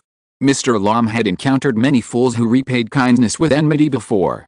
The news here was blocked and the villagers rarely received external information. They were afraid that as soon as they left the village, the villagers would burn these people. After repeatedly explaining to these villagers with scarred faces that as long as they contracted smallpox and recovered, they would no longer be harmed by the disease, and that this epidemic was entirely a conspiracy of the devil, and that the more pious and pure people were, the more likely they were to be harmed, Mr. Lom felt a little relieved. He looked around and asked, "Are there any cowherds among you?" Those who were able to escape the torture of smallpox were all young people, and the monk was absolutely right when he said children. The oldest survivor was no more than 20 years old. This was the doctor's speculation, as the people here could hardly count above 20, the number of fingers and toes. They looked at each other shyly and fearfully, and then a big boy answered carefully, "We don't have cowherds, sir." He seemed to become even more embarrassed because he could not answer Mr. Lom's question. "Our village is very small, so when we need cows, we go to Jura to rent oxen." Jura. From here, along the stream down is Tirava. Tirava is also very small, and their cows are also in Jura. Jura is a very common name in France, because it means high woodland in the Gaul language. Tirava and Jura. Mr. Lom read the 2 names. "So do you know how they are now? Are there any patients?" "Maybe," said the big boy. "They burned a witch to death not long ago." In these not-so-barren places, and without encountering terrible famine, people suddenly thought of burning witches, most likely because someone suddenly got sick. It seems we still have to go a long way. After asking about the location of Tirava and Jura, Mr. Lom opened the map and checked it out. He confirmed that these 2 small villages would allow them to return to Blois within the specified time, so he decided to go and take a look. Although the administrator of Blois decided to block the river valley when the first smallpox patient was found, he didn't know the details. This was originally the duty of the plague doctor, and no one raised any objections. The matter was decided. After the monks and other patients had doctors and medicines, their lives were also guaranteed to the greatest extent. Next, they had to rely on themselves. Although Sydenham and Chamblin were curious about why Lom asked if there were any cowherds here, most doctors had their own secrets, just like the midwifery machine of the Chamblin family. To be honest, they had never met Mr. Lom before, and of course they would not ask rashly. They walked for about 2 hours and arrived at Tirava. The situation in Tirava was a little worse than the previous village, because they did not have a brave and kind monk here. The village was filled with a terrible atmosphere that could not be suppressed by spices. They went to several places before they finally found a dying survivor. He was not killed by smallpox. Smallpox did not take his life. His relatives either went to see the merciful God before him or escaped. He woke up after the high fever subsided, hungry, cold and thirsty, but he could not even drink a sip of water. If Mr. Plague had not come here, he would have died. There were 3 or 4 other people like him. Apart from these, the village was completely dead. Malpighi, Chamblins, Sydenham, and the students moved the living out of the village and settled them in an empty house. Then they began to collect the dead. Because they were too few in number, they could only pray for them, gather their empty bodies together, and burn them. Mr. Lom stared at the black smoke that was particularly obvious in the clear blue sky and shook his head. "Are your cows also in Jura?" he asked. Then the cattle herd in Jura must be considerable. Although he didn't know why the doctor cared about the cattle, the survivors who had slightly recovered some strength under their care still answered honestly, "More than 100, sir, all good cows." "Then the one who takes care of them must be a good cowherd," Mr. Lom said, and then he found that the other person's expression was a little strange. "Indeed," said the villager, "Anfer is a good cowherd, and so are his brothers and sons." "It sounds like an extremely large family," Lom said in his heart. At the same time, more than 100 cows undoubtedly made his heart jump with joy. Some of his ideas may be confirmed today. He was so absorbed in his thoughts that he almost ignored the villager's questions. "Sir," the villager asked, "are you still going to Jura?" Of course, said Mr. Lom, Jura is less than 2,000 feet away from you. I suspect that it has also been occupied by the plague. But I heard something that I am not sure about, sir. Tell me, said Mr. Lom, I won't blame you. I heard that Enfer and his family are a group of Huguenots, said the villager. What Huguenots? Before Mr. Lom could answer him, a voice sounded behind them. The king's chief physician looked up and found that the person casting a heavy shadow was Chamblanc. He remembered that Chamblanc seemed to be the surname of a Huguenot as well, and his expression suddenly became puzzled. I don't think there's anything wrong with that, he said. Don't you know the Edict of Nantes? Now Huguenots are recognized, and as long as they do not violate the king's laws, they enjoy all the rights of French citizens under the decree. He shrugged. The villager looked at the doctor with suspicion. Are you also the same as them? No, Mr. Lom said, I am a Catholic. This sentence is absolutely correct. Sydenham, who came later, thought that Paris would never allow Protestants to exist, let alone become the king's chief physician. After receiving the invitation from Louis XIV, he hesitated for a long time before making a decision, and his friends thought he was crazy. The St. Bartholomew's Day massacre was still fresh in people's memory, and the struggle between Huguenots and Catholics in France had never stopped. Speaking of which, these 4 plague doctors are really interesting. Malpighi and Lom are both Catholics, but Malpighi is a member of the Roman Church, while Lom belongs to the French Church. Sydenham and Chamblanc are both Protestants, but one is a moderate Calvinist in England, and the other is a radical Huguenot in France. Oh, let me correct you, there is probably no non-radical Huguenot. They had planned to drag an innocent British scholar into their conspiracy before. He glanced at Chamblanc with his eyes slanted. This Huguenot was surprisingly calm. When Mr. Lom suggested going to Jura, he looked up at the sky. I don't recommend it, he said. If it is true as this gentleman said, the Enfer family is Huguenot. I said that the Edict of Nantes has forgiven their sins and allowed them to keep their beliefs and rights. Mr. Lom said very insistently, I must go. If you have your own ideas, you can stay here or go back to Blois. We must go with you. Malpighi said, don't joke, the 3 of them are outsiders, okay, even if Chamblanc is French, but he is a Huguenot, maybe worse than foreigners. They returned safely, but lost the king's chief physician. Did they think the gallows of His Majesty Louis XIV was too empty? Sydenham shrugged. Since the king's chief physician has said so, you don't have to worry. He thought it was because Chamblanc was worried about the Huguenots, if they really were. But then, Chamblanc said nothing more. After they finished their work, the sun was setting. It looks like we'll have to spend the night in Jura. Mr. Lom waved his cane optimistically and said, they finally saw Jura before nightfall. The village was larger than its neighbors because people were almost all asleep at this time. The first thing these plague doctors met was the police. After seeing the doctor's attire, the police showed a look of surprise. What they didn't know was that the doctors were also surprised. They thought Jura had also been shrouded in the epidemic. Who knew that at least the original order was still maintained here, but thinking that there were more than 100 cows here, it was not so strange. There was indeed an epidemic here, but it was not so serious. The plague doctors were well received. In that era, plague doctors were very respected, because plague often raged at that time, and only these doctors dared to walk in cities or villages, treat people infected with a plague, bury the dead, and also bear the responsibility of recording the number of deaths, acting as recorders and witnesses of wills, and sometimes investigating the source of the epidemic, just like what they are doing now. And Mr. Lom once again asked about the cowherd. When he heard that the cowherd and his family here were not infected with smallpox, he couldn't help but reveal an unconcealed joy. The person being questioned seemed to be frightened and could hardly hold his reward. The big crown fell to the ground, bounced up, turned, and rolled all the way to Champlain's feet. If you're listening to this novel on a channel other than Fanfic World, it means they downloaded and uploaded it without effort. We cordially invite you to visit our channel, Mundo Fanfic Novelis. There you'll find the original version of this story, and you can explore many other novels of various genres. We're waiting for you to immerse yourself in a world of incredible novels. Chapter 217 The Doctor's Great Adventure, Part 1. Chambourne picked up the big iku, burned it on a candle, and then handed it to the man. Mr. Lom watched all this. Oh, sorry, he said, I was negligent. They had just come from an epidemic area full of smallpox patients and should not have direct contact with people. This man looked very healthy. Chamborne glanced at the king's chief physician. Chamborne was a Huguenot and Lom was a Catholic, but he had to admit that this chief physician was not disgusting. He could even be called a pure person. Although he already had the most supreme position for doctors, he still persisted in trudging on the narrow road of medicine. After discovering that an epidemic had occurred in the river valley, he not only did not flee immediately, but also resolutely assumed the responsibility of an alarmed person.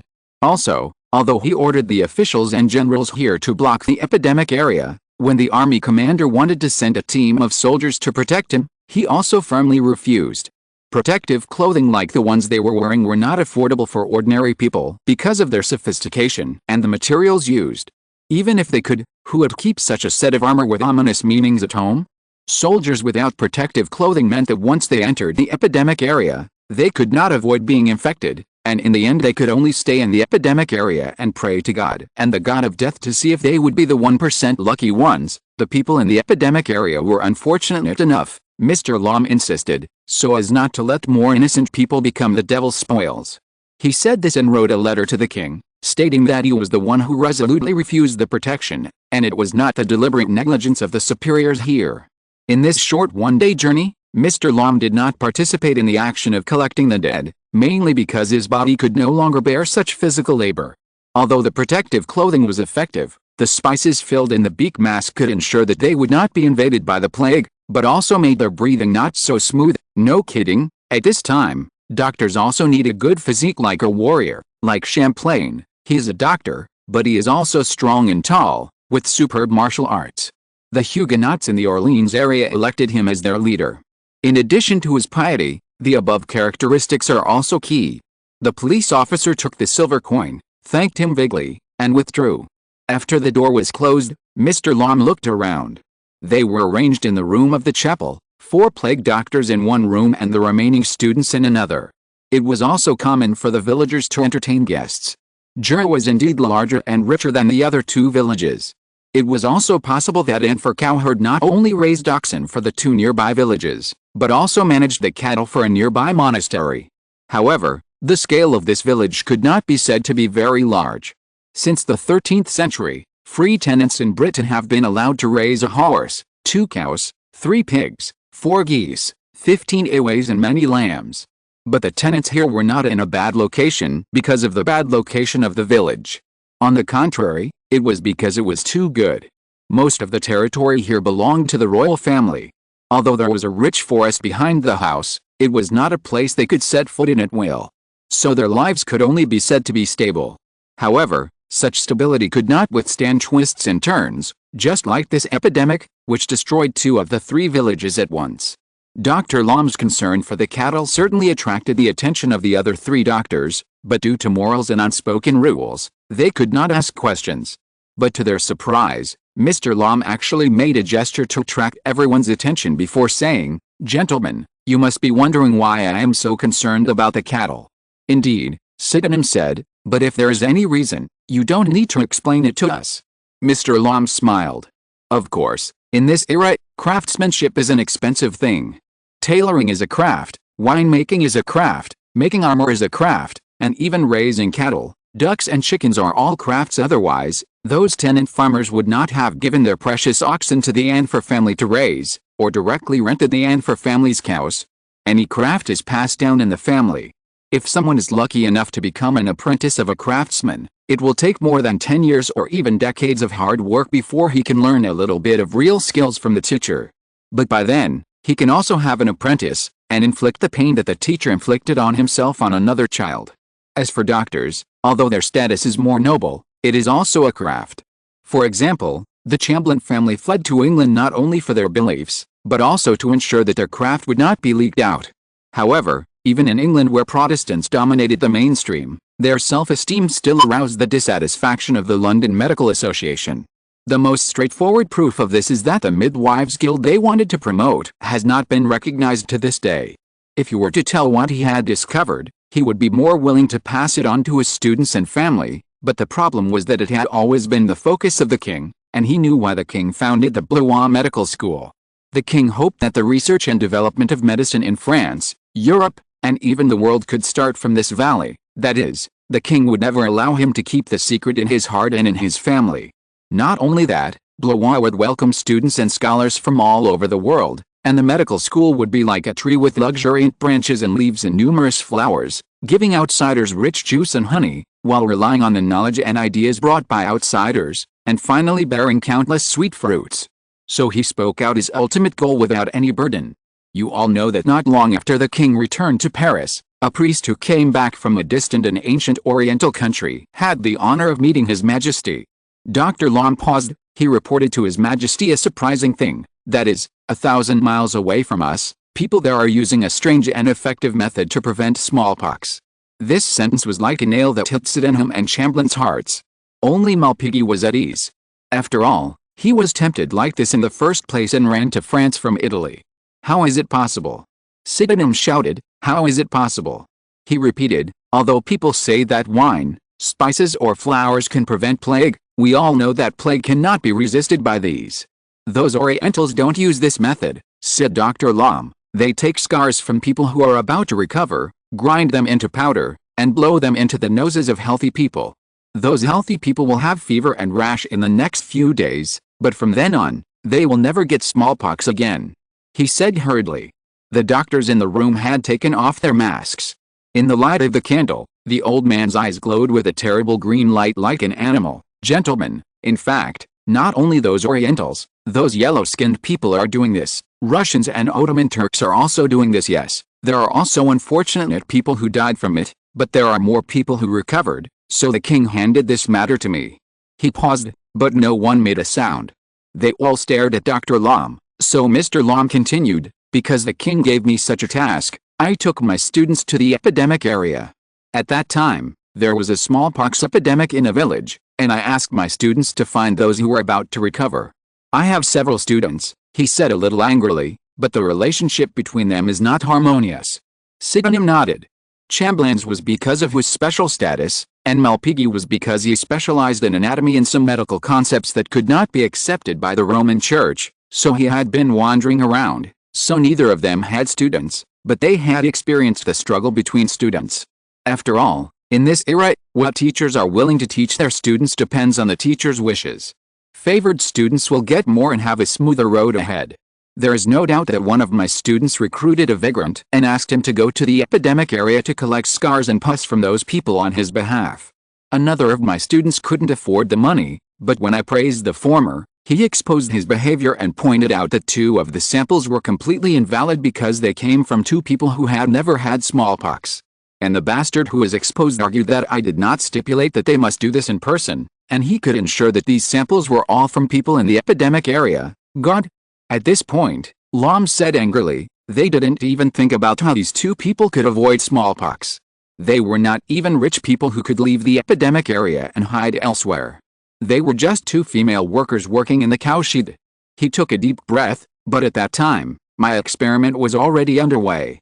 Everyone, I mean, those hateful convicts had already had a fever, including those who inhaled the 2 people who were said to have not been infected with smallpox at all, and they had been with smallpox patients for several weeks, but no one got smallpox.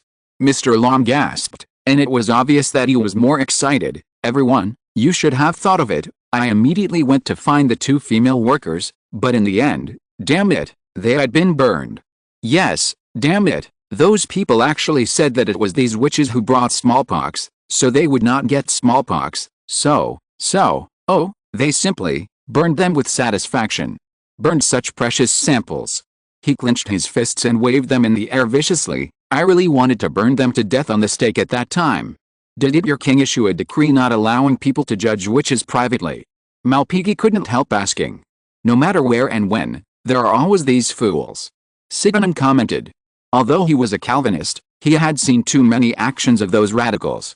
To be honest, he really felt that the radicals were no different from the executioners, Catholics, they condemned.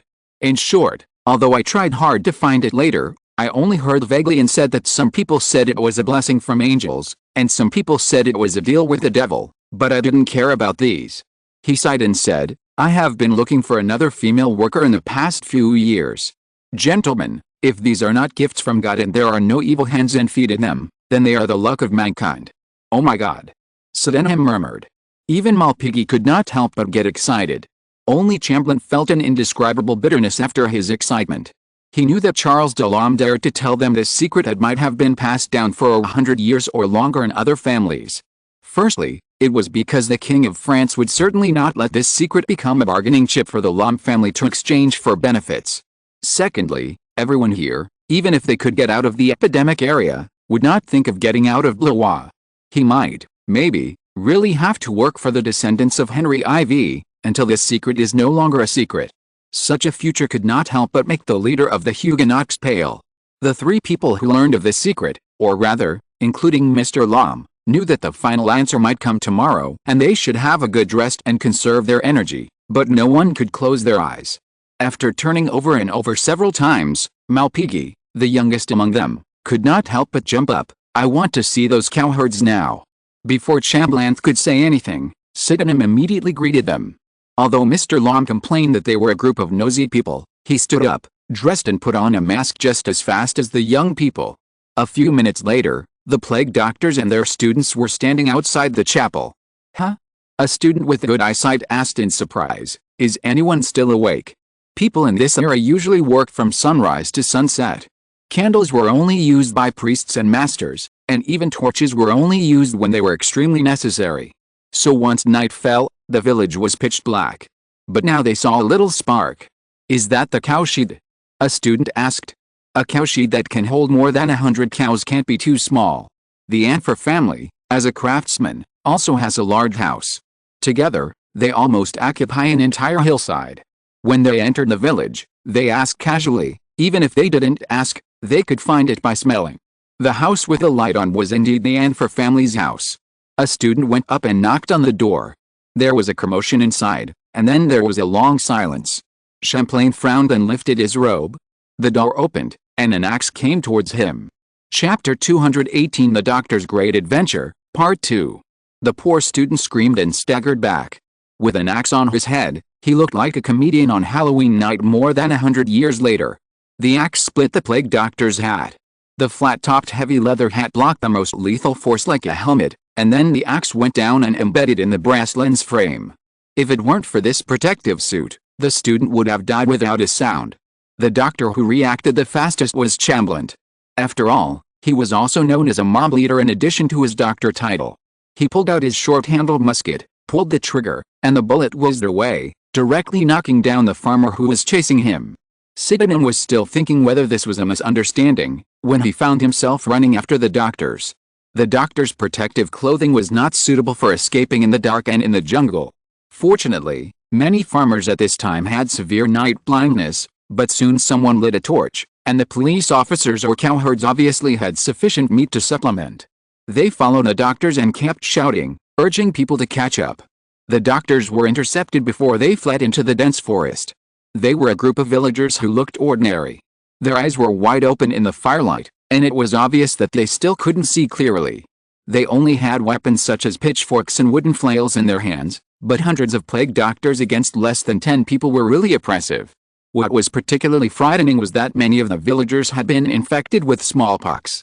Their skin was covered with terrible red rashes, and they spoke incoherently and looked like they would fall down at any time, but they looked at Anfer and his eyes were fanatical and pious. Anfer's head of the family was an old man over 60 years old, wearing a hat with a narrow brim, with a sinister look in his eyes, a large hooked nose, his lips curled down in dissatisfaction, and a dark yellow complexion. He held a short halberd in his hand, the sharp edge of which illuminated the buttons of his vest with hanging sleeves. The collar of his white shirt turned out from the collar of his round-necked leather jacket, a purse and amulet tied to his belt, knee-length wide-leg pants and tights were all well-dressed, and the laces of his shoes were also neatly tied. In summary, he did not look like he had just gotten out of bed. Then the police officers and those who obviously had a say in the village all looked sober. Recalling the situation after the student knocked on the door, Chamberlain had guessed that they might have uncovered a conspiracy, and this conspiracy might be against them. Think about it, these people were planning to kill the doctors or do something more dangerous that night or the next day, and the intended victims had already come to visit. It was no wonder that the man's first reaction was to give the visitor an axe. "We are doctors," Lum shouted. "We are sent by the king. We heard that there is a plague here and we are here to help you." "Traitor's messenger." Old Anfer spat. I was wondering why there was a plague here suddenly. It turns out it was brought by you. The crowd immediately became agitated. Previously, 2 female workers were burned to death because they were not infected with a plague. Everyone here knew very well that this crime must not be admitted. This time, not only Lam and his disciples shouted, but even Sydenham and Malpighi also shouted. Champlain saw the Anfor's smiles and his heart sank. He immediately knew that they had made a mistake. Sure enough, old Anfor immediately shouted, "Oh my God, they are foreigners, spies." This time, not only could they not clear themselves of their original charges, but they were even charged with treason. "They are all devils recruited by Louis XIV," said old Anfor, and then every villager under the firelight nodded. "It is to punish them that God has sent down such a disaster. It is to warn us pious good people." "That's not right," Sydenham denied, "and you said that it was a plague brought by the devil, and then you said that it was a warning from God. I say, what on earth is this? 1 servant and 2 masters." What he said did make some sense, but unfortunately it was completely drowned out by the hysterical shouts of the villagers. "We are here for you. You are sick and need treatment." Malpighi was still trying desperately to explain, but Champlain noticed that Dr. Lam shut up after a sigh. After all, Malpighi was still a new plague doctor, and he had not seen more mobs. Plague doctors like Dr. Lam, who often walked in the epidemic area, when faced with a threat of plague, were most afraid of patients who were driven into desperate situations by illness and death. Their walking sticks were used to direct students and assistants to do things, to fiddle with corpses, and to resist sudden outbursts from patients and their families. Dr. Lam should have encountered such a situation before, but this time might be the worst. The doctors were roughly stripped of their masks, robes and furs by the villagers who rushed over. Their hats were trampled in the mud. They were tied tightly, with ropes around their necks, and then one of the sons of old Anfor led them to the village like a string of cows. This time there was no chapel for them to stay in. The cowshed of the Anfor family became a temporary prison. On one side of them was the restless herd of cows. They were hung up, and the tall Champlain was tied the most tightly, perhaps because he looked the most threatening, or it was possible that the youngest son of old Anfor was knocked down by him. "Wait," Champlain shouted when he saw old Anfor was about to leave, "I am Albert Champlain." If the other party was indeed a Huguenot, it was impossible that he had not heard of his name. Old Anfor heard it, waved his hand, asked everyone to go away, and walked up to Champlain with a torch in hand. "Hypocrite. No, I have never betrayed my beliefs. But you walked with a Catholic and almost killed my son for him. I don't know what the situation was at the time, but sir, this village was experiencing an outbreak of plague.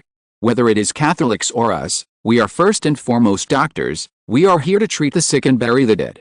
If you are angry about your son's injury, then I am willing to pay the price and let them go. And let them call more Catholics." Old Anfor looked Champlain up and down with a look that said, "Do you think I'm a fool? You disappoint me, Champlain. I think I have to tell those people in Orleans that their leader is a coward." He spat again, right on Champlain's body. "Don't dream, none of you can escape, whether you are a Catholic, a foreigner, or a traitor. Don't you care about the villagers? They have already shown symptoms. They need rest and treatment.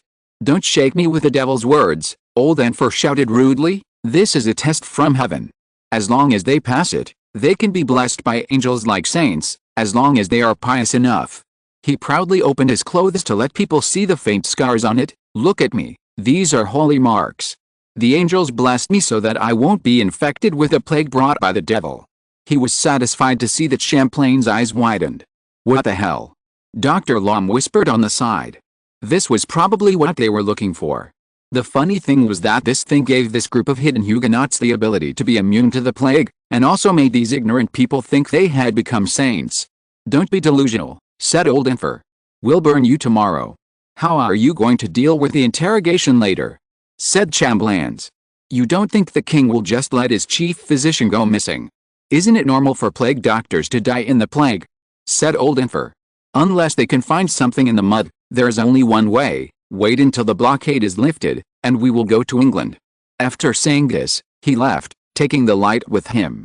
The cowshed was hot and humid, full of stench. Gadflies or other unknown insects spread on their exposed skin, and they soon had countless large lumps and unbearable pain and itching. "I think he is right," Sydenham said a long time later. The next day, The 4 plague doctors and the students had the opportunity to watch the most incongruous parade. As everyone knows, the Huguenots, as a derivative religion of Calvinism in France, have many differences in doctrines and rituals from the Catholic Church. But now they not only saw the holy images, but also the cross of the Savior and the holy reliquary. As the leaders and saints of this parade, the Anfer family turned a blind eye to this. Champlain was angry at first, but calmed down after a few minutes. It made sense. In the past few decades, 1/3 of the Huguenots had betrayed their faith and converted to the Catholic Church. There was nothing to blame, but it was extremely ridiculous. Apart from him, the others were both ridiculous and a little desperate. They only hoped that the parade could last longer, and maybe someone would come to save them the next moment. Old Anfer might have thought of this as well. He held the Bible in his hand, loudly scolded these demons that brought the plague, and made terrible judgments. People rushed up and beat them, especially those who had smallpox. Perhaps they thought that as long as they beat these demons hard, the saints would see their piety and remove the plague from them. When these men were beaten to death, they were tied to a crude stake, a tree trunk with a sharp point stuck in the ground, and the bark was not peeled off. The villagers gathered around and piled straw and branches at their feet. "That's terrible," Malpighi said involuntarily. "We will be suffocated to death first, and our lungs will be filled with black ashes. When people dissect us, they will find that our lungs are like on fire. So do you want to persuade them to dry these things first?" Sydenham said, "I hope you can, but this saint seems to know what he wants to do. A cowherd who is smarter than a cowherd," he commented, looking at Champlain's next to him. Champlain also saw through the tricks of old Anfer. He may not understand how he is immune, but he can use this to talk nonsense, just like a Roman priest to deceive the villagers. When the epidemic is over, the believers who survived will be his most reliable thugs and barriers. Maybe when they go outside France, he will become a real saint. He is not a devout Catholic, nor a devout Huguenot, but it is this kind of people who can wear the brightest halo on the religious stage, so they must die. The fire started. As Malpighi said, the first thing that rose was smoke, white, gray and black. They coughed and choked, and felt waves of desperate burning under their feet. They also heard old Anfer cursing the devil, calling them a group of the most despicable witches, and claiming that they would throw their limbs and embers into the swamp. At this time, the doctor's eyes could no longer be opened, but Malpighi, who had the best hearing, suddenly heard a woman say, "If you keep talking about the devil, he will come." The complete sentence should be, "If you pray to God, God may not always hear you, but if you keep talking about the devil, he will come." Old Anfer stared at the woman in horror. She suddenly appeared in front of him with a smile, as if she had walked out of the air, and the villagers' clamor suddenly stopped.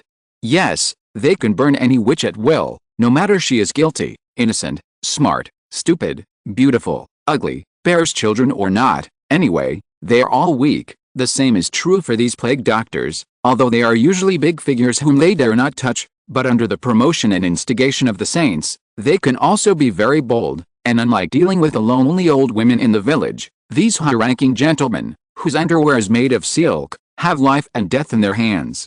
The feeling is incomparable to any bad wine or prostitutes. But a woman who appeared like this meant that she was not an ordinary person. The eldest son of old Anfer shouted suddenly, raised the musket in his hand, Champlain's, and pulled the trigger suddenly. He thought he could kill the witch or the illusion in one fell swoop, but the bullet exploded in the barrel, and the iron pieces and bullets sprayed on his face. His screams became blurred, and blood splashed on the face of old Anfer. The witch waved her arms lightly, and the fire under the stake went out. Chapter 219 The Doctor's Great Adventure, Part 2. When Louis received a letter from his chief physician, everything had been settled. In front of the witch, these devout people were powerless to fight back. No, it should be said that when they realized that they were facing a real witch who could really cast spells, they fled in all directions. But it can only be said to be an extremely interesting coincidence. The group of witches, numbering about 100, were the Bohemians who were ordered by the witch cult to move to the Orleans area, and then ordered by the king to move to the river valley. It's just that they saw flames and dust on the way, and learned from the ravens that someone was burning witches. Although they were not sure, they still decided to take a look. Unexpectedly, the villagers were burning several grown men. Judging from their clothes, they were all honorable gentlemen. However, the witches did not care about this. They did not care whether they were Huguenots, Calvinists, or Catholics. These people had similar attitudes towards them, and the Huguenots might be even more radical. In addition, none of the villagers led by Anfer escaped, because Mr. Lom had just sobered up a little, and he shouted loudly in a voice that was not in line with his age, asking the witches to catch these people. He said in the letter that as soon as he saw the clothes of these witches, he knew they were Bohemians, so he used the best words. To put it simply, he promised that as long as the witches caught these people, each of them would get a gold louis from the king. Nothing could move the hearts of these witches who were used to wandering and living by fortune-telling and cursing, and had almost no assets, more than gold. They rushed out like a group of wild cats. The villagers were several times more numerous than them, but they were afraid of witchcraft. Even if someone mustered up the courage to resist, they could not compete with a witch's magic. Only 1 or 2 witches suffered some minor injuries during the hunt, such as being scratched on the face by leaves or spraining their feet. The most seriously injured were the plague doctors and their students. Mr. Lom only broke 1 arm bone because of the protection and help of others. Others, especially the tallest and strongest Champlain, almost killed Anfer's youngest son, so he broke several ribs and was whipped with a whip. His entire back was bleeding. It is said that someone tried to cut off his nose, but fortunately failed, but he also had a deep scar on his cheek and his nose was crooked to one side. The witches threw the villagers into the chapel. After moving them to Anfer's big house, they naturally began to brew herbs, that is, crude magic potions, and gave them to drink. Although from Mr. Lom to Chamblans, they were not very willing to deal with the devil slut, but seeing Malpighi and Sydenham drank the medicine happily, they immediately jumped up and down. For the matter of smallpox prevention mentioned by Mr. Lom before, they had to bite the bullet and confess while drinking the black and sticky stuff into their stomachs. Lom said in the letter that although it was a bit exaggerated to say that they jumped up and down, these medicines did relieve their pain and prevented them from completely losing control of their thoughts and behaviors. Minor injuries healed quickly, but it would take some time for the bones to reconnect. In addition, they occasionally vomited black blood and their feces were also black. The witches said that this was because their internal organs were injured, and these were the colors of coagulated blood clots. Oh, and one more thing to mention is that he was careful to call the witches Bohemians in his letter, and did not use the taboo name directly. With the help of the witches, they extracted scars and pus from the Anfer family. These ugly things, according to Lom's description, were very similar to those on smallpox patients, but because the 2 female workers had been burned to death, they could not make a comparison, and they also simply started to try to plant 2 vaccines in Jura village, using the same method used by those Oriental doctors. Lom said that there were more than 200 people in Jura who had not been infected with smallpox. He selected young and healthy people from them, vaccinated them with 2 vaccines, and waited until they no longer had fever. Then he put them together with the patients with red spots on their bodies. As a result, 13 people who were infected with the patient's scars died directly, but only 1 person was infected by the scar taken from Anfer. Later, 2 of the former were infected with smallpox, but none of the latter. They are now almost certain that the scars on Anfer are milder and more effective than the scars on those patients who are about to recover. Mr. Sydenham from England traced the pockmarks on the Anfer family. It didn't make sense that both times he found scars that were extremely similar to smallpox on cowherds or dairy women. Later, with the help of Malpighi, he found similar blisters on cows. They boldly used the extracts from the blister on themselves, and then came into contact with smallpox patients. When he saw this, even the king couldn't help but take a breath. God bless, these 2 bold guys proved their guess. Except for a few days of low fever and rash, they did not show any dangerous or fatal symptoms. Then came Mr. Chamblans and the students of the doctors, who also did not suffer any mishaps. The interesting thing is, Mr. Lom wrote, the villagers have become even more respectful of Mr. Anfer, and they believe that it is because we have taken the body of this saint that we have obtained the privilege of being free from smallpox. They strongly demanded that I release Anfer and his family, of course, and also build a church and monastery for this new saint. They did not seem to notice that even though they were locked up in a small church with a saint, those who should be infected still got infected. He paused here and left a huge ink dot. I made a mistake here, he wrote. There are indeed some people who believe in those saints fanatically, but for others, I mean, those patients, when their illnesses can no longer be calmed by false comfort, they will go crazy. His handwriting became hesitant and weak here. They tore open the throat of old Anfer, drank his blood, ate his flesh, and thought that this would make themselves healed. When the screams came from the chapel, The doctors and witches who were not warriors were sleeping. They jumped out of bed and ran to the chapel. But at that time, the amphors were torn to pieces by the crazy people. The chapel was full of splattered blood and flesh, not only from the amphors, but also from those who were still rational and wanted to protect them, and those crazy people who found themselves infected with a plague and had no scruples. Only one amphor family member was left, a girl who was used to extract scars and pus for experiments. Mr. Lom was only horrified, but not very sorry. When the chief of Blois asked him if he wanted to leave Jura, he still decided to stay in Jura because there was no better experimental site than Jura. The villagers, considering that they had committed such a terrible crime, would have the best outcome of hard labor, and the most likely outcome was to die naked in the river and the street like the Huguenots in the St. Bartholomew's Day massacre. In this way, they were lucky to be the experimental materials of chief physician of Lom. At least they would be buried in the end. Yes, Louis said to Philip, Mr. Lom is also a Catholic. According to the age of this old man, he had experienced the St. Bartholomew's Day massacre. He saw how, under the order of Queen Mother Mary Medici, those soldiers and nobles broke through the door with a white cross painted on it. Catholics used this to identify Huguenots, dragged out the men, women, old people, and children inside and killed them. At that time, the lives of Huguenots were like grass. Although this chief physician is very gentle now, even the most peaceful person would be afraid and angry when encountering what happened that night. It's like you are willing to be tolerant, but your enemies are always aggressive. The reason why Louis is unwilling to let go of these Huguenots is that the religious component is very small and almost negligible. What he hates is that although the Huguenots have received the kindness of his grandfather and father, they have always regarded the Bourbon family as traitors and constantly brewed conspiracies and rebellions. Louis, who is trying to ensure that there is only one voice in France and even Europe, certainly cannot tolerate this. But the Huguenots have all the influence, wealth and technology among the French people, as well as advanced ideas and practices in education. In order to compete with the Roman Church for the right to speak, the Huguenots have spent a lot of energy on education. They promote primary education, coeducation, teaching in French, etc., which is exactly what Louis is doing and will do.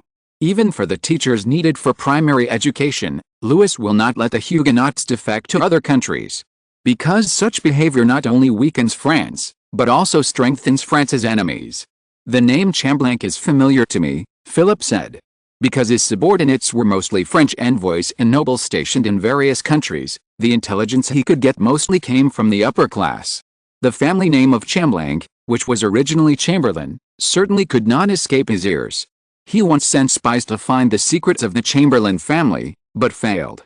Later, because Louis directly introduced the power of the inner world into the outer world, childbirth and baby care were no longer something that the royal family members needed to fear, so Philip gave up his original plan.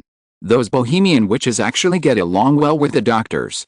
Philip picked up the letter and read to the last page, saying, because for doctors, these witches are also worth studying. When Louis was in the other world, he discovered from the books he collected that wizards are far more resistant to diseases, pain and aging than mortals.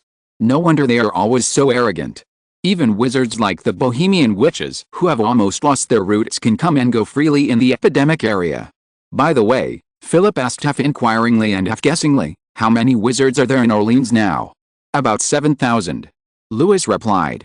Although Philip was the Duke of Orleans, the person in charge of this matter was Marie Mancini, the mother of the king's first son, the Duchess of Colonna. As a mortal, he could not know this number directly. They lied. Philip said that the elders of the witch cult were almost wiped out in Flanders, and the others either had to bow their heads under the threat of the wizards of Gala Island or were tired of endless wandering.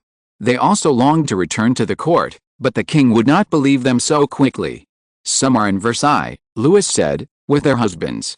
Oh, have they decided to convert? Philip asked curiously. Even the Mancini family can have a relative of the cardinal, Louis said. What's so difficult about baptism, confession and worship for these witches?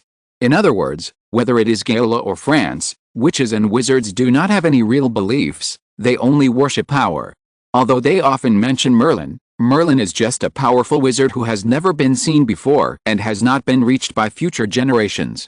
To be precise, they call Merlin just because they hope they can have magic like Merlin. These witches will be closely monitored, especially their children. Wizards are not werewolves, and werewolf children must be werewolves, but wizards' children may be mortals or wizards, especially Bohemian witches. In fact, many of them have mixed blood with mortals more than once, but Louis should be careful.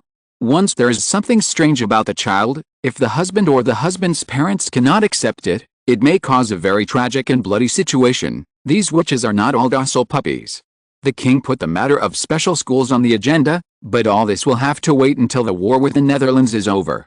Before that, he specially wrote a reply to Mr. Lam. He had great expectations for Mr. Lam, Sydenham, Malpighi and Chambrance, who joined unexpectedly.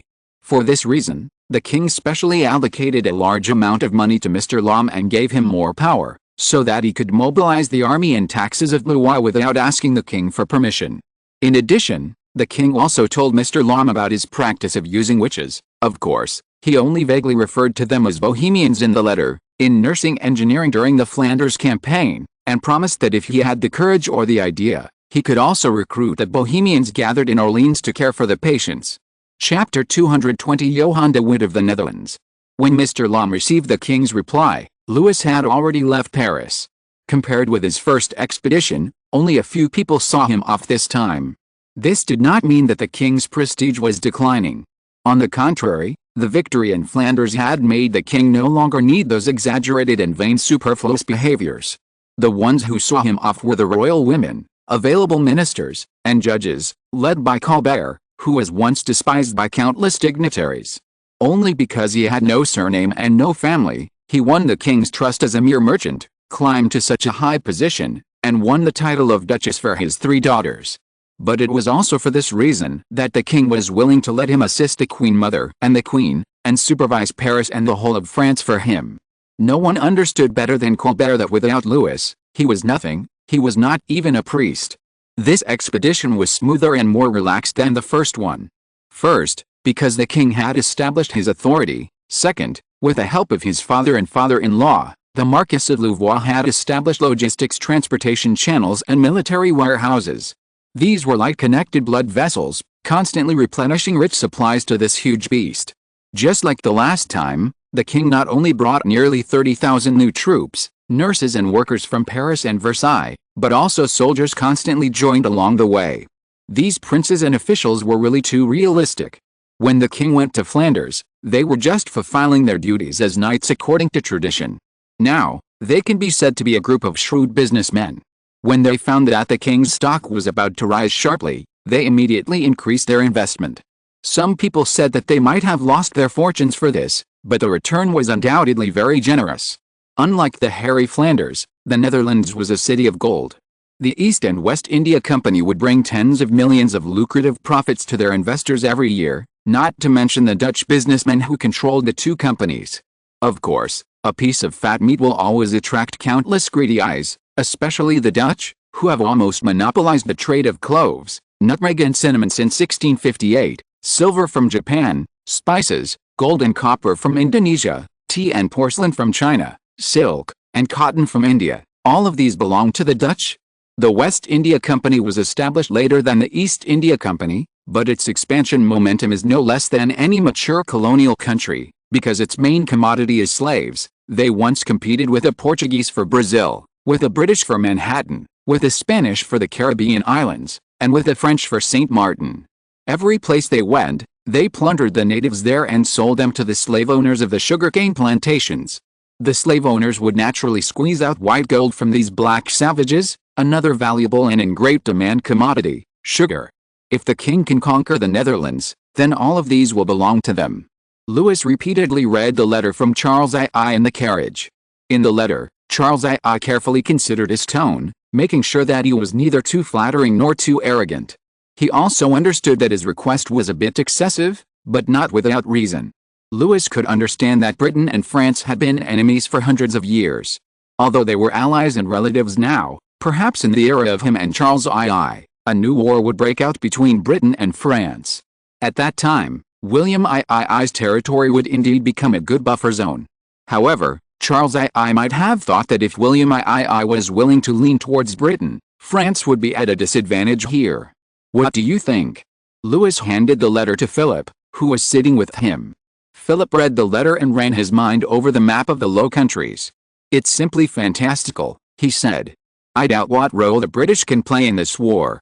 3 years ago, Dutch ships sailed straight into the Thames and artillery fired into London. People say that no British could stop Michel Adrianson de Ruit. Then how do you guess Charles I dares to make such a condition? It's the same, brother, Philip said. You said you would always be on God's side. The divine right of kings, and the public beheading of Charles I can be said to have opened a vicious and ridiculous beginning for all the monarchs of Europe. Louis was the first to notice it. With Charles I, of course there could also be Carlos II, Leopold I, or Louis XIV, so Louis would never support any traitor. The problem is that while supporting Charles II, he must also curb Britain's development, lest it become a difficult enemy, otherwise he will become an unprecedented joke. In fact, Louis said as he lifted the curtain and looked out, "Philip, I originally wanted to make you the Governor-General of the Netherlands." Ah! Philip pouted in dissatisfaction. Although he was already 28 years old and not only had a daughter, but was also the father of an unborn baby, he was still somewhat cute. "I don't even want to stay in Orleans," he said sincerely. "Don't think about sending me away. No matter where you go, I always want a room, preferably not too far away from you." "Then the one closest to me," Louis said jokingly. "I will order Teresa to give up her room." "I would like to, but my mother will definitely slap me," Philip said. "She also hopes that you and the Queen will have more children. I just want to be ahead of your ministers or priests." "I swear," Louis said, and the two brothers smiled at each other. This conversation seemed to be a joke, but it was also somewhat true. Philip was always the one closest to Louis. "So what do you think? I let Viscount Tyrone be the Governor-General of the Netherlands."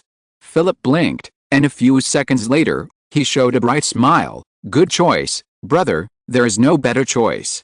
Viscount Tyrone, who was still busy cleaning up and pacifying the Flanders region, did not know that the next 20 years of his life had been arranged by the unscrupulous king and his brother, the Duke of Orleans. Viscount Tyrone was of course not called Tyrone. His name was Henry de la Tour Auvergne. He was a child of the Auvergne family, the second son of the Duke of Sedan, and later because the Duke of Sedan participated in the rebellion against Cardinal Richelieu, the Dukedom of Sedan was taken back, and his identity became a little embarrassing, but he did have extremely outstanding military talents. At the age of 12, he was sent to his uncle, Prince Maurice of Nassau, to study and join the army. He returned to his country at the age of 19, but then continued to serve his uncle for 5 years, and only returned to France in 1935. This is why Louis made Viscount Tyrone the Governor-General of the Netherlands. Viscount Tyrone's mother was the daughter of William of Orange. In the Netherlands, Prince Maurice, the second son of William I and the younger brother of William I, not only became the ruler of the Netherlands and established the Dutch standing army, but also defeated the Spaniards more than once. For the Dutch, Prince Maurice's reputation was even better than William I. What's more, because Prince Maurice was not married and had no children in the orthodox sense, most of his political legacy was inherited by William I. The existence of Viscount Tyrone became very subtle. He had been with Prince Maurice for more than 10 years, from the age of 12 to 24. He was Maurice's best student and dearest nephew. Many people around Prince Maurice had seen and remembered this young officer. Although he was a Frenchman, the other half of his blood belonged to the House of Orange. Compared with William I, who had always been guarded by the Dutch Parliament and had just shown his talent a few years ago, which side would the Dutch lean towards? This result made even Philip, not to mention Louis, curious. William I could only be said to have been ruined by his own credulity and recklessness. Of course, you could also say that he had no choice. After all, the Prime Minister and the Parliament were wary of him, and he could not get much support from the Netherlands. When France had conquered Flanders and was directly targeting the Netherlands, this descendant of Orange, who had always regarded the Netherlands as a crown in his hand, urgently needed a sum of money to recruit soldiers and prepare armaments to fight against Louis XIV's 100,000 troops. Stuart owed the Orange family nearly 3 million Dutch guilders. Even if he only paid 1/10 of it, it would be enough for William I to make some money. And Charles I successfully took advantage of this weakness, tricked him into the Whitehall Palace in London, and locked him up. When the Netherlands was finally divided by Britain and France, even if William I returned to the Netherlands and owned Utrecht, his image in the hearts of the Dutch people would have collapsed beyond repair. After all, when they were in the most painful time, the heir of Orange did not appear in time to turn the tide. Then, As long as Viscount Tyrone could thoroughly execute the king's orders, control half of the Netherlands, and even continue to devour it, it might not be a difficult thing. After all, Louis and his ministers, their goal was not to completely destroy the Netherlands. They wanted golden eggs, and they also wanted the chicken that could lay golden eggs. If the Netherlands is a chicken that can lay golden eggs, then the biggest golden egg must be Amsterdam. Amsterdam was originally just a small fishing village. Like many port cities that developed from fishing villages, it benefited from the rapid development of the age of exploration. Its name, like Dunkirk, comes from its location. Amsterdam comes from the Amstel River, and the village is at its mouth. Dam means dam in the Lowland language because it is located on a dam. It used to be unknown, but now it is the largest city and capital of the Netherlands. The city hall is located in the center of Amsterdam, on the west side of Dam Square. Its foundation is made of stone, but the stones are supported by more than 10,000 wooden piles, which are about 30 feet deep underground. Everyone who sees it being built can't help but be dumbfounded. The exterior of this huge building is neat and square, with a single and steady color scheme, which is in line with the Dutch imagination of political architecture, but the interior is extremely gorgeous and sophisticated, with crimson brocade and walnut wall panels everywhere, and gilded lamps and exquisite oil paintings complement each other. The officials walking here all have an arrogant and reserved look, like fat geese. Completely different from these officials is their prime minister, the Dutch speaker, or the uncrowned king of the Netherlands, Johan de Witt. He was born in 1923, and became the Grand Speaker at the age of 30 during the first period of no ruler. As a leader, he ended the First Anglo-Dutch War, admitted defeat, accepted the Navigation Act proposed by Oliver Cromwell, the Protector of England, and secretly promised the so-called removal clause, which is to guarantee that Orange III will never be selected as the ruler and supreme commander. In other words, just like the friendship between Louis XIV and Charles II, the two can be said to have been sympathetic to each other in curbing royal power for a long time. But this does not mean that he would kill William II and the descendants of William of Orange. In other words, even if he wanted to do so, he would not use such despicable and stupid means. The problem is that there are not many people who believe that the disappearance of William II has nothing to do with the Prime Minister, and even his brother is skeptical. If it were just civilians, or even members of Parliament, well, even if we take a step back, those Orange supporters, that is, the Dutch royalists, known as the Orange Band Party, believe that it was he who imprisoned or even killed William II, and there are ways to argue or evade, but he will face the most difficult person, and that person is the terrorist who makes the British tremble, the Supreme Commander of the Dutch Navy, Michel Adriaensen de Ruyter. This general was born in 2007 and is an old man in his 60s, but when he walks quickly in the corridor, he is still like a multi-masted ship with iron rams. People avoid him, salute him or nod to him. Compared with the Prime Minister who started his career by playing politics, this old man who has been on the sea for more than 40 years, from a merchant ship captain to an admiral, is undoubtedly more respectable. And this general may be the person that the Prime Minister least wants to see now. Where is William II? This is the first sentence General Ruyter said when he entered the Prime Minister's office. The Prime Minister sighed and raised his hands to cover his face. Chapter 221 The Terror King of the Netherlands. People in the Netherlands, and even in the entire Low Countries, were saying that it was the Dutch Prime Minister, Mr. Johan de Witt, who instructed his followers to murder William II and bury his body in an unknown place to hide it from the public. This ridiculous rumor was quite popular. From the crude taverns to the luxurious salons, from the illiterate servants to the noble priests, from the lips of men to the delicate ears of women, everyone was saying that this was a shameless conspiracy, a despicable and terrible means against the descendants of William of Orange. If you say that the Prime Minister has any good feelings towards William II, that is pure nonsense. As the most severe Republican, the Prime Minister and the merchant class he represents are the most afraid of and hate the monarchy, because the monarchy means dictatorship and despotism, and dictatorship and despotism also mean that the profits of merchants will be greatly reduced. For example, when the French had already captured Brussels and William II was so eager to use the assets of the Orange family, that is, the debts owed by the Stuart dynasty, to build a land army that was not strong and powerful, but at least able to curb the ambitions of France, why did the Prime Minister obstruct it and be so unwilling? On the one hand, it was because he did not want the Dutch to recall the glory of the Orange family, from Silent William to Prince Maurice, and on the other hand, The Dutch merchants valued military power at sea more. After all, their way of making money was almost always on the sea rather than on land. We may call it short-sightedness, but that's how businessmen are. They have no nation or country in their hearts. They can kneel and worship anyone, and even sell their souls to the devil, although it's a bit harsh to say so. Think about William of Orange. William I was once a minister deeply trusted by the Holy Roman Emperor. It was because of the advice and support of Charles V, then Holy Roman Emperor, that he was able to enter into a marriage contract with a daughter of Count Buren, a great Dutch nobleman. It is no exaggeration to say that without Charles V, William of Orange would never have been able to gain a foothold in the Netherlands.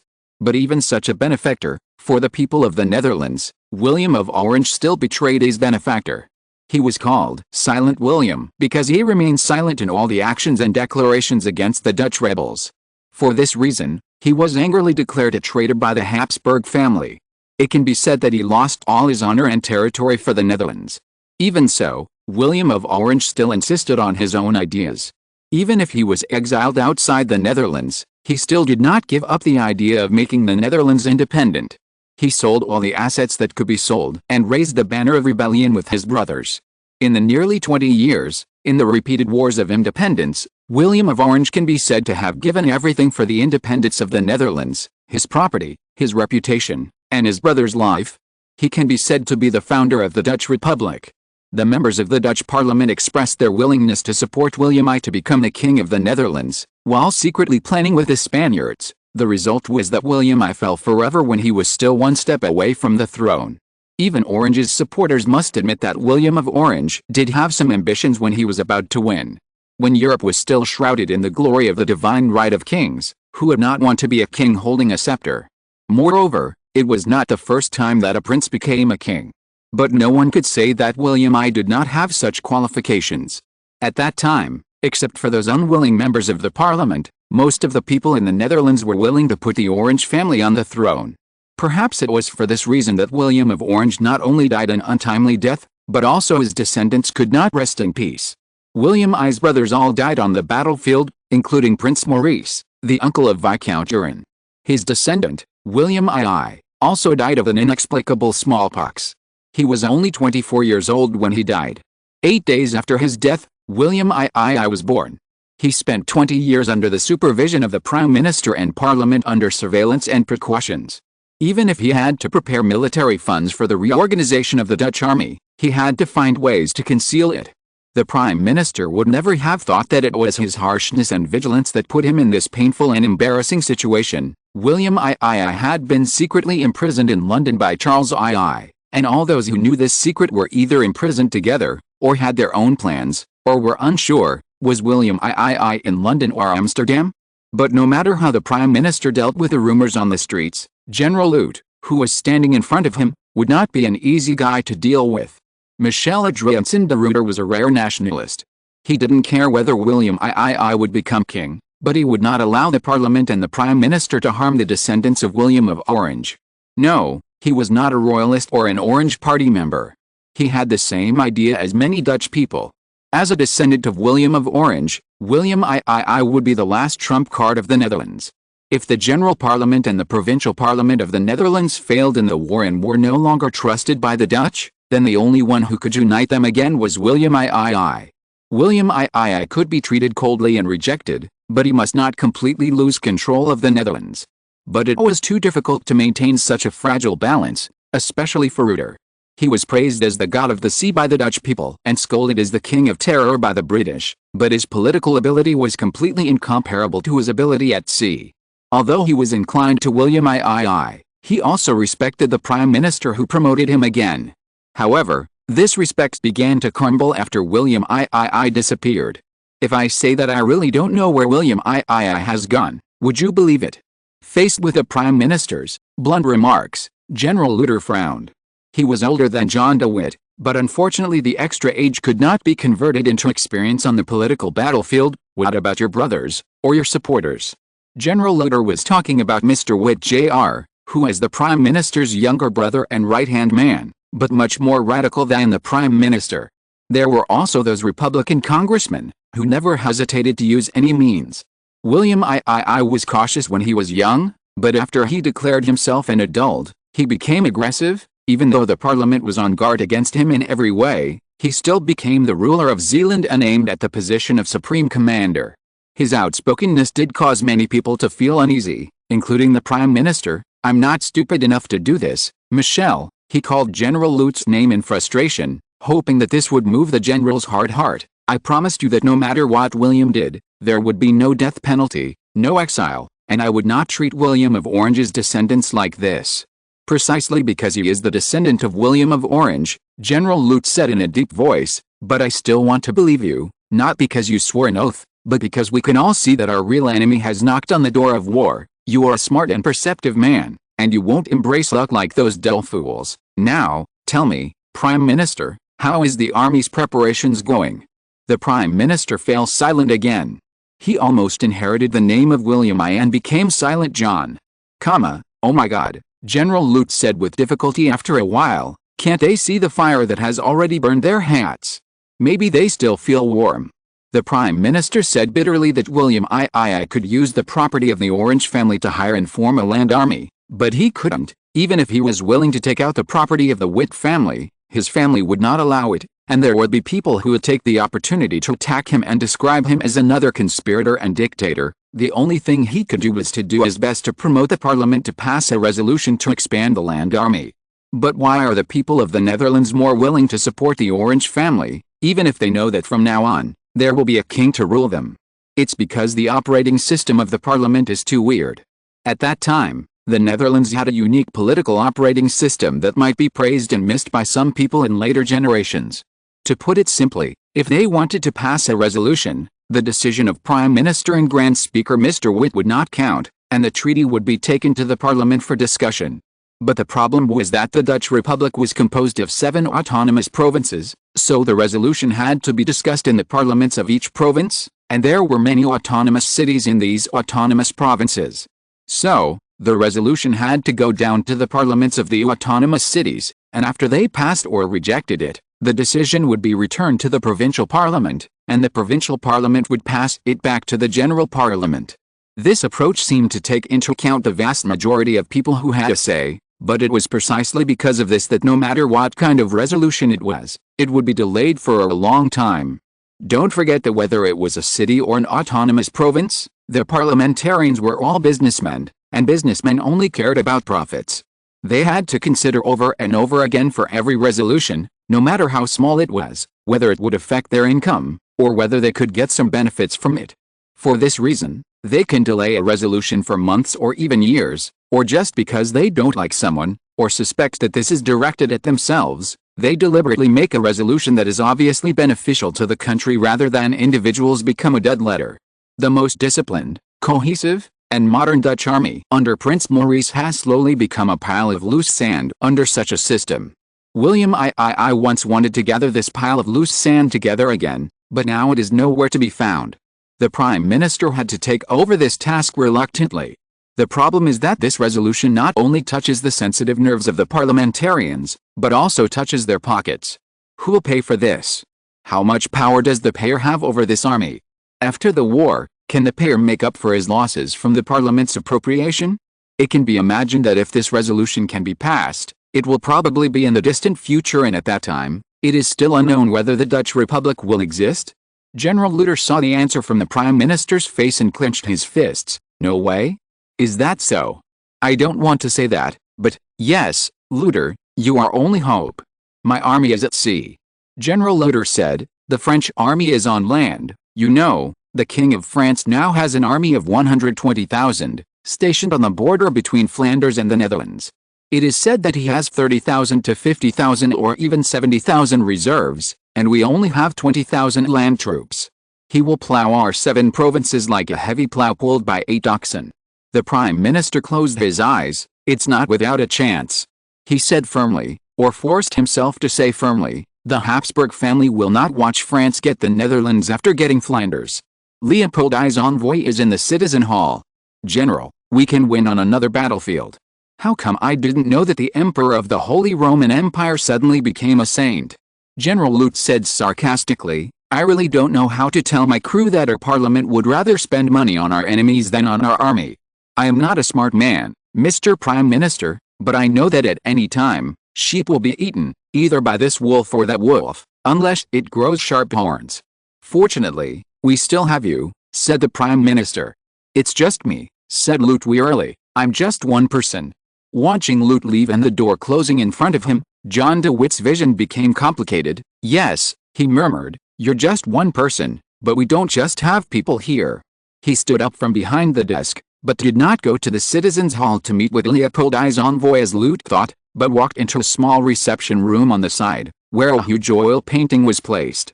Anyone who saw it would think it was a replica, that is, a satire created by Bruegel, a painter of the Bosch school in 1568, a satire on the lengthy and wonderful operating system of the Dutch parliament mentioned above.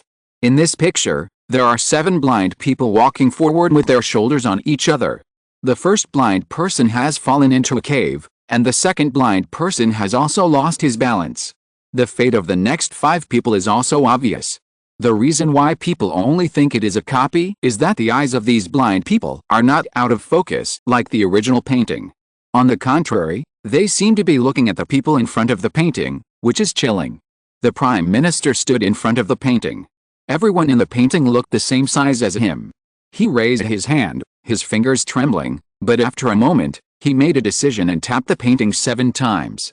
Almost at the same time, the last blind man in the painting suddenly blinked and walked down from the painting while the Prime Minister shrank back and tried to control himself not to scream.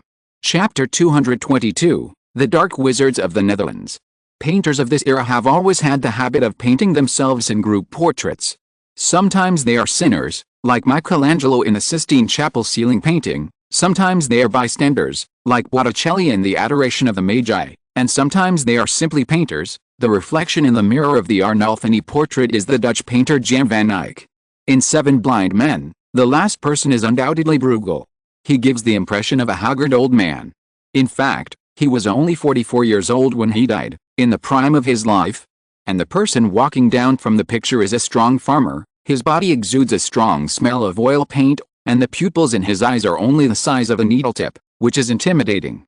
Mr. Prime Minister gripped the armrest of the chair behind him, as if to give himself a little courage, but Bruegel just sneered. He was the disciple who most resembled Bosch, but not the most talented or the one he liked the most. Perhaps it was because Bruegel's soul was as evil as Bosch's, and his compatibility with Bosch made Bosch lose interest in torturing him.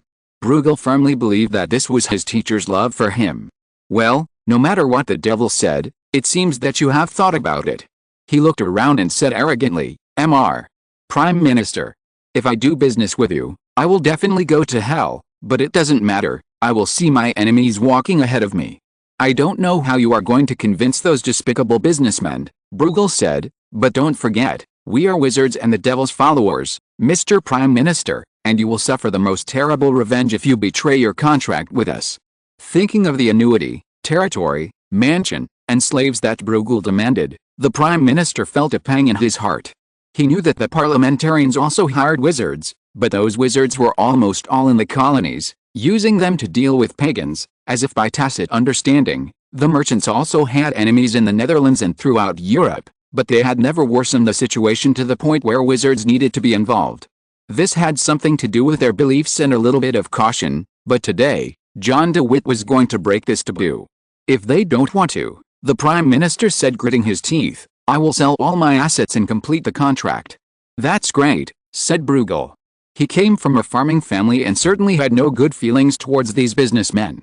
Not to mention telling him that the remaining black wizards in Flanders had decided to attack the French King Louis XIV again. Since he was the first to break the barrier between the inner world and the outer world, he would have to bear the consequences. Bruegel also had a little selfish desire of his own. He heard that when completing the curse on the French king, Bosch did not summon him but summoned Rubens. This made Bruegel, who was already jealous and hated Rubens, very angry. If he could complete the work that his teacher could not complete, then wouldn't it mean that he not only surpassed Rubens, but also Bosch? Although Bosch's reputation among the Flemish black wizards was almost ruined, he was still equally powerful. Bruegel was trying to get Bosch's place, and cursing a king was simply a medal, just like the role Bosch played in the death of Louis XIV. After a final deep look at the Prime Minister, Bruegel returned to the picture. The brown-bearded farmer was motionless again, but the expression on his face was a little more sarcastic. The Prime Minister then realized that his mouth was full of blood. He bit his teeth too hard and hurt his gums. He hurried back to his office, picked up the silver pot, poured a full glass of wine, drank it with his own blood, looked in the mirror, wiped off the remaining blood between his teeth with a silk scarf, and then went to the citizens' hall to meet the envoy of Leopold. If Leopold could still be patient when France attacked Flanders and only secretly contacted other European countries to fight against France, then when Louis XIV took over the whole of Flanders, he not only did not withdraw his troops, but even continued to increase his stakes. Everyone could see that his appetite was beyond others' expectations. Even though it was only the first time he personally led an expedition, he not only took Flanders, but also the Netherlands.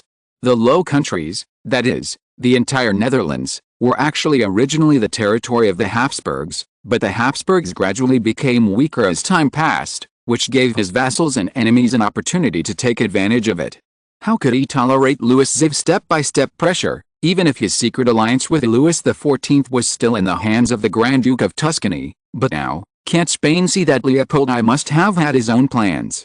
Leopold had decided not to disguise his actions against France anymore, and he sent envoys to Norway, Denmark, Switzerland, Brandenburg, Spain and the territories of the various princes of the Holy Roman Empire with great fanfare, trying his best to nip France's ambitions in the bud.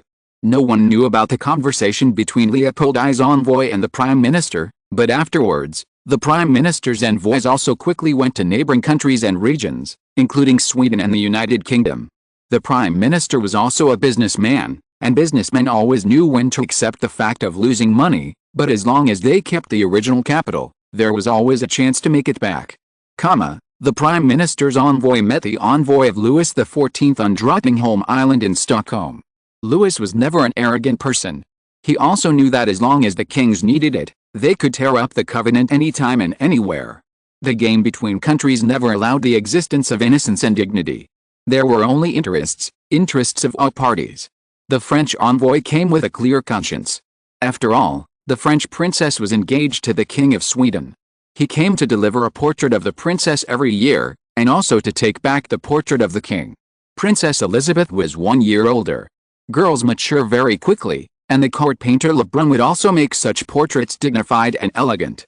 Unlike her mother, Queen Teresa, who had an ordinary appearance, the little princess had a face similar to her father, with slightly upturned corners of her mouth as if always smiling, and a pair of sapphire blue eyes like the surface of a lake under the snow. Her skin was as white as cream, and she did not wear too many jewelry. She only wore a pearl necklace given to her by King Carl's I of Sweden. On the necklace hung a round pendant with a small portrait of Carl's I in it. Although there was a curtain of golden lilies behind her, she wore a wreath of lily of the valley on her head. Lily of the valley is an extremely common flower in Sweden, and the meaning is self-evident.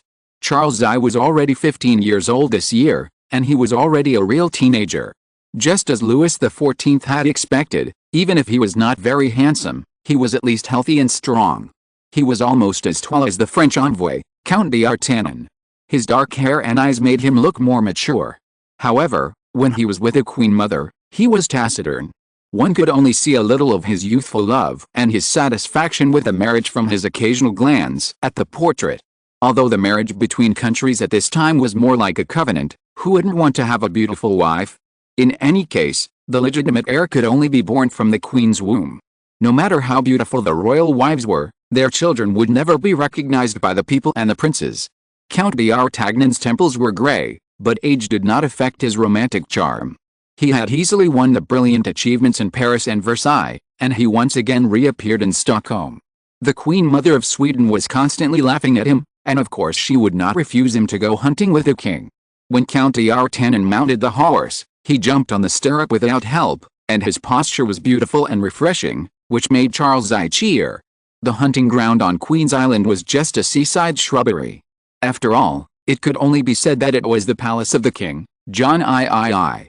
His younger brother was Charles IX, who was the father-in-law of Charles X and the grandfather of Charles I. This palace was built by John III for his queen, the Polish Princess Catherine, and the island was therefore called Queen's Island. But to say how beautiful and rich this island is, there are still many goats here. Charles I said. Count d'Artagnan, who was good at dancing with his sleeves, certainly would not say anything to spoil the fun. "Oh, your majesty," he said attentively, "I like mutton the best." A few gunshots attracted the attention of several fishermen, but they soon realized that it was the king who was hunting, so they raised their hats happily, waved to Charles I, and continued to bend down to do their own work. Count d'Artagnan remembered all this in his heart and adjusted the sights of his rifle. Next, his performance was not inferior to that of the king. As he guessed, Charles I was not angry, but relieved. He reminded d'Artagnan of his king. When he came to the king, Louis XIV was about the same age as Charles I now, but were not all kings like this. Charles I's mother, Eleanor, did not do as well as the French Queen Mother Anne. Charles I's education was greatly delayed. Although he had set a date for his wedding with the French princess, his French was still very poor.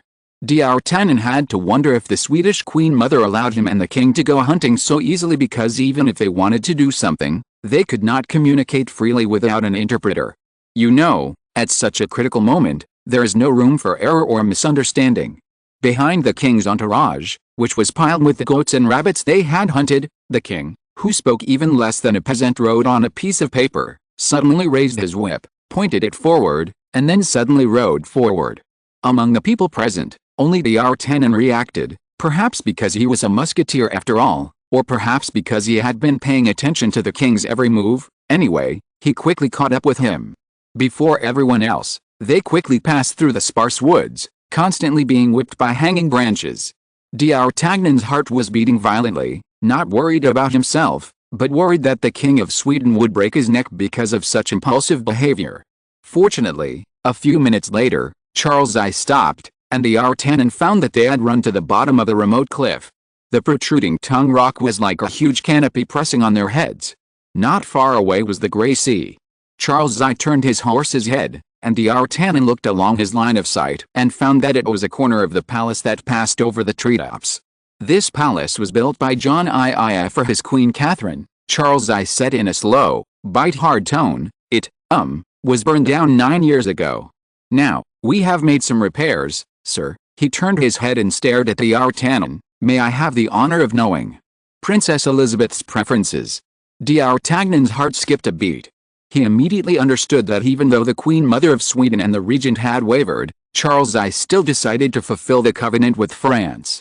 Although the young king had not yet taken power, his performance was not inferior to any other monarch. He not only revealed his attitude, but also directly talked to the envoy of the King of France. This could almost be said to be a sign. As a Frenchman, d'Artagnan was certainly happy to see it happen. After all, whether Charles I was in name only or in power, he had a direct impact on the situation of Princess Elizabeth, just like Queen Teresa. Although the Queen Mother and the people in the French court did not like her very much, she could still be respected and treated preferentially because of Louis' authority. "I will convey this matter to the princess and ask her to tell you in person in the letter." Charles I showed a kind smile. King Louis XIV of France did not restrict his daughter too much. This was not like the education in the Spanish court. Everyone knew that the Spanish court was the representative of old-fashioned and harsh. Princess Elizabeth and Charles I always had correspondence. From these letters, which were written as simply and clearly as possible but not without sincerity, it can be seen that Princess Elizabeth was not as vulgar and ignorant as the noble ladies that Charles I had met. She said that she received education with her brother and even guidance from her father. Her letters also proved this. There was almost no empty and boring content. Even for the smallest things, the princess could use bright descriptions to make Charles I read with relish, and then he was thoughtful. He needed such a wife. Charles I almost had to thank Ms. Christina, the former Queen of Sweden. After all, if she had not been so reckless and short-sighted, King Louis XIV of France would not have easily given up her and supported Charles I. But today, he said this to Princess Elizabeth, and more importantly, to King Louis XIV of France. He did not agree with the ideas of some ministers. Regardless of other things, Princess Elizabeth could get a fiefdom of Flanders as a dowry. Would the Netherlands be willing to cede a province, even if it was just a port city, such as The Hague or Amsterdam, to Sweden? And everyone could see that Louis XIV had a great chance of winning. "By the way, Your Majesty," Count d'Artagnan suddenly said, "do you know Livonia?" Chapter 223 Vampires in the Netherlands.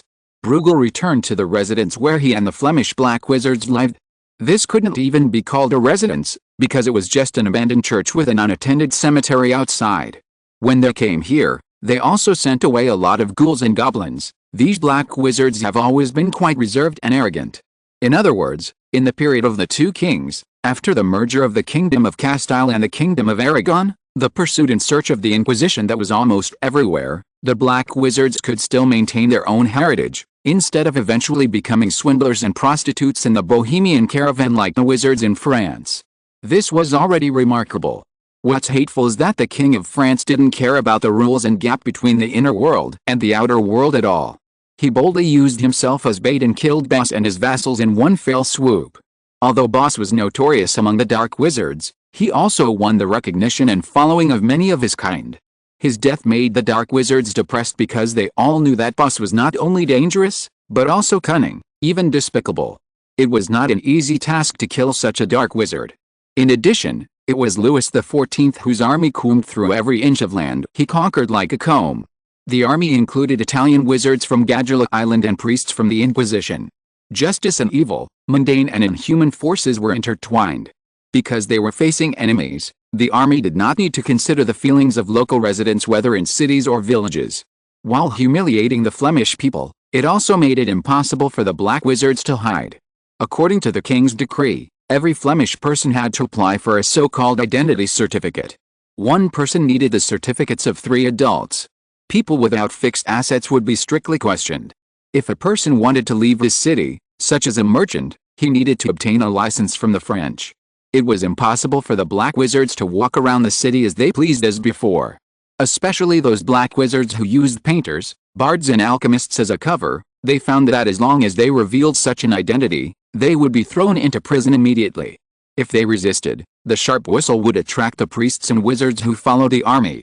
Not only did they outnumber the dark wizards who always acted alone, they would also ask for help from mortals in a despicable way. Dark wizards could also be pierced by arrows and bullets, not to mention that those abominable mortals would actually bring in mortars when they encountered difficult prey. What the hell?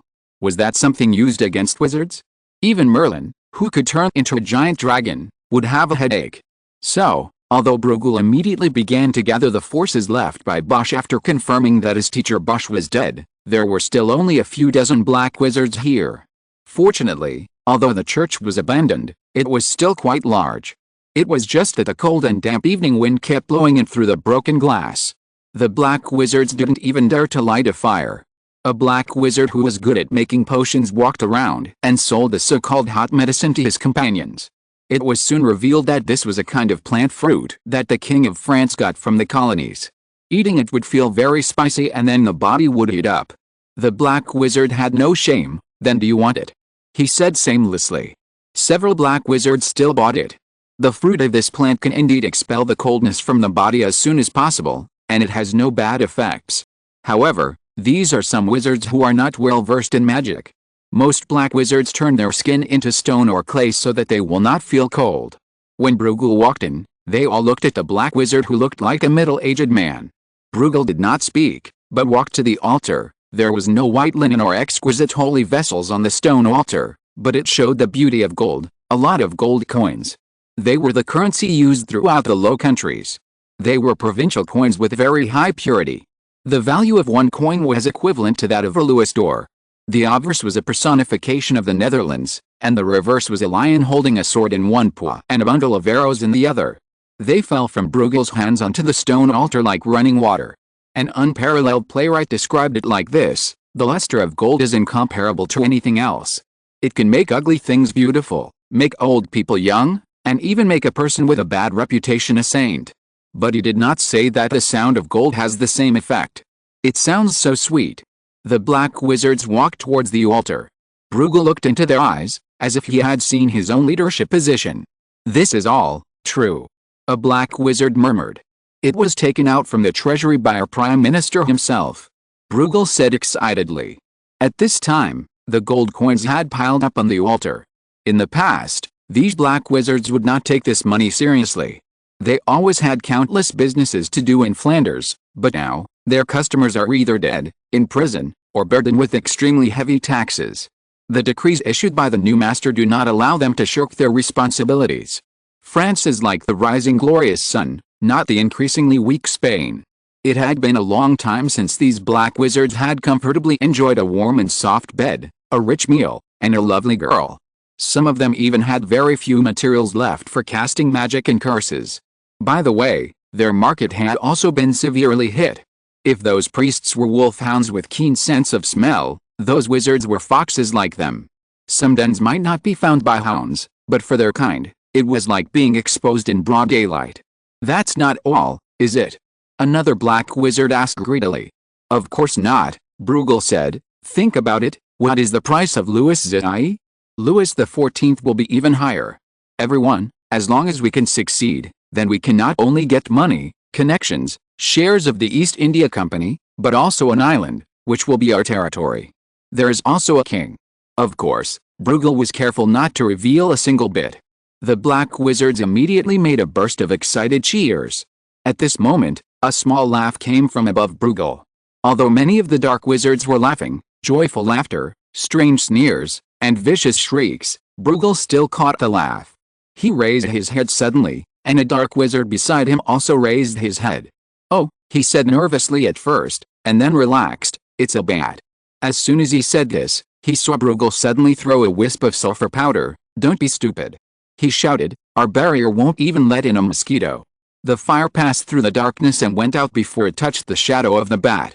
Dark wizards are always used to setting up various magical traps, obstacles, and snares wherever they go, and this church is no exception. It's not that they are troubled by mosquitoes like mortals, but that many curses are achieved through insects. How could such a place have a bat? Bruegel's shouting aroused the attention of the wizards, and they realized that the moonlight that fell into the church was no longer so complete. At some point, it was cut into pieces by hundreds of bats. They didn't know when they came, silently, hanging one by one on the ceiling of the church, their eyes glowing red like charcoal fires that were about to go out. "If we disturb any noble prince," Bruegel said as calmly as possible, "we will leave immediately. Gentlemen, we are just some exiled black wizards, and we don't want to stay here for long." He glanced at the gold coins on the altar and waved his hand gently, and the black wizards moved their feet. This was not the time to be stingy with money. If the things in the other world could be solved with gold, it would be a good deal. But like the death knell of the black wizards, the door of the church suddenly slammed shut, and sawdust and dust fell down, covering the head and body of the black wizard closest to the door. Bruegel's breathing paused for a moment. The big bat that was originally hanging above Bruegel's head, its body seemed to melt, slowly hanging down from the rotten lampstand, all the way to the altar. The slender black shadow slowly began to grow wider, but it seemed to be a moment. It expanded to the size of the entire church, and suddenly shrank. The fire lit up, the cloak opened, and the person inside, no, it should be Amen, the Prince of Smithy, smiled slightly. Although Bruegel called them princes before, it was just to show respect, but when he saw Amen, he couldn't help but turn pale and his eyes went black. As a black wizard, Bruegel couldn't be unaware of Amen's existence and appearance. The demon party were all crazy, and Amen was their think tank, and the craziest one. If he could choose, Bruegel might prefer to meet the Prince of Lysenba. "Your Highness." Bruegel bent down humbly, almost touching his knees with his forehead. "Please forgive our recklessness, Your Highness, we didn't know this place belonged to you before." "This place does not belong to me," Amen said in an almost kind tone. "You must know that Smithy's territory is in Livonia." His words and attitude made Bruegel happy. It is not that black wizards have occasionally encountered blood clans. Although they are both dark creatures, the relationship between wizards and vampires is not good. Vampires regard wizards as delicious food, and wizards need vampires' teeth, blood and bodies as materials for casting spells, sacrifices or curses.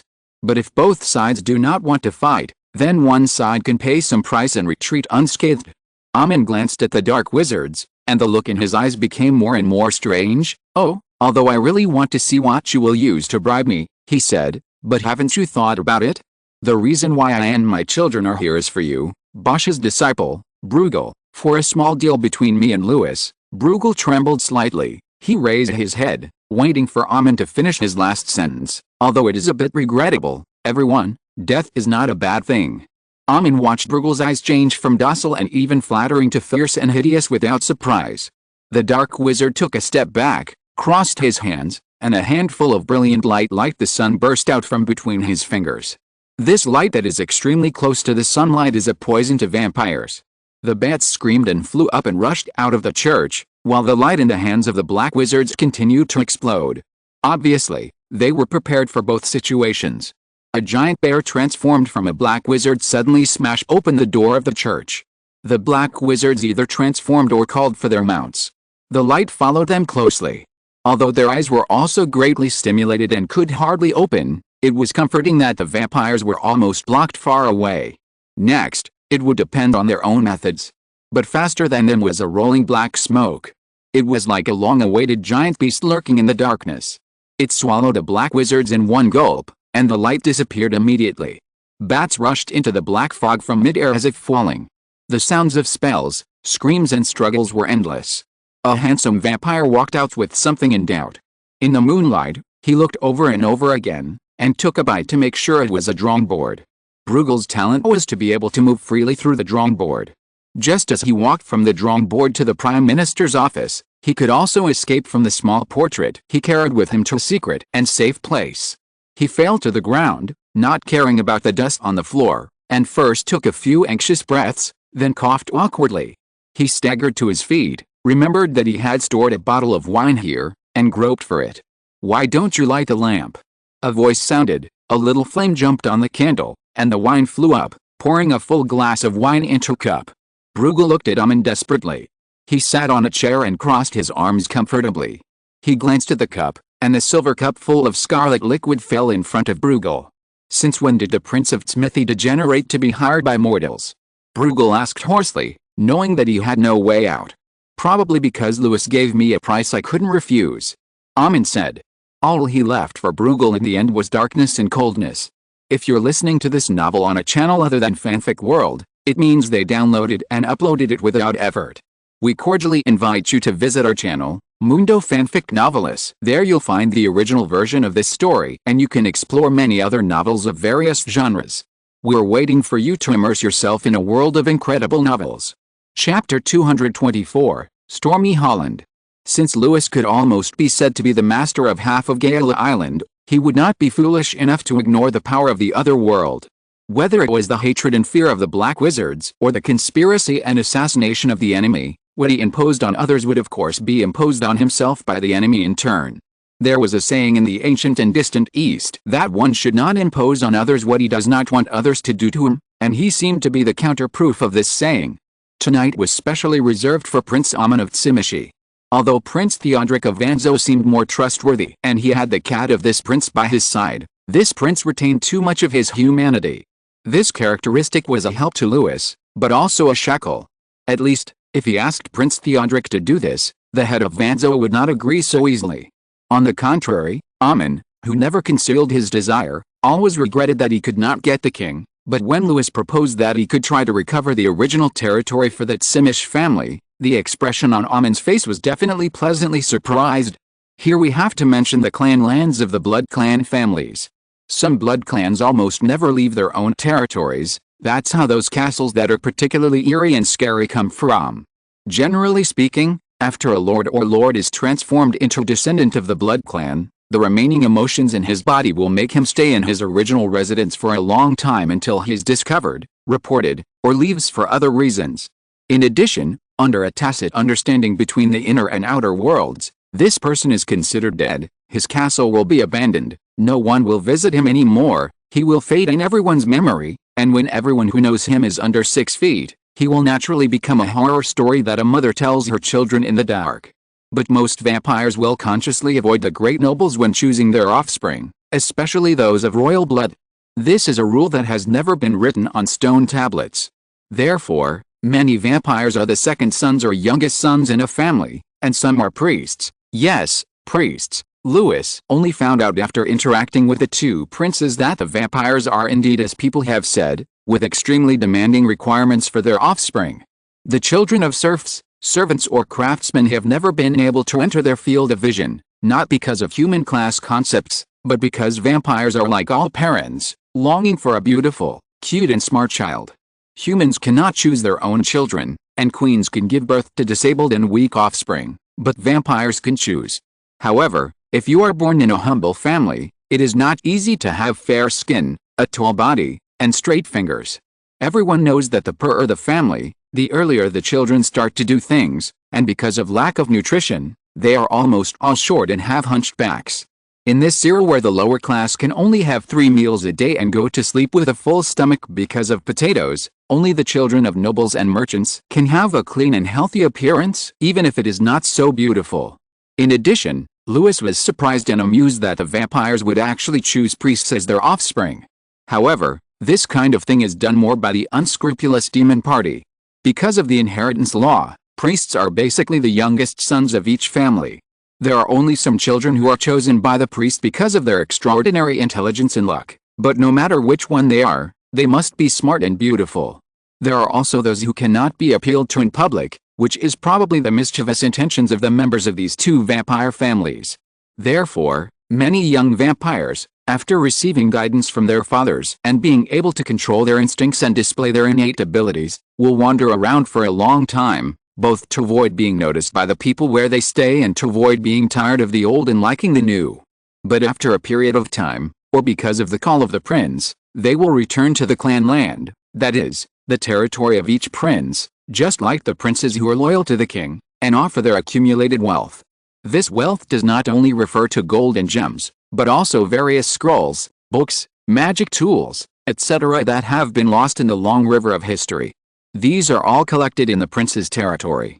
Of course, the territory of the Blood Clan is like the other world and cannot be seen by outsiders. But the problem is, just like Theodoric is the Prince of Vanzo, his territory is in Paris, then naturally, all the Vanzo members regard France as the jurisdiction of the clan. In other words, if the Blood Clan of the Sinmore clan in England wants to pass through French territory, even if they have never approached Paris, they must visit the Vanzo members in the passing area. Otherwise the Blood Clan of Vanzo has the right to execute that arrogant guy. Although the Tsimi family has an indisputable important position and powerful power in the 13 clans and the demon party, it is embarrassing that the Polish King John II Casimir is really an incompetent fool. He was not only forced to recognize the independence of Ukraine, but also lost Livonia to Sweden. This is embarrassing because Ukraine now belongs to Russia, and the Russian clan is Gangro, while Sweden, Denmark, and Norway belong to the Brooke clan because they were once 3 countries. Unfortunately, the territory of the Tsimi family is between Ukraine and Livonia. So the Blood Clan and Tsimi members who moved to the new territory with the Swedes and Russians had to face an extremely strange situation. The Tsimi family is still formidable, but their territory, except for the prince's fortress, they all belong to another country. The situation of the Tsimi family is actually similar to that of the Black Wizards in Flanders, but the power of the Black Wizards in Flanders is not enough to make Louis give in, even if it is just a small step, but Tsimi can make Louis do his best for them. Livonia. King Charles I of Sweden asked in surprise at Queen's Island across the North Sea, of course. How could he not know Livonia?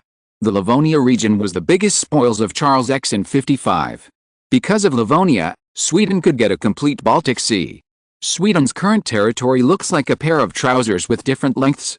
Charles I also considered that after he married Princess Elizabeth, he would rely on the power of France to make the trousers look better. He meant, the same length.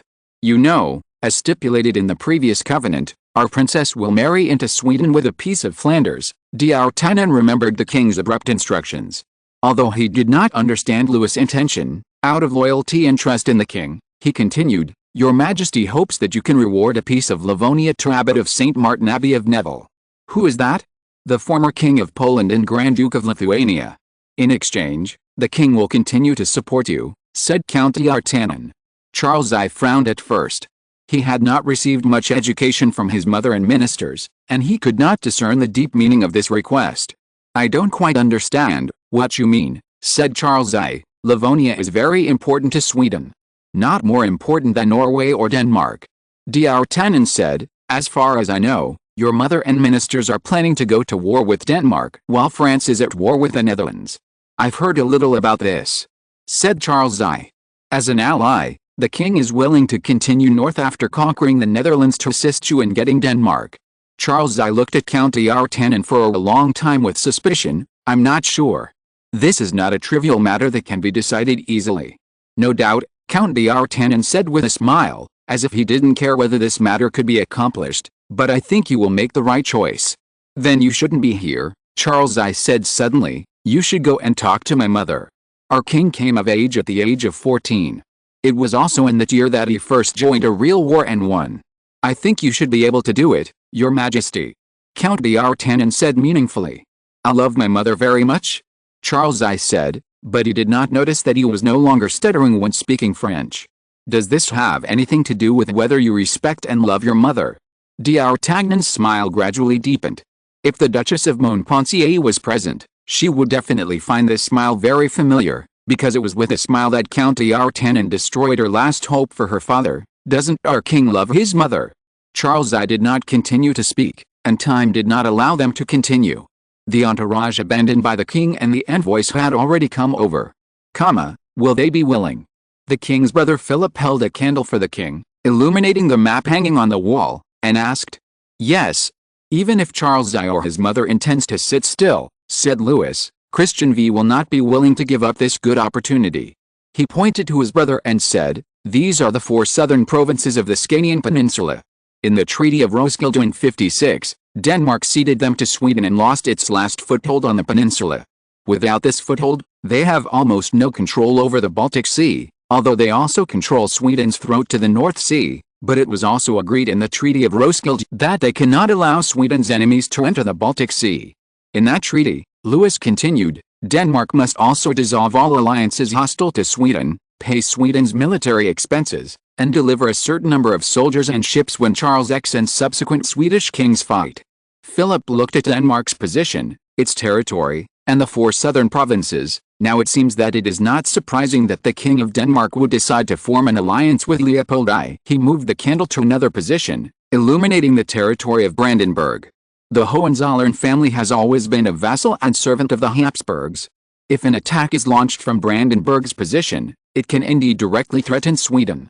Denmark, Norway and Sweden are 2 vicious wolves eager to devour each other. Even without our alliance with the Holy Roman Empire, they will still engage in a life-and-death war. But if Sweden declares war on Denmark, or vice versa, it means that the imagined defense line of Leopold I has been broken. Louis's 120,000 troops were not prepared for a small country like the Netherlands from the beginning. The Dutch fleet may be able to roam the sea, but it cannot land. If William III is still in the Netherlands, then this war may be even more difficult, but William III has been left in the Tower of London by Charles II. The building, which was once used as a fortress, armory and prison, has welcomed many distinguished guests, and even several British monarchs have been fortunate enough to be its guests. And William III is in prison there, which is more secure than anywhere else. Without William III, there is only the Prime Minister and the Grand Speaker. Mr. Witt cannot be said to be a mediocre or stupid person. Although the precautions against William III have resulted in the Netherlands having only 20,000 land forces, from a diplomatic perspective, he was able to immediately decide to persuade countries including Sweden to oppose France at any cost, instead of placing all hopes on the Habsburgs. This shows that he is still somewhat decisive. Oh, yes, there are also those dark wizards in Flanders. Cutting off the firewood from under the cauldron is also a solution. Unfortunately, no matter how outstanding he is only Louis' enemy. How is the situation with the Duke of La Rochefoucauld? Louis asked. Like a fish in water, Philip said. What was interesting was that William II and the Prime Minister had almost reached the point of risking everything, but the Dutch merchants were still doing business with the French. Yes, war was war, business was business, and the biggest business between them was the ships ordered by the King of France. Yes, they built ships for their enemies. Because of the huge amount of money involved and the generosity of the Duke of La Rochefoucauld, double the deposit and more than 30% profit, these merchants happily accepted a Frenchman. At banquets and salons, La Rochefoucauld was simply acting like a playboy. According to the king's instructions, his words almost never mentioned politics, war, or anything unpleasant. What do you want him to do? Philip asked. Go tell him, Louis said, let the Dutch know that their prime minister not only killed their last hope, William III of Orange, but also sold the Netherlands to Brandenburg, and he also embezzled and squandered all the money in the treasury, and was preparing to escape. Chapter 225 The Tragedy of the De Witt Brothers. If there is anyone who can best understand the power of those seemingly humble and weak people, apart from Charles II, whose father was pushed to the guillotine and he, his brothers, mother and sister were forced into exile, It is probably only Louis XIV. Although the leaders of the Fronde movement were all nobles and important officials, in fact, the driving force behind them still came from the people. The power of the people is like the pouring water of a broken dam or the collapsing ice peaks of a mountain. Not to mention a mere mortal, even extraordinary people would inevitably feel afraid, otherwise the other world would not have appeared. As a core member of the Fronde, Duke La Rochefoucauld was also very clear about it. He could not help but smacked his lips slightly at the king's cruelty. This tiny movement was discovered by Amin. "Why, my dear Duke, do you have any questions about the king's order?" Duke La Rochefoucauld quickly put away the strange expression on his face. "I just think, Your Highness," he said sincerely, "I didn't understand why you valued His Majesty so much at first. After all, at that time." He shrugged. "You know, His Majesty was not yet an adult at that time. People thought he was just a child curled up in the bishop's robe and the queen mother's skirt. And you want to hand over the entire Tsimish family to him. As a prince who is so picky about his offspring that he has no direct descendants, it is really confusing. Especially Duke La Rochefoucauld, who directly faced Amin. He once made a big mistake, and therefore understood the existence of vampires more deeply. I like Louis because he will never be bound by stupid morals or ideas," Amin said, and then, under the gaze of Duke La Rochefoucauld, he turned into a group of bats and flew out of the window that had been open. Amin's behavior has always been so unrestrained, but such behavior will undoubtedly scare some people. Duke La Rochefoucauld just walked to the window and heard a sharp shout, followed by people's panic driving and praying. "It's true that when you mention the devil will come," Duke La Rochefoucauld murmured. It's no wonder he said that, because the person who came was one of Duke La Rochefoucauld's friends in Amsterdam, the most prominent Mrs. van Schulman. She was not only young and pretty, but also had outstanding talents and attainments in literature and art. The relationship between Duke La Rochefoucauld and her was in the ambiguous stage between good friends and lovers, which could also be said to be the purest and most passionate time of emotion. When he saw her, the Duke immediately rushed out and took her to his mansion. When the lady left the carriage, she encountered a large group of bats flying out of the window of the Duke's room, making strange chattering laughter, which really scared her. The Duke kept stroking her back to comfort her, untied her shawl so that she could breathe smoothly, and asked the servant to bring chocolate with wine cherry. Chocolate is also a product of the New World. The Spaniards first introduced it to the court, but it was used as a medicine to treat depression and malnutrition. But since Queen Teresa came to the court, this medicine has naturally transformed into delicious food. Of course, this is also due to Louis XIV's development and promotion of sugar cane and beets, making French sugar a staple product. Now people know that chocolate without sugar tastes bitter, but after adding cream and sugar, it becomes particularly tempting. The Duke of La Rochefoucauld is so popular among ladies, and these endless sweet snacks around him also have a great contribution. The wine cherries were soaked in brandy, wrapped in a crunchy sugar shell, and outside the shell was soft cream chocolate. After eating a few of them, both the sugar and the alcohol had the desired effect, and Mrs. van Schulman finally calmed down gradually. "How terrible," she whispered. "Sir, it's just like the devil in books and paintings. They are laughing over my head." "It's just a group of ordinary bats." The Duke of La Rochefoucauld held the lady's cold little hand. "Some bats sound like they are laughing when they call. Bats are originally servants of the devil," Mrs. van Schulman said with a little reproach. "You should know how scared I was when I saw them flying out of your room. I was afraid that they would bite you or spread the plague to you." So the Duke could only kiss her hand as an apology. "I was wrong," the Duke said, "but I just don't want you to worry about me." "Why are there so many bats in your room?" the lady asked. "That's my servant's fault," said the Duke. "He forgot to close the window. Maybe it was because there was a fireplace in the room, so it was quieter, so they came in, and when I found out, I waved my cane and drove them out." "That's such an incompetent servant," the lady frowned, and then said, "But you'd better not fire him for the time being." The Duke looked inquiringly. "He's from Amsterdam," the lady said. "I don't know what nonsense he will say outside if you fire him. You know," she held the Duke's hand in return, "the current atmosphere is very unfriendly to foreigners like you." Her eyes met the Duke's in the firelight of the fireplace, and the Duke was a little moved, because he knew that this lady suddenly came to visit him in the middle of the night regardless of her reputation, because she was really worried about his safety. "I felt it too," he whispered. "How sad, madam, I thought we were friends." "We are friends," said the lady, "but you'd better leave as soon as possible. Otherwise I don't know if you will encounter any danger. Will they kill me or imprison me?" The Duke left his chair, bent his left knee, and knelt in front of the lady. "If it's just imprisonment, I don't care, because I'm already your prisoner, but if they want to kill me, then I just ask you to be the executioner."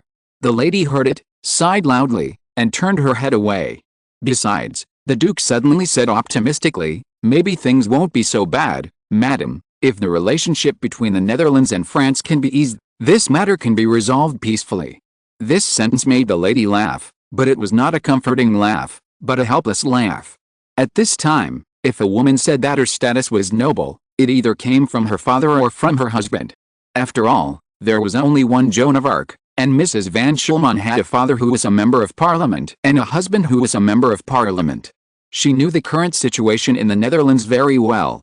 It was now a powder keg that could explode at any time. It could even be said that the matter was no longer just a war between France and the Netherlands, but a bloody battlefield where alliances of several countries fought for European hegemony. It was because she realized the seriousness of the situation that she hurried over and asked the good gentleman to leave immediately. "I have a mission given by the king," the Duke said. "I can't go back with failure like this." "You still don't believe me after all." The lady endured for a while. "Well, okay, my friend. You swear to me now that you will not tell anyone what I told you tonight, even if that person is your king." "No, no, no. I should say that you will not let anyone know about this matter in any form." The Duke couldn't guess how the lady would persuade him to leave Amsterdam. The king's ships were still in the shipyard. Everyone knew that if he went back like this, he would definitely be treated coldly by the king. He moved his knees and got closer to the lady, almost to the point where his breath could hide her flawless naked skin. The fashion at that time was that women always liked to expose their virgin-like solid chests to show their chastity, youth and dignity. The higher the status, the more so. Of course, the lady also felt it. She trembled slightly, and the tiny hairs stood up. "Then I swear," said the Duke, his breath burning the lady's skin like a flame, and she trembled, "every word you said here today, I will not tell a third person, even if he is my father, my mother or my king. I can point to the cross and swear according to the Holy Book that if I break my promise, I will go to hell and suffer for 1,000 years. "Oh, oh," the lady trembled all over and stretched out her hand to press his lips. "That's enough, sir, that's enough, I believe you." She lowered her head. "Sir, the reason why I came here today at the risk of great disgrace is to tell you that if you continue to stay in Amsterdam, the dangers you will encounter will not only be from the people, but also from things you can't imagine. Go on, madam, I'm listening." "And the sea." The lady's voice was so low that it was almost inaudible. "Sir, there is also the entire North Sea. You know, Amsterdam is a city on a dam. There is only a dam between it and the North Sea. My father, and my husband, those parliamentarians, have decided that once the Dutch land army can no longer resist the French army, which is almost inevitable, they will pretend to surrender to your majesty. When the French soldiers enter Amsterdam, the dam will be destroyed, and the sea will surge in, drowning them all in the bitter tears of the Dutch. Oh my God.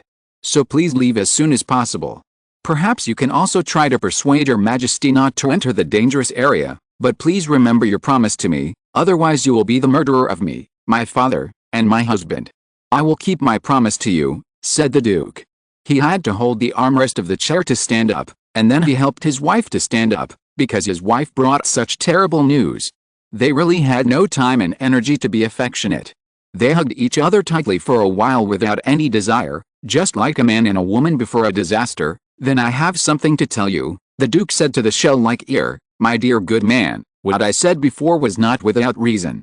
I learned from our king that your Grand Speaker is frequently in contact with us, as well as Brandenburg, or Denmark. People are in contact with each other and want to sell the Netherlands for a good price. All right." He hugged the lady who was trying to break free. "I know you don't believe it, and I didn't dare to believe it at first, but this is the news I heard, and your William III of Orange is said to have suffered an unfortunate accident for this reason.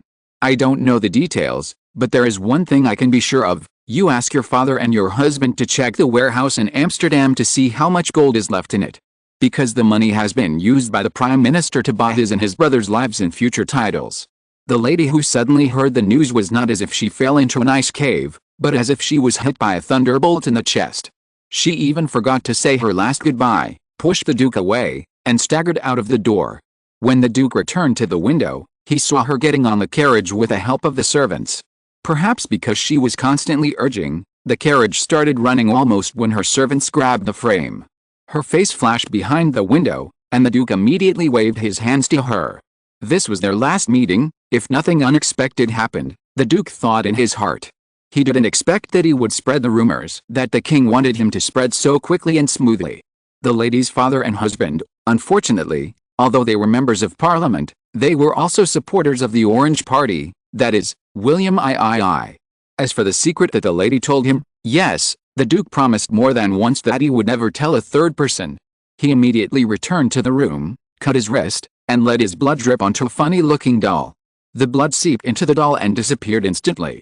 Not long after, a small black bat flew into his room. "Alice," it asked in Amon's lazy and gloomy voice, "have you encountered any difficult things?"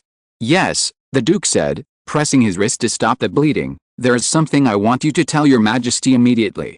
The last card Louis arranged for the Dutch in Amsterdam, how to say it, it is not so unexpected. After all, the French campaign against the Netherlands was a war of destroying cities and countries, not to mention that there was Utrecht belonging to William III afterwards. Everyone knew Charles II's intention. Unless William III was blessed by God, he would lose the meaning of existence when Britain and France decided the outcome. The best ending for him and his descendants would be to become the Duke of Utrecht. No, they probably won't have such an ending, because William of Orange, his descendants will always be a flag of the Dutch. To assimilate the Dutch and make the United Provinces Republic completely disappear, this flag must never be erected again. This is also a sad thing for them, but since there is a lesson learned from the past, Louis will not make such a mistake. However, he still ordered the Duke of La Rochefoucauld to return to Dunkirk immediately. As for the ships they customized in the Netherlands, it depends on whether the greed of the merchants can overcome their desire for freedom and dignity. After all, these ships have only paid deposits. If Amsterdam becomes the place where the Dutch will burn their boats as the lady said, then these ships will probably turn into useless broken boards. For the French, it is a loss, but it is not unacceptable. So are the owners of those shipyards willing to accept this loss? Count La Rochefoucauld reached contracts with 7 shipyards respectively. They were faced with millions of profits that were within their reach, just like the foam on the sea, disappearing in the sun. And the facts proved that there were not many Dutch people who could give up a cow in their hands. The Duke of La Rochefoucauld finally returned triumphantly with 50 huge double-decker ships, warships that can be equipped with hundreds of cannons, and 120 merchant ships with considerable displacement. When the Duke of La Rochefoucauld returned to Paris, he also learned about his other military achievements from the secret reports of the court. End of this chapter. Thank you very much for reaching the end. Don't forget to like. Looking for more exclusive content and immediate access? Subscribe to our Patreon. Remember, every like, subscription, or donation encourages us to continue. Thanks to everyone. See you in the next video.